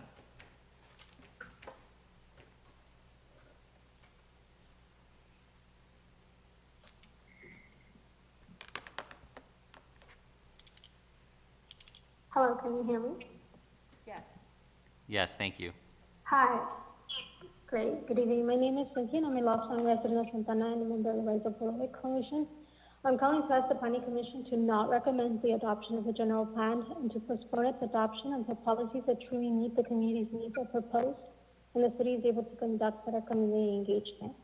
One of the concerns raised by the community has been the need for policies that truly address the lack of open space in the city. And while the city provided a few policy changes this past Friday, there are a lot of questions around how the policies will be implemented, who they will apply to, and particularly in the case of how they will impact Miller. Residents should be given more time to review the policies and engage with the city to ensure they are effective and they actually don't hurt the community. The city has completely failed to address concerns over the lack of housing affordability requirements and anti-displacement policies in the general plan focus areas where the city is incentivizing development. The city responded to a Rights of Puerto comment on the EIR by saying that 581 acres of non-residential land would be converted to residential uses. And I know folks have said here on the presentation that it's theoretical, but that's a lot of acres.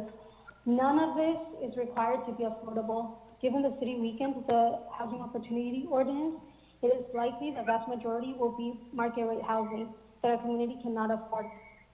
I mean, I would just like the city to please let me know how many market rate housing developers have voluntarily, with no incentive from the city, voluntarily created like affordable housing in their development. How many units have actually been producing the rate of affordable housing for very low-income families? So I think that's a huge issue that has constantly been brought up and has not been addressed at all by the city, despite all the community engagement they say they've done.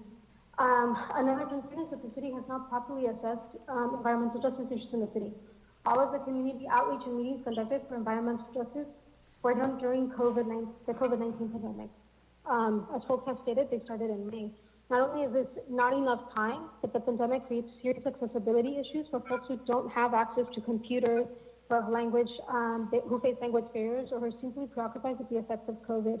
This is particularly true of residents in disadvantaged communities.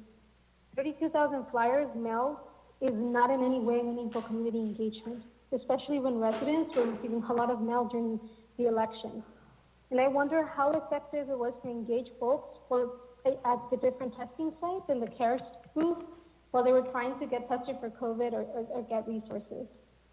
I think finally, 3 out of 7 current members of council will be leaving, including the mayor. They should not be the ones making the decisions for a plan for the next 20 years.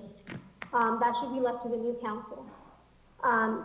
Everyone I have heard at all the meetings I have attended, and there's been plenty but not enough, everyone has said the plan should be postponed in order to be able to conduct better community outreach. And not only Caller, time outreach, is up. but incorporation of community input. So I don't understand who exactly Caller, you're time is listening up. to when you want to Thank continue. you. Your 3 minutes are up, please.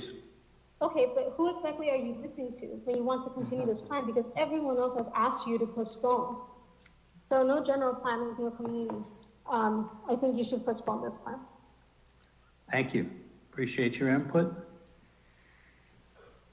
Caller with the last 4 digits, 4990, please identify yourself and state your position on the matter.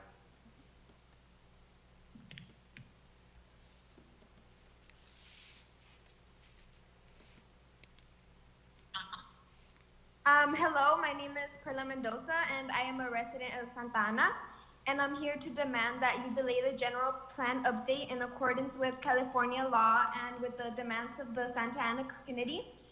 During the limited unsuccessful outreach the city has conducted, the city has not sufficiently accommodated the needs of EJ communities. There have been multiple issues conducting community outreach events online, including the lack of translation services, technological difficulties, and a lack of necessary telecommunication services within EJ communities. While we appreciate the effort the city has made to address these issues in recent meetings, this does not change the fact that so many community members' voices have been excluded from the process. How can we move forward with the plan without including our voices? Every single meeting everyone has attended to has asked for the delay in the plan, and I hope you take this into consideration. We are using our voices, but we aren't being heard. I ask for the delay of the general plan. Thank you. Caller with the 619 area code and last 4 digits, 0073, please identify yourself and state your position on the matter.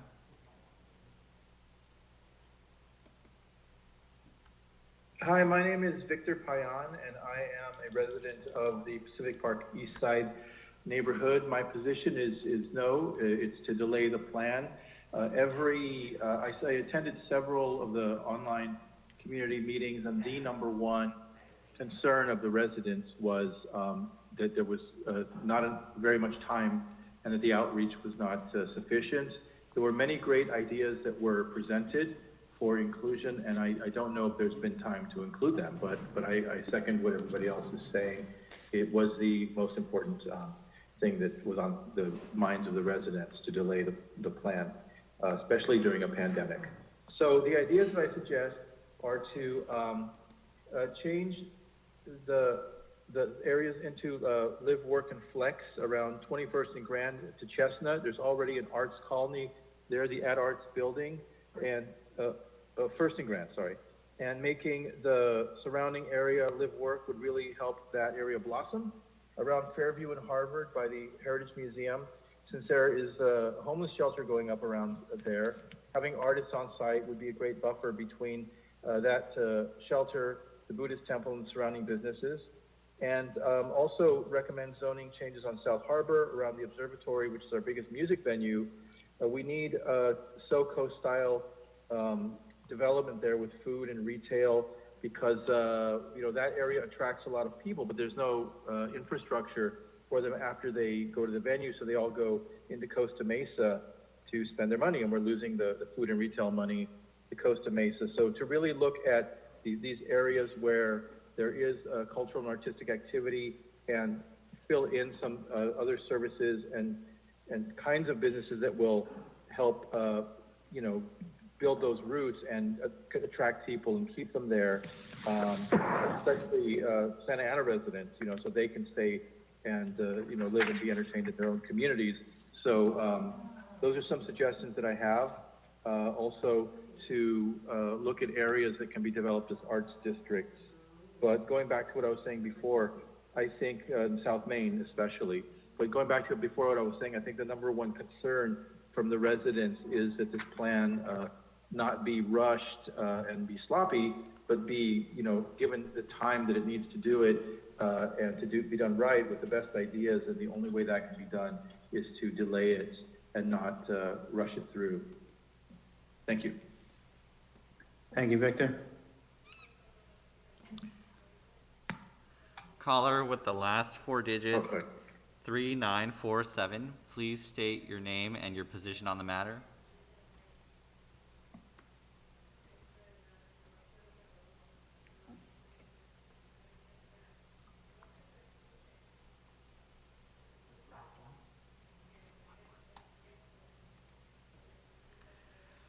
Caller with the last four digits, 3947. Please dial *6 to unmute yourself. Hello, this is Janelle Hardy, a 30-plus resident of the South Main Street neighborhood, Hedinger Park. I'd like to see a delay until next year to adopt the general plan. I have some issues. I mean, it's wonderful that we've thought to include a survey, but we need more than that. We need to bring the adaptive reuse overlay down to South Main, because just doing the survey, that doesn't encourage not doing demolition of property. And we need to have tools to preserve the existing structures, because we already have residential, commercial, and mixed use on South Main, and that are affordable.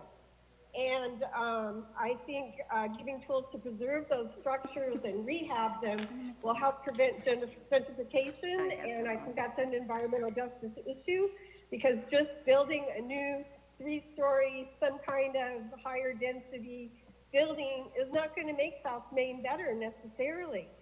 So I would really like to see adaptive reuse overlay brought down to South Main. Thank you. Thank you, Janelle. Caller with the last four digits, 5196. Please identify yourself and state your position on the matter.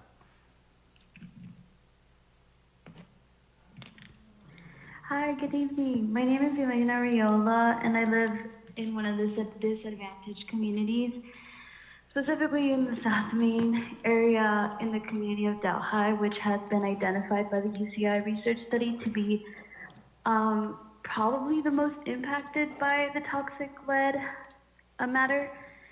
I don't want to be too frank, but you know, I keep hearing the argument from the city planning, or I'm sorry, the people in charge of the general plan, saying that the time frame, you know, matters, but I think that it's really important to just detach yourself from that and understand that we're coming from a place of urgency. These are our livelihoods These are families, these are friends, these are children, you know, and things like the toxic lead matter affect people's education, affect people's chances at life, etc. And I think it's very, you know, it's one thing to take the general plan update, which has been on the website for a long time, and then when environmental justice concerns from the California Department of Justice, you know, makes it an issue, that you incorporate what policies you had and you identify them as potentially being environmental justice policies. But I don't see why it's not, environmental justice is not reason enough to create a whole element of environmental justice and then incorporate the other elements under that umbrella, because I think that is where we're at this point. Again, we're coming from urgency. You know, there was a lot of outreach, but it wasn't enough. We are among the largest cities in Orange County, and all we're asking for is a delay. We're not asking for a whole complete write-up. We want environmental justice policies implemented, and it's super important. And you know what? Like, I live in Santa Ana. I am one of the most vulnerable members of the community. You know, my family's low income. My family, you know, we have elderly people in my family. And then, you know, the chilies in my grandma's backyard could be the ones that infected with lead. Like, it's genuinely concerning. It's our livelihoods, and I hope that you are able to see how the adoption of this plan would exacerbate the environmental justice concerns that we all have. Thank you so much. Thank you. Chair, that was the last caller for this item. Okay. Thank you, Madam Secretary. So at this point in time, we will close. Chair, I'm Go sorry, ahead. we have two more callers who raised their hand to speak, so we're going to give them the opportunity. Go ahead. Caller with the last four digits, 8228. Please state your name and your position on the matter.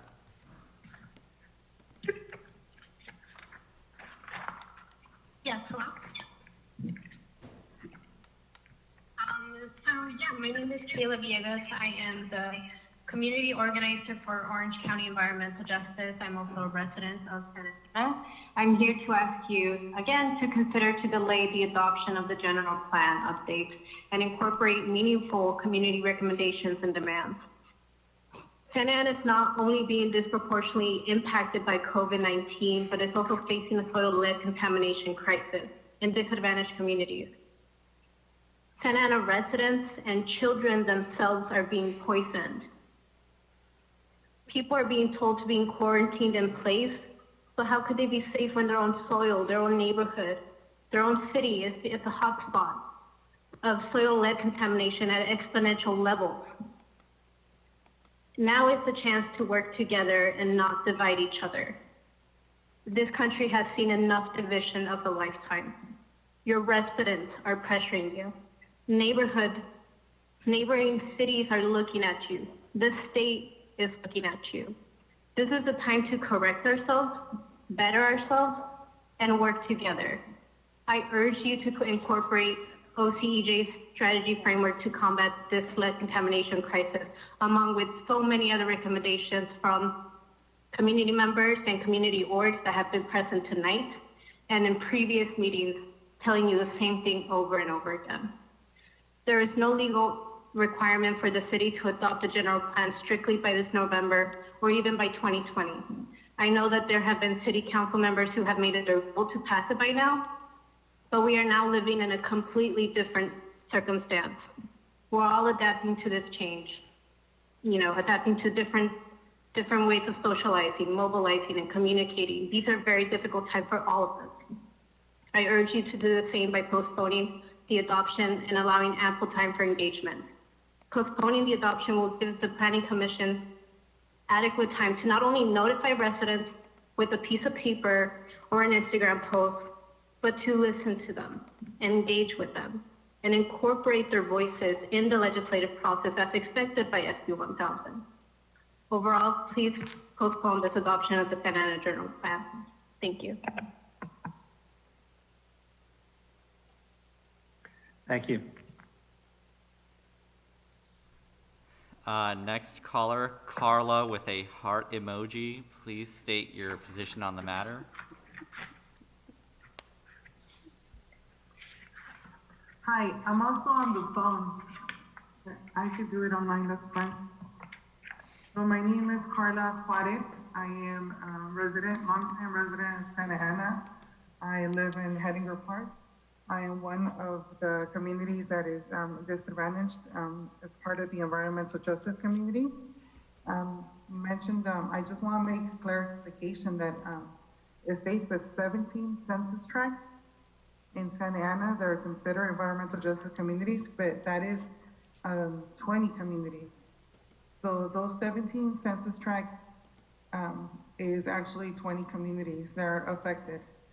I am in opposition of approving the general plan.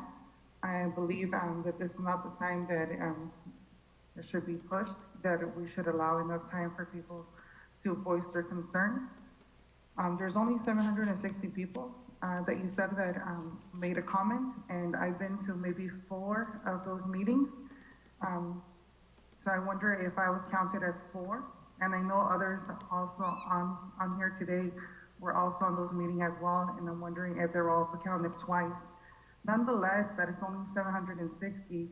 The population of Santa Ana is 330,000 plus. So that's not even 1% of the population of Santa Ana. 1% would be 3,300 residents, but we don't even have not even 1,000 residents commenting on this important plan that will take effect and will affect generations to come. So if we waited 30 years for the general plan, to revise the general plan, we could wait a couple months. Right now during COVID, when people are worried about how are they gonna pay their rent, they're worried about loved ones, they're worried about going out, making a living, they're really not focusing on the general plan. And also, I think we have to check our privilege.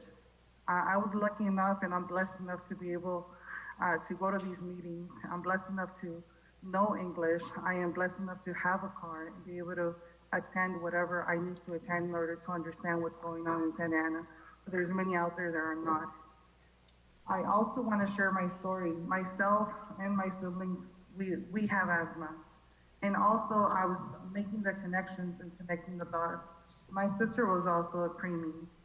And that is, I mean, it's quite a coincidence. And if you ask in the police department or a police or investigator, there's no such thing as coincidence. I didn't learn about the environmental justice until July 2020. And I am also, I'm very, or I believe, like to believe that I am a community activist and I am very active, but I was not aware about the environmental Caller, your justice. time is up. So I urge you to please don't pass.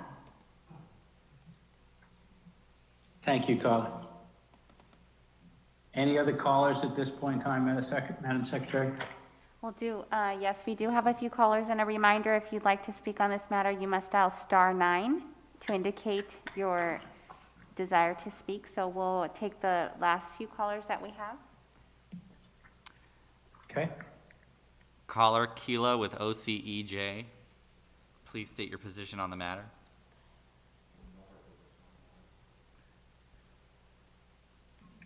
Oh, I already went on the phone. Thank you. You already spoke, is that what you just said, Kayla? Yeah, I was caller 8228. Okay, thank you for telling us that. All right, next caller with the last 4 digits, 2232. Please state your name and your position on the matter.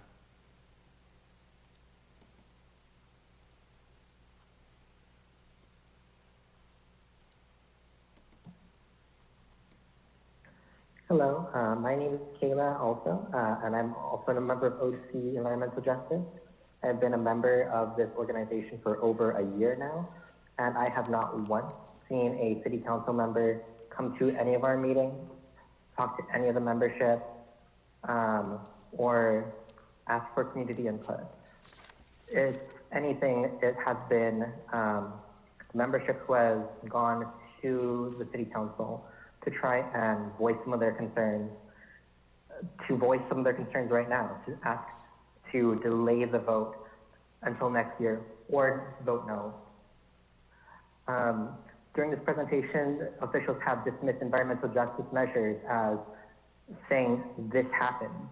This is the relationship that the city council wants to have with one of the organizations that they've been consulting with. I wonder how they are proud of this community engagement. As so many people have said, not even 1% of the Santa Ana residents have been consulted about this plan. Hardly anyone has even been consulted about the environmental justice concerns. Many of the organizations that the City Council has mentioned are speaking out seriously against this plan, demanding a delayed voter refusal. So I know where I stand on the measure. I agree with everybody who has spoken before. And yeah, just vote no. Don't confirm this plan during the lame duck session, during a pandemic where people are suffering, especially here in Santa Ana, especially with environmental justice concerns, and try to do something for the Santa Ana residents and not just try to push forth these gentrification measures that have environmental justice implications. Yeah, just vote no or postpone the vote. Thank you very much. Thank you. Is that it, Sarah? No, Chair, we have a couple more. Caller Go ahead, with the, let's get them. caller with the last 4 digits 6340, please state your name and your position on the matter.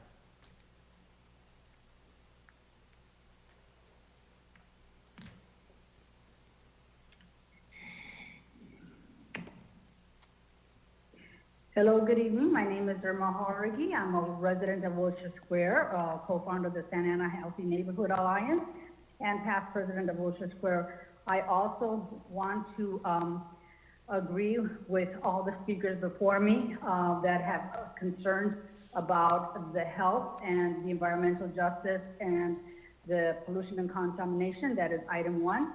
Item 2, I would also agree with Janelle Hardy from Henninger about having a deeper in-depth look at the South Main corridor that is historic in nature, not changing the character, and really seeing the ability to repurpose, reuse, and reinvent South Main without destroying it. And also for the part of the South Main where Delhi is, and all the business and residential owners of the area by Main and Warner, the homeless situation of both the Armory, the mental health agency, and having that area being better supported and dealing with those issues. In doing so, we would have a stronger present. The present residents, communities, businesses, schools would be healthier before building for the future. If you build on weakness, you cannot expect a brilliant future. We have to really pause and look. And I also agree with all my neighbors to just stop and wait till the pandemic's over and we have more input from the community and more thought about the process going forward. Thank you very much. Thank you, Irma. Caller with the last 4 digits 0713. Please state your name and your position on the matter.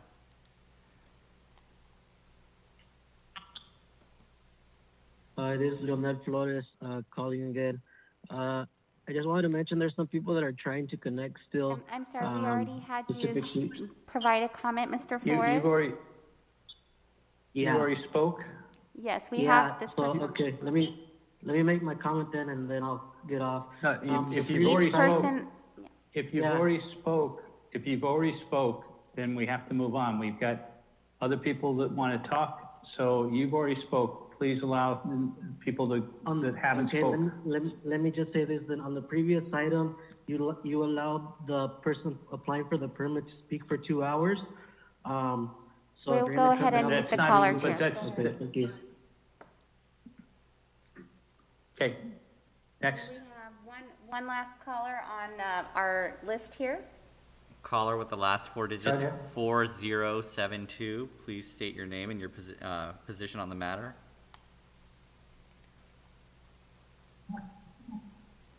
Can you hear me? Yes. This is Dr. Alfonso Alvarez. I'm a resident of Madison Park area. I'm also a school board member, but I'm here talking as a private resident. I believe that you guys should not approve the general plan. It does not fully address the environmental justice issues which are at hand. We have high lead levels within our city. I live down the street from a contaminated land area, and that hasn't been fully addressed.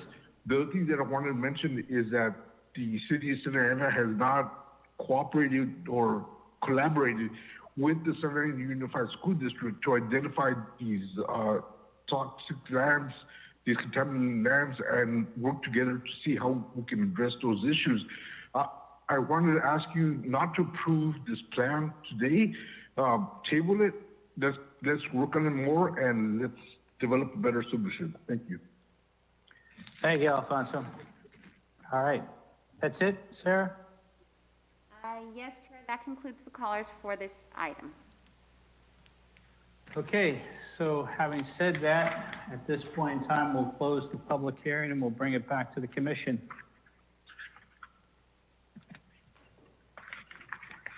And we'll start with Commissioner Garcia.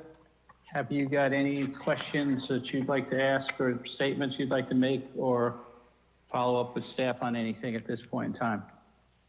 Yes, thank you. I have I think a couple of questions based on public comment.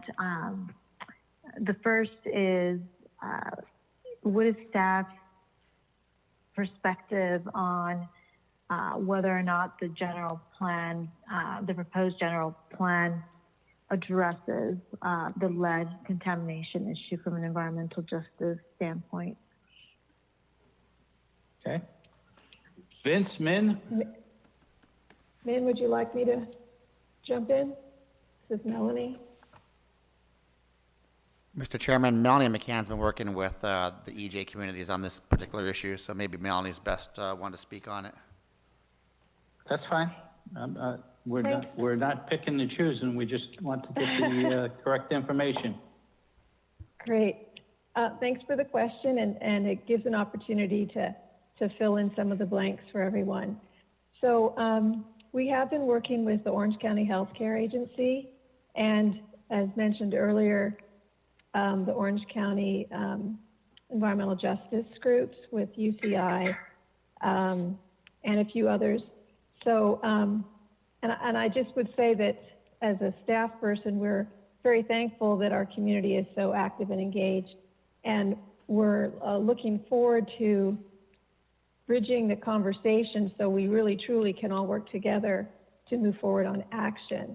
And so with that, I would say that between our conversations with our lead contamination, we call them roundtables, we've met just a couple times, and also with our conversations with the Attorney General, they both have given us some feedback on to strengthen some of our measures related to lead. And actually, in our most recent conversation with the Attorney General, they were very complimentary on the measures we were able to add based on feedback from the groups we've spoken with. And so that's where there are a number of measures that talk about, and I'll touch on the public health plan, which has been very important for some of the organizations. And the way that we have framed it, it's one of the implementation actions, and it says to partner with Orange County Healthcare Agency and other community serving organizations to evaluate the best practices and benefits for preparing a public health plan to address environmental health hazards in Santa Ana with a special focus on environmental justice. And in talking with the Attorney General, we shared with them that our perspective was we are not trying to put anything off, but we want to do a little bit of studying, confirm what the benefits are, confirm what the costs are, confirm how the resources can be pulled together, how we can coordinate with the healthcare agency and those that are, you know, in the professional business of this.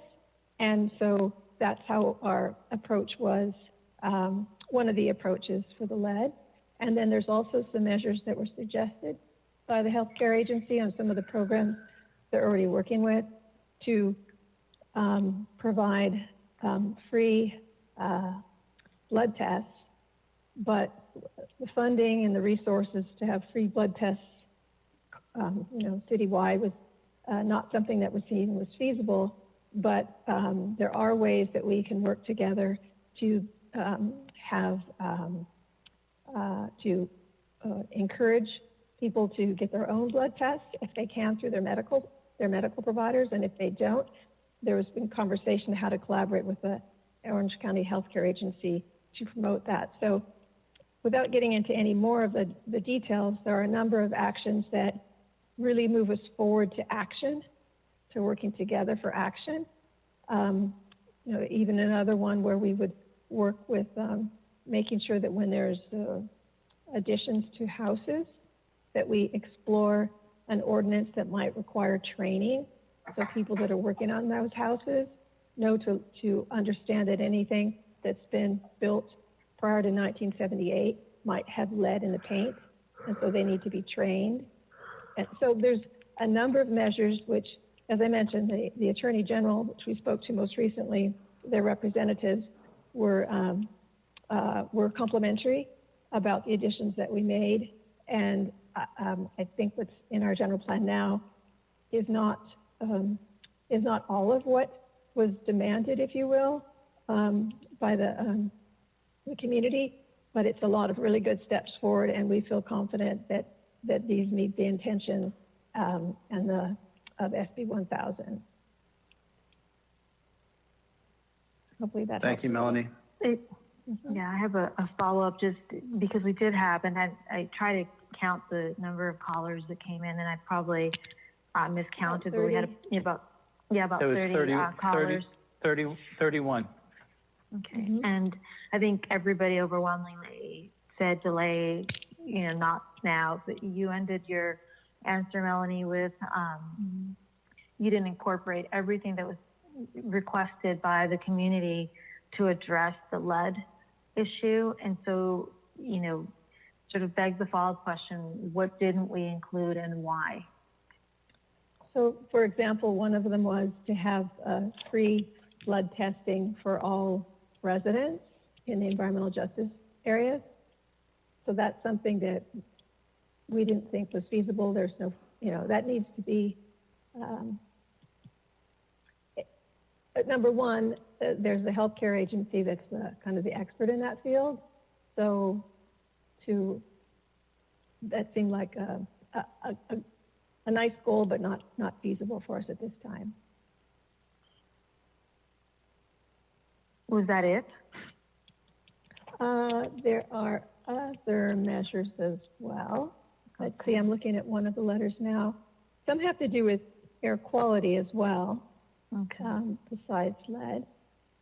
The other key one was that there was a strong request to do the health, the public health plans now. So the public health plan, they would outline how lead would be addressed. So again, as I mentioned before, we're very much open to those kind of solutions, but our recommendation was to look at best practices, talk to the healthcare agency, the Department of Toxic at the state level, and kind of know what we're getting into, and then work together with everyone to pull together. Another action that's in here is to create a baseline of the lead contamination, the extent of it, and work together as a group to do that, again with UCI, but also with some of the other regional organizations to affirm the data and all agree on the same baseline information. And My next question relates to the Attorney General letter that was issued to the city and then the response. I didn't get the response from the city that was dated October 30th until this afternoon, so I didn't really get a chance to go through it as I would have liked. And so I don't know, maybe I'll table that question in case, in case we run out of time, but I think that remains something I would like to discuss. But we can hold on that, Mark, because I'm sure there are other questions. Okay. Okay, thanks. So you're set for now? I am, thank you. Okay. Commissioner Morrissey. Tom? Yes, thank you. I'm unmuted now. Okay. I do have a few more questions. In response to some of the things I heard, it seems like it'd be clearer to have a separate document with environmental justice items containing all the environmental justice items. I'm searching through the document trying to find where some of these issues are. So as I understand it, there's significant lead poisoning. Have we identified those areas, and are they located on any maps or identified in any way? I guess I would offer, Commissioner, that if we would like to get a stronger foundation on number one, how the environmental justice areas are identified. It's through a number of indicators, and on the website, there's a whole section that's on environmental justice. And within there, there's a more depth study that answers your question on where are the areas that show higher areas of lead, which could be because they're next to freeways and roads, or could be because of industrial. So there's lots of resources on the website, and if we needed to get into that depth, we could certainly do so. Well, my other concern in that regard is the EIR had identified 555 sites with significant environmental issues, but no mitigation was required. So I'm hearing two different things in terms of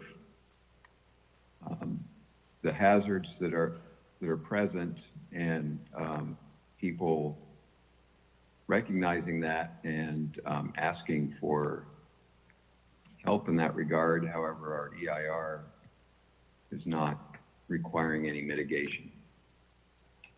This is Joanne. Can I make one comment about that? Please do. Yeah, I think that is very confusing to people. The EIR has to address potential impacts of the proposed project, the general plan update, in comparison to existing conditions. So it is not the CEQA realm to remedy those existing hazardous conditions. So the EIR lists the policies and everything, but the EIR under CEQA very specifically has to address the impact of the project in comparison to existing conditions, but not to fix existing conditions. So that goes across the board. So the inadequate park and open space right now, it's the same situation. It's inadequate, but our analysis starts with what does the project growth plan update generate, and that's what it has to mitigate.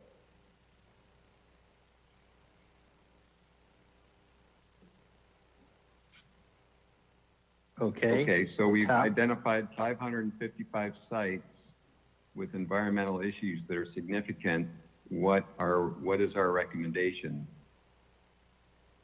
Well, Joanne, how would you use that in the general plan? Those sites are under regulatory control, and a lot of those have already been cleaned up.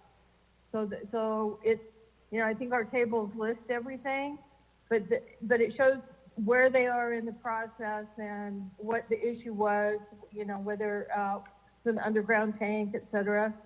But it's, primarily regulatory. It doesn't come under the city's jurisdiction. It's DTSC, Department of Toxic Substance Control. But And the it Regional Water affects the Quality people who Control live in the city. So Commissioner Morrissey, so that's part of what the opportunity has been here as we've all gotten more engaged in environmental justice, is it's an opportunity for the city to do what we can do to facilitate the regional entities like Department of Toxic Substances, that is their job to regulate these things. Air Quality Management District, it is their job and their expertise to oversee some of their quality permits. So it's our opportunity now that we're all more aware to see where the city can facilitate. But as Joanne is mentioning, those sites are monitored, tracked, and are the responsibility of other government agencies. So that's where we're looking for opportunities, which we've identified in some of these implementation actions, where we can start to make some positive change. And actually, we've been in contact with the Department of Toxic Substances to have them assist where they can, see what grant funding they can provide to help do some studies. So it's about building those relationships and partnering with those government agencies that are really tasked with those hazardous topics. Does that help a little bit? Chairman, this is Mintai. Can you hear me? I can hear you. Yes, so I'm sorry, but I've been having some technical difficulties and I wanted to join in on the conversation regarding the lead issue. As our staff mentioned, we did follow up with the AG as to the letter, as well as speaking to the AG about some of the many policies and implementation action that we provided. It was a very positive conversation, particularly relating to lead. There's been policy that we have added that addresses how we can be a partner to addressing lead issues in our city. As you know, we are a regulatory agency on land use, time, place, and manner concerns as it relates to health concerns, many of which are outside of our agency's control, as mentioned by Ms. Hadfield.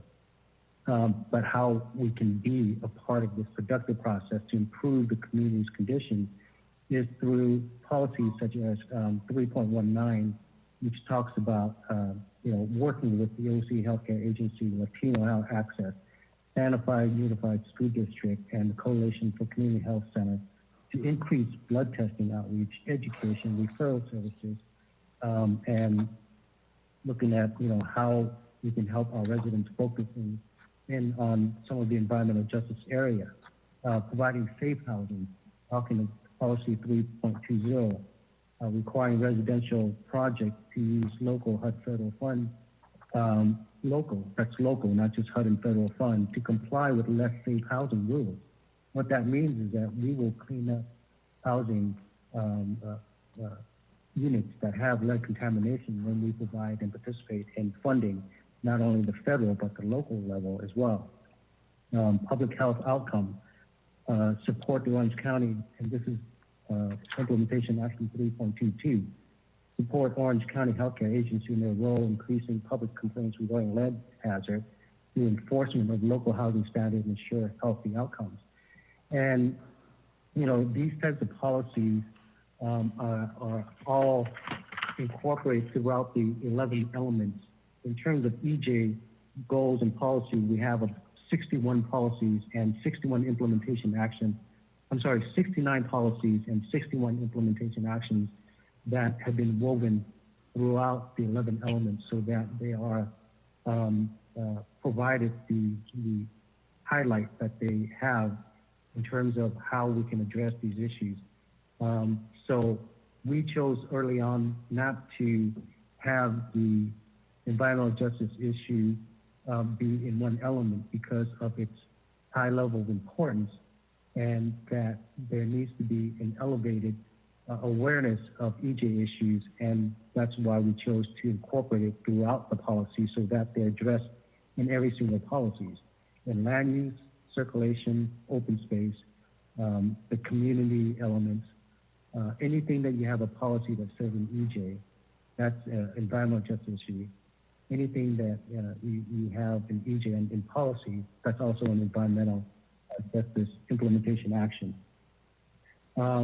The AG, in their letter to us, indicates the primary goal of SB 1000 is to look at how to address pollution in a community relating to exposure from air quality pollution, looking at promoting food access, promoting a safe and sanitary homes and community, promoting physical activities, and also access for the public to facilities that help active living, improving health and wellness, and also through the process of community engagement.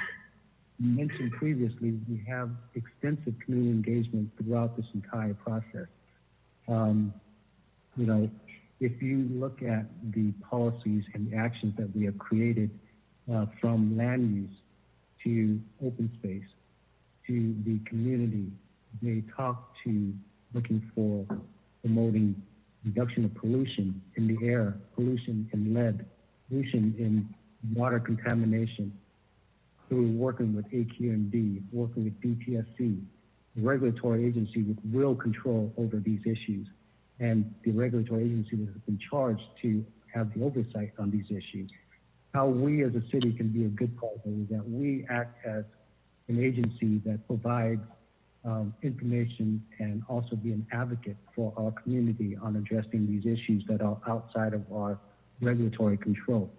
But where we do have ability to do so, we look at land use control to look at mitigating businesses that are here today and look at how we can either increase buffer, or working to potentially even relocation at some point, amortization out of land uses, things that we can do as we move forward under our land use control. So there are many of these examples of these that are woven throughout the entire general plan. And, I think it's very well represented in terms of how we address the issue. Again, the AG, when we had a follow-up conversation call with them in response to their October 16th letter, they were very complimentary. They understood better the mechanism we had for the outreach.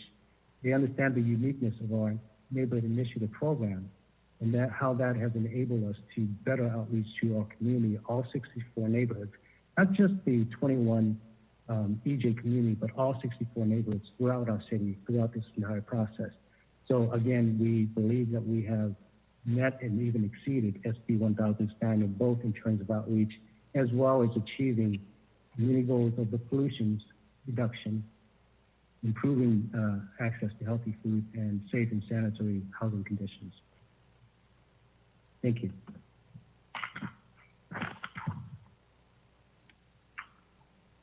Okay, Tom, any other questions?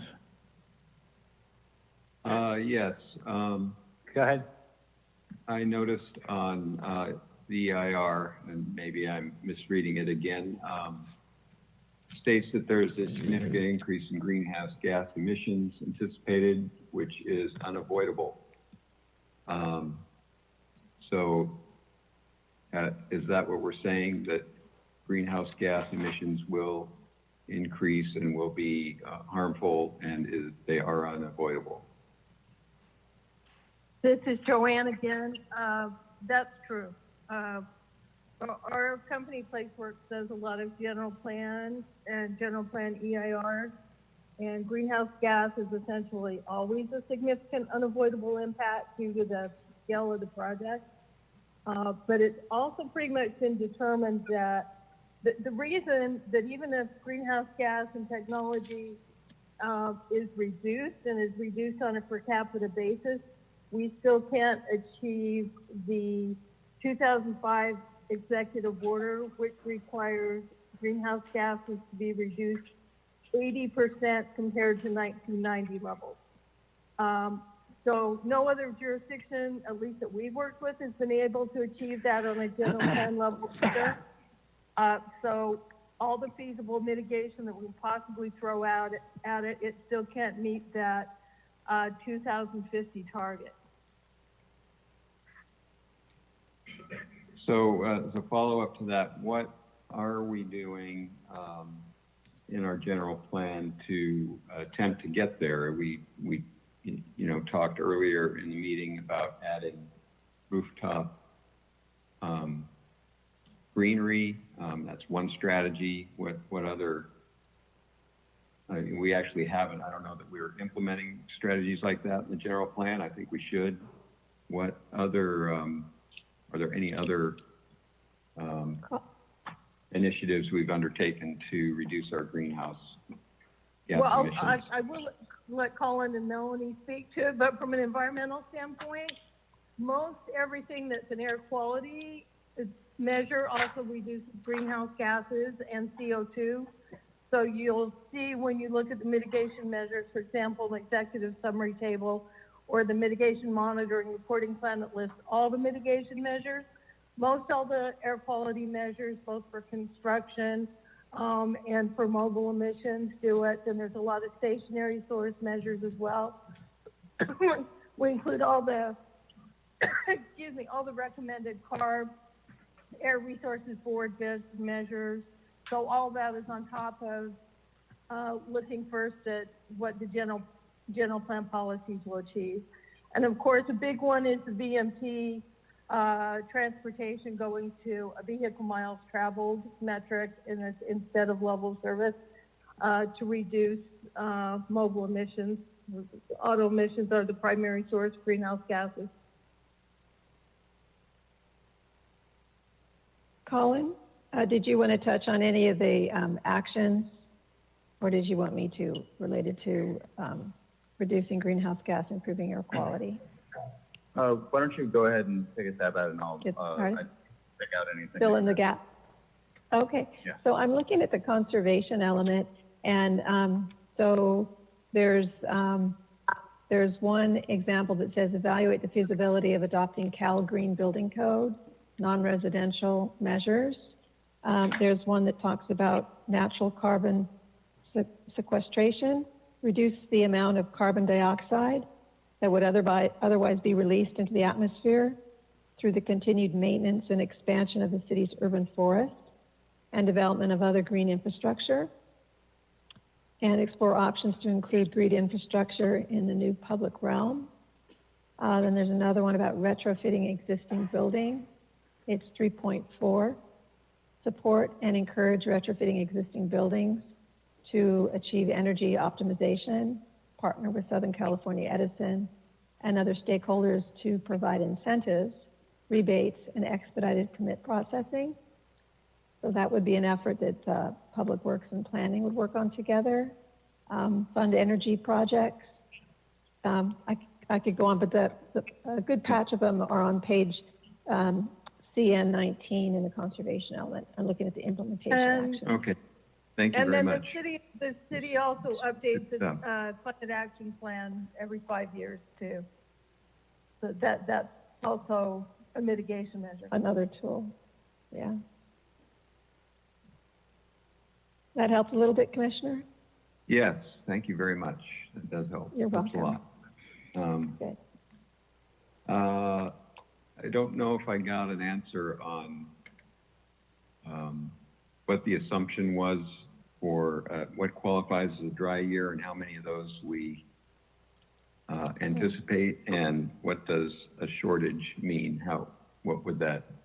I went back to Fusco's report and also the summary in the EIR. If you look at table 518, utility section 518-16, it quantifies that there's no water shortage for either a normal year or 3 dry years. And that's the requirement. And then the appendix with the detail from Fusco is Appendix HB. They make that same conclusion, that there's no deficit for build out of the general plan. Okay, So well, there's, Commissioner- I took the information from table 518.10, so I guess there was a, That might have been existing conditions. The impact analysis is 518-16. okay, thanks for clarifying that. Sure. So the other thing I want to clarify is that the open space element will include an additional 299 acres of parkland. Currently, that was our projected deficit. Vincent Min, would you like to take this one? The open space element sets a goal of achieving a standard of 2 acre per 1,000 residents. And that goal is inclusive of looking at how we can increase the existing level of open space for our residents, as well as for future development that creates additional demand for open space. So you're correct in terms of the projected of what's in the general plan open space element. We have a significant amount of to get to 2 acres per 1,000.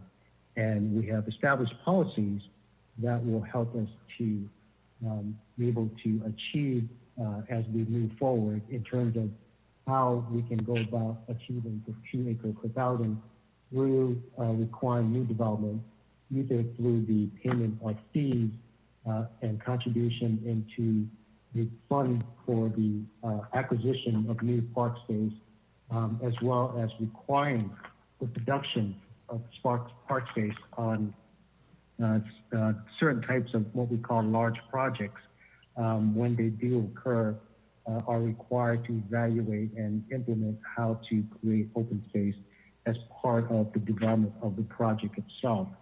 So that's one strategy. Another strategy is to look at how do we work with our sister agencies throughout our cities, such as the school districts, such as other public agency college districts that are also public landowner that serve the same population as we do, on evaluating how we can have shared use of space to help create additional parklands and open space for our residents. So the element itself sets high expectation in terms of goals and policy, and through the implementation, specifically as part of the park master plan, that will be an opportunity for us to start basically looking at how we can start to reduce some of the deficit that we currently have, and coupling that with ensuring that when we do develop new projects in the future, that they produce what's required. The goal is to basically help create additional open space and eventually meet the goal of 2 acres per 1,000 residents.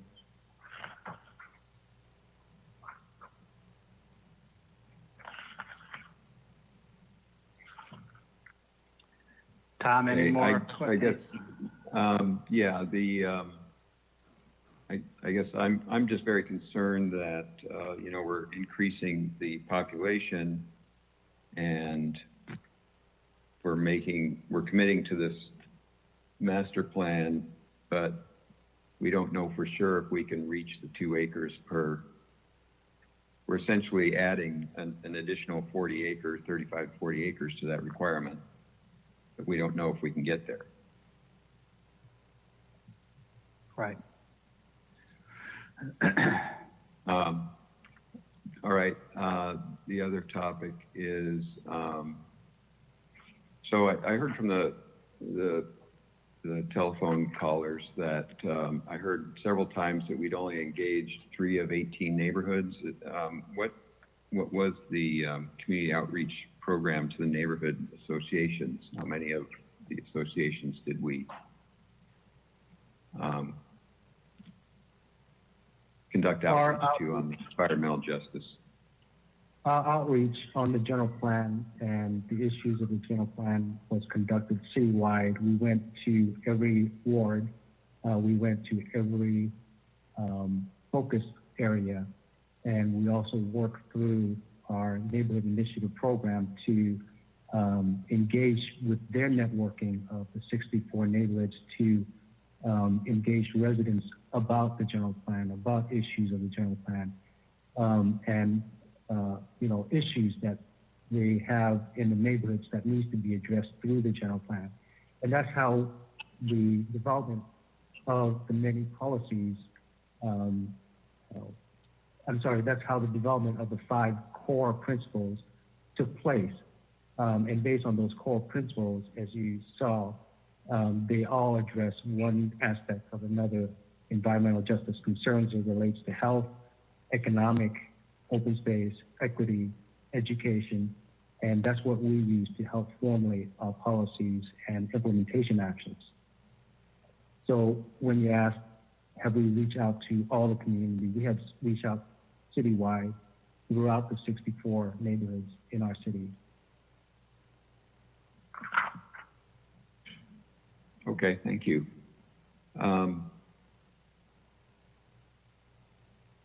So the last thing I would like to ask about is I noticed on the transportation element, we used to have a connection between Floral Park and Santiago Creek identified in the general plan, but it looks like that's no longer in the plan.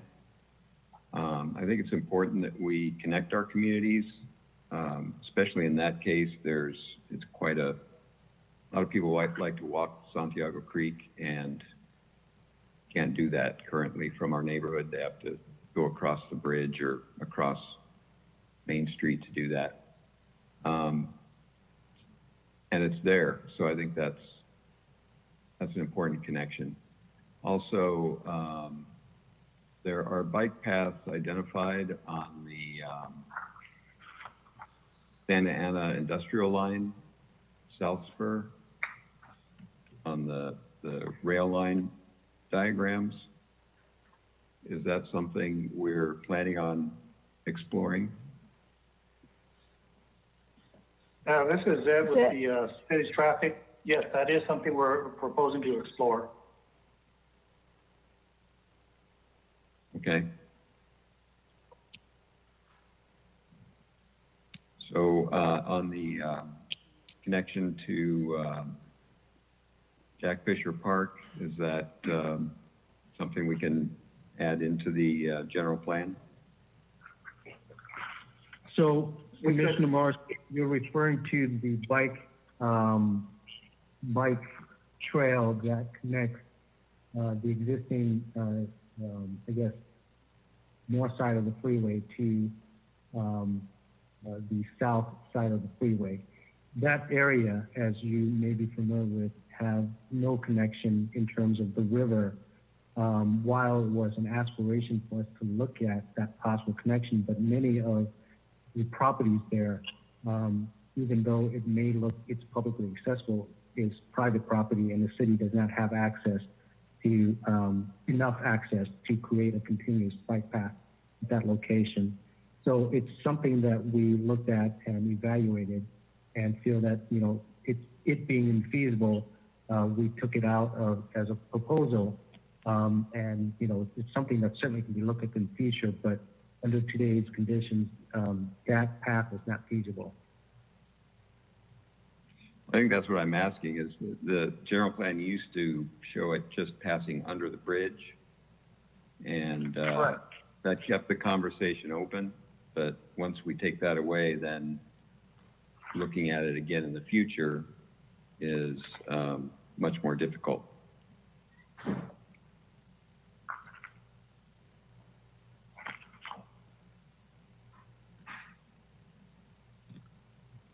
So I don't think it actually showed it going to Jack Fisher Park. I think that was open for discussion for the reasons you mentioned. That path has never shown any direction to Jack Fisher Park. Correct, but it was shown going under the bridge. Right, so. Under the Flower Street Bridge? No. As I mentioned. Under the 5? The freeway. Yeah, but that's all Caltrans. That's not the city. Correct. As I mentioned, we don't own the right-of-way in that area to be able to create the connection necessary to make that bike path happen. Right. Exactly. Okay.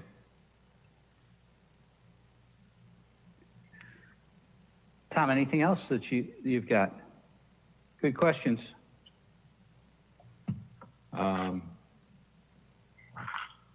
No, those were the last of my questions.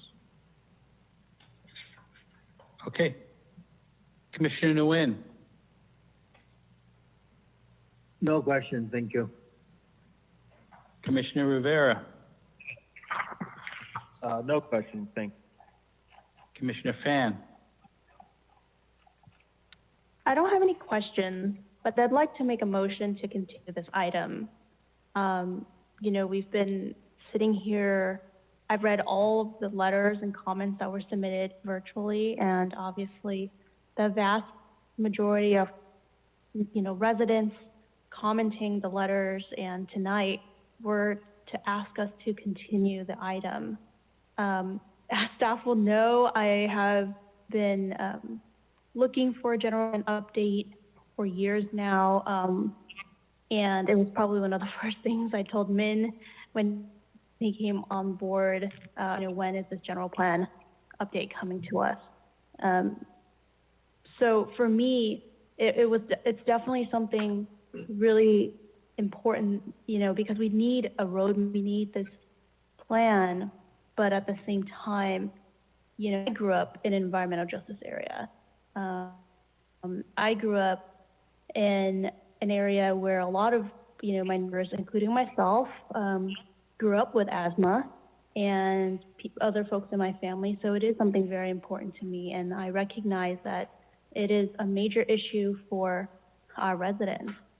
I really think staff has done a great job trying their best to do reach during a very difficult time.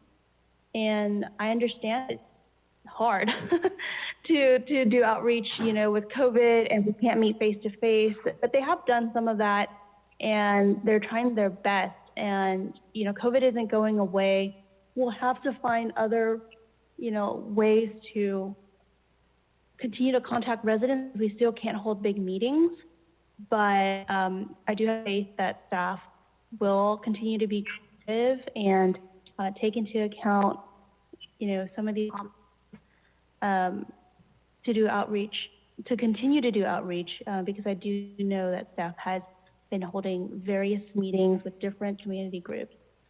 I really appreciated, I'm sorry, I don't remember the consultant's name or the city's consultant's name, you know, mentioning that an EIR and a remediation document, a forward-looking document based on, I mean, we have a baseline, but I do think that it's something for the city to consider in the long term, to, you know, to look to these contamination areas and whatnot. But given that we have a big change coming, and given that the community is, you know, speaking in unison and asking for some more time, I would like to make a motion to continue this to a date uncertain where Min and his team, you know, can do more outreach and then decide when to bring it back to the commission, and take into account all of these comments and notes from the residents. So that's my very long motion. Your motion is to continue. Go ahead, Felix. This is Commissioner Rivera, I second. Okay, so we have a motion and a second at this point in time. Is there any discussion, any further discussion that anybody wants to have at this point in time? Vice Chair Contreras-Leo? Cynthia? Yes, I'm here. Cynthia? Okay, I'm here. okay. So first of all, I'd like to, thank and acknowledge staff. They've been working on this diligently for 5 years. We can't forget, 5 years is a long time, a lot of resources. And they've been outreaching, and to their credit, it has gone out in 3 languages. It's unfortunate that COVID hit. Nobody saw that coming, and we don't have an end yet for it. So, unfortunately, city business still has to continue. We need to continue and move forward. The good thing is, this document is a living document. It's not set in stone. Outreach should continue and continue to be creative with how we outreach. I agree the youth is a huge component and should have a voice in their future. I've always believed in that.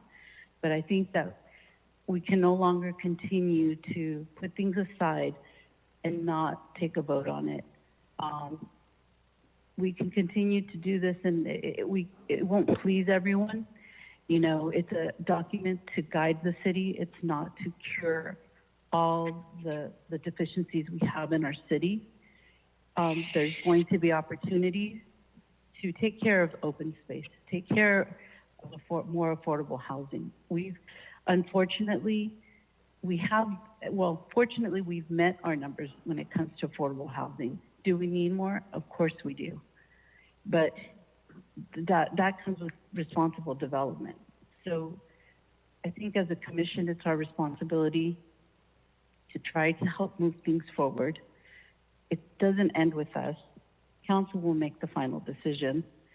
And we need to remember this is just a document that has guidelines on how to move our city's future forward, and that it can be revised at any time. We don't have to wait 35 years to revise it. So therefore, I feel that we should take a vote tonight. Thank you. Well, we have a motion on the table and a second, so. All right, anybody else at this point in time? Okay, hearing none.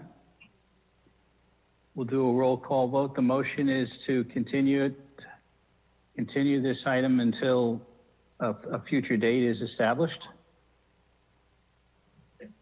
And Madam Secretary, do a roll call vote. Yes, roll call vote. Commissioner Garcia. I have to say that I am conflicted. On the one hand, I appreciate all the hard work that has gone into this the past 5 years, and I feel like it's time to act. On the other hand, I think that we would be remiss if we didn't listen to public comment and address the environmental justice issues, the Attorney General letter that we didn't even get a chance to discuss today fully. So I am very conflicted, but ultimately I think we have to go with a public request that we give them additional time to weigh in on some critical issues. But I do thank staff for all the work that has been poured into this proposed plan. So it's a very long but it's because I am conflicted. Thank you. Thank you. Madam Secretary, continue on. Okay, so Commissioner Garcia was aye. Commissioner Morrissey?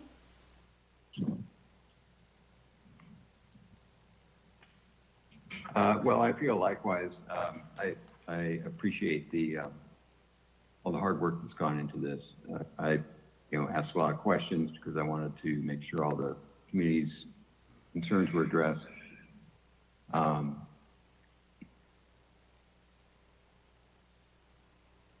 I think my concerns have been addressed.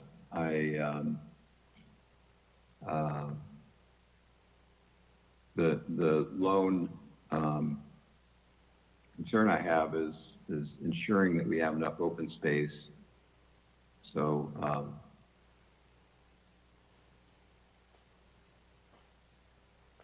and balancing that with the desire of the community, I think I have to vote to continue it. So it's aye. Okay, thank you. Commissioner Nguyen. The general plan update is long overdue, and a lot of people have worked very hard for the last 5 years, as well as over $2 million have spent for the general plan update. I have to vote no. I'd like to make a decision as soon as possible. So the general plan could be modified and changed along the way, but the decision must be made. And also, the ultimate decision will be the city council, not the planning commissioner.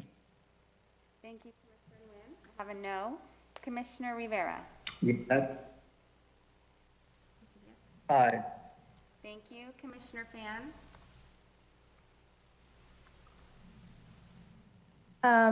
Aye. Vice Chair Contreras. Vice Chair Contreras-Leo. No. Thank you. No. Chair McLaughlin. As it was said before with everybody else, this is a tough decision. The fact is that I think takes nothing away from the fact that the planning department has done a good job and over the years to put this together. I think there's just a series of disconnects right now, and essentially we're sitting with no housing plan right now. We've got environmental justice, which has become a question, and all of this associated with it. So at this point in time, I have to say aye at this point for continuation. And it's a matter of also listening to what people have been saying. They want more of an input. If we have to do something, I think we have to set some goals and objectives on that and make it happen from that standpoint. But right now, it appears that I would say at this point in time, I need to have this continued. So basically, we have 5-2. Yes, motion is approved by majority vote with council members, Commissioner Nguyen and Vice Chair Contreras-Leo dissenting. Okay. All right. Do we have anything else at this point in time? We'll say at this point the issue is closed. And from the standpoint of staff, do you have any staff comments above and beyond all the comments we've had already today? Chair, this is Min Tai. I certainly appreciate the commission's perspective, and as staff, we respect your input as well as decision.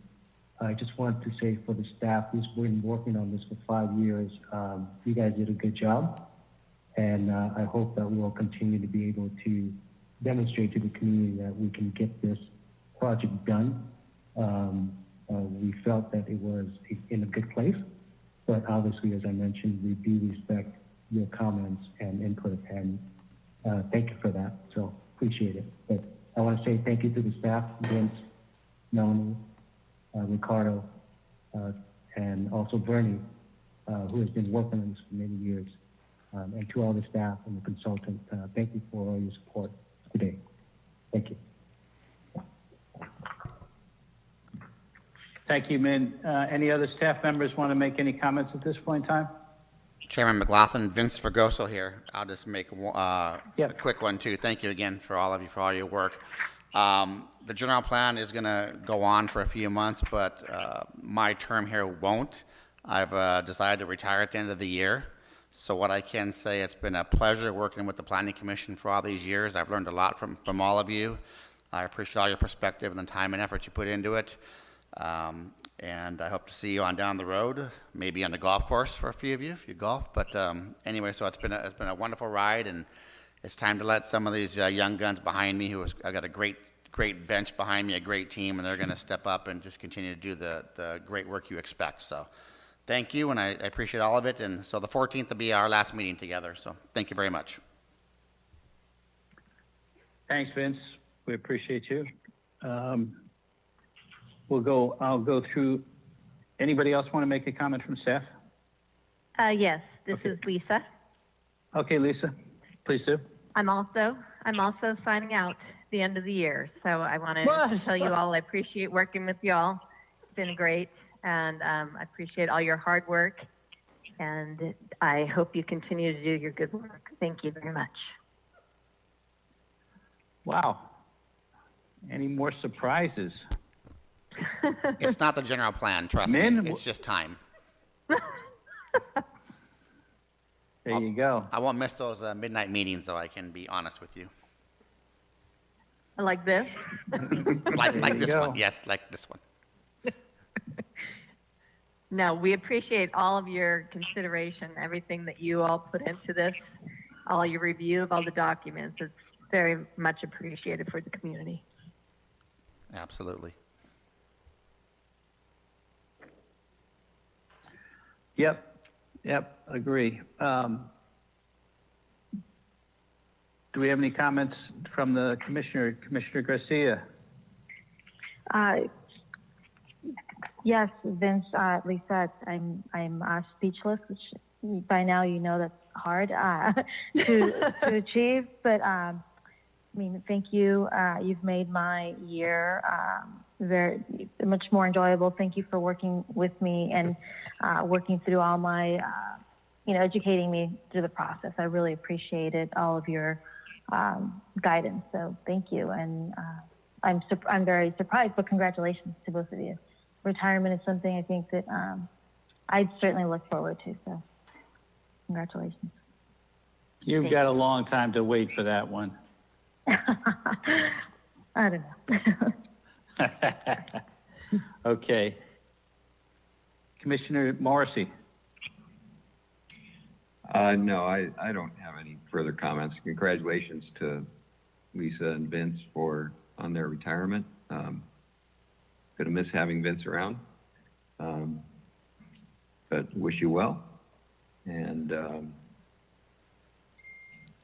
that's all the comments I have for today. Thank you. Okay. Thanks everybody for your patience. Commissioner Nguyen.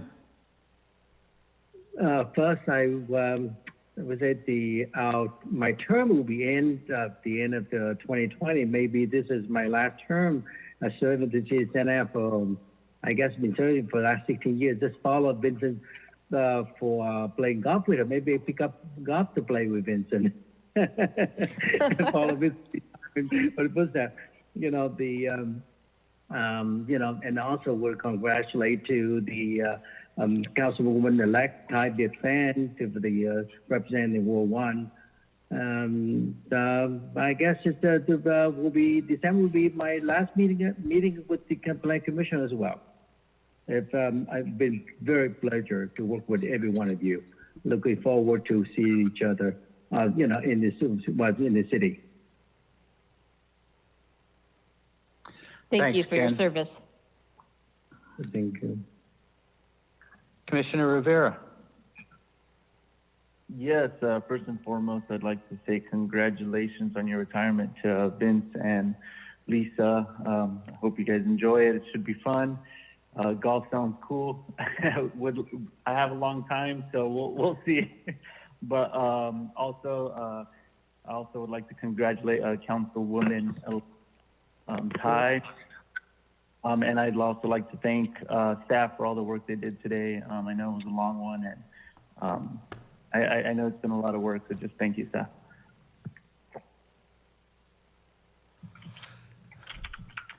Commissioner Fan. Hi, Chair. Vince and Lisa, I am simultaneously happy and excited for you and a bit jealous. Even though I'm a millennial and have a long way to go. But you know, Vince, I just want to say that I believe you were the first Santa planner I ever met. And, you know, I'm sad to see you go. And, you know, you and Lisa, I've sent many an email asking questions, and you've both always been very responsive. So I really appreciate that. I wish you the best of luck, steps of your journey, and thanks to my colleagues for unofficial congratulations. I'm sure we'll all be working together the next meetings and in the future. So, but thank you to everyone. And congrats again. Thank you. Congratulations to you. Yes. Vice Chair Contreras-Leo. Well, you know, I've known Vince for quite some time. So I say congratulations, but I hope it's, you know, not the last time we see you around. So I wish you the best. I'm sure your wife is excited for you to, you know, join her in retirement, and I hope that you travel and enjoy life. Lisa, thank you so much for your words of guidance and bringing us back to where we need to be so many times. And you will be missed as well. And I agree with Felix. Not only would I like to congratulate Councilwoman-elect Fan, but to all those that took that step and stepped up to run for office.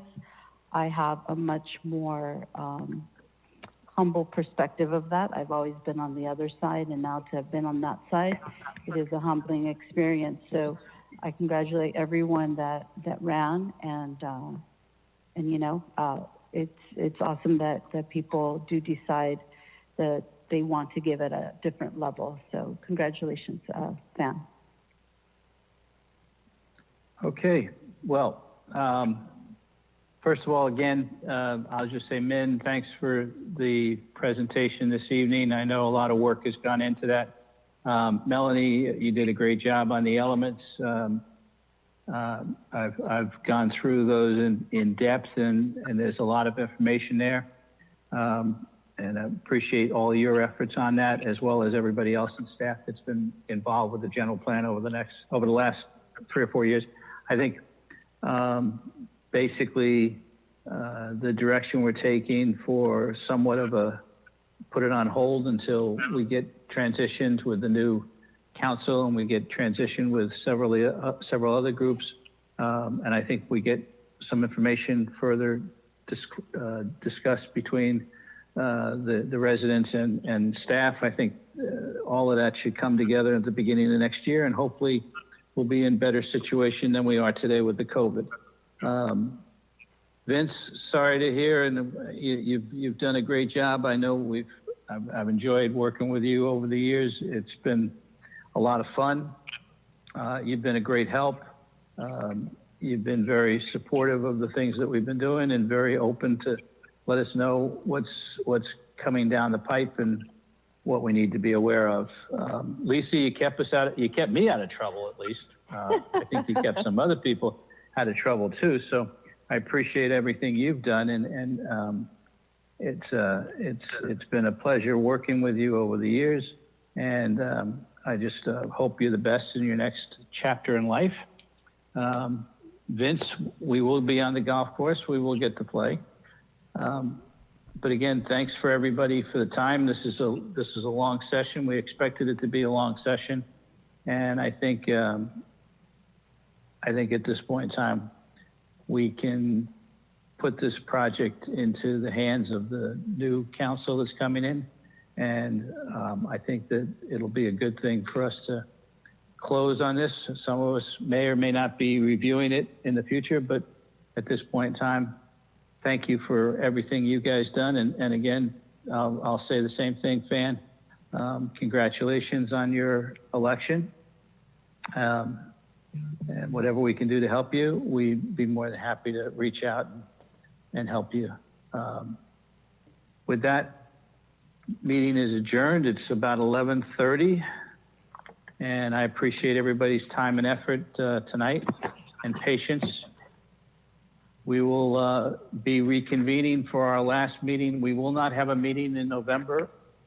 And we won't have another meeting in November. We will have a meeting on the 14th of December, and that will be our last meeting for the year. So with that said, meeting is adjourned. Thank you. Thank you. Thank you. Thank you. Thank you, Mark. Thank you. Good Good night, night. everyone. Good night. Good night.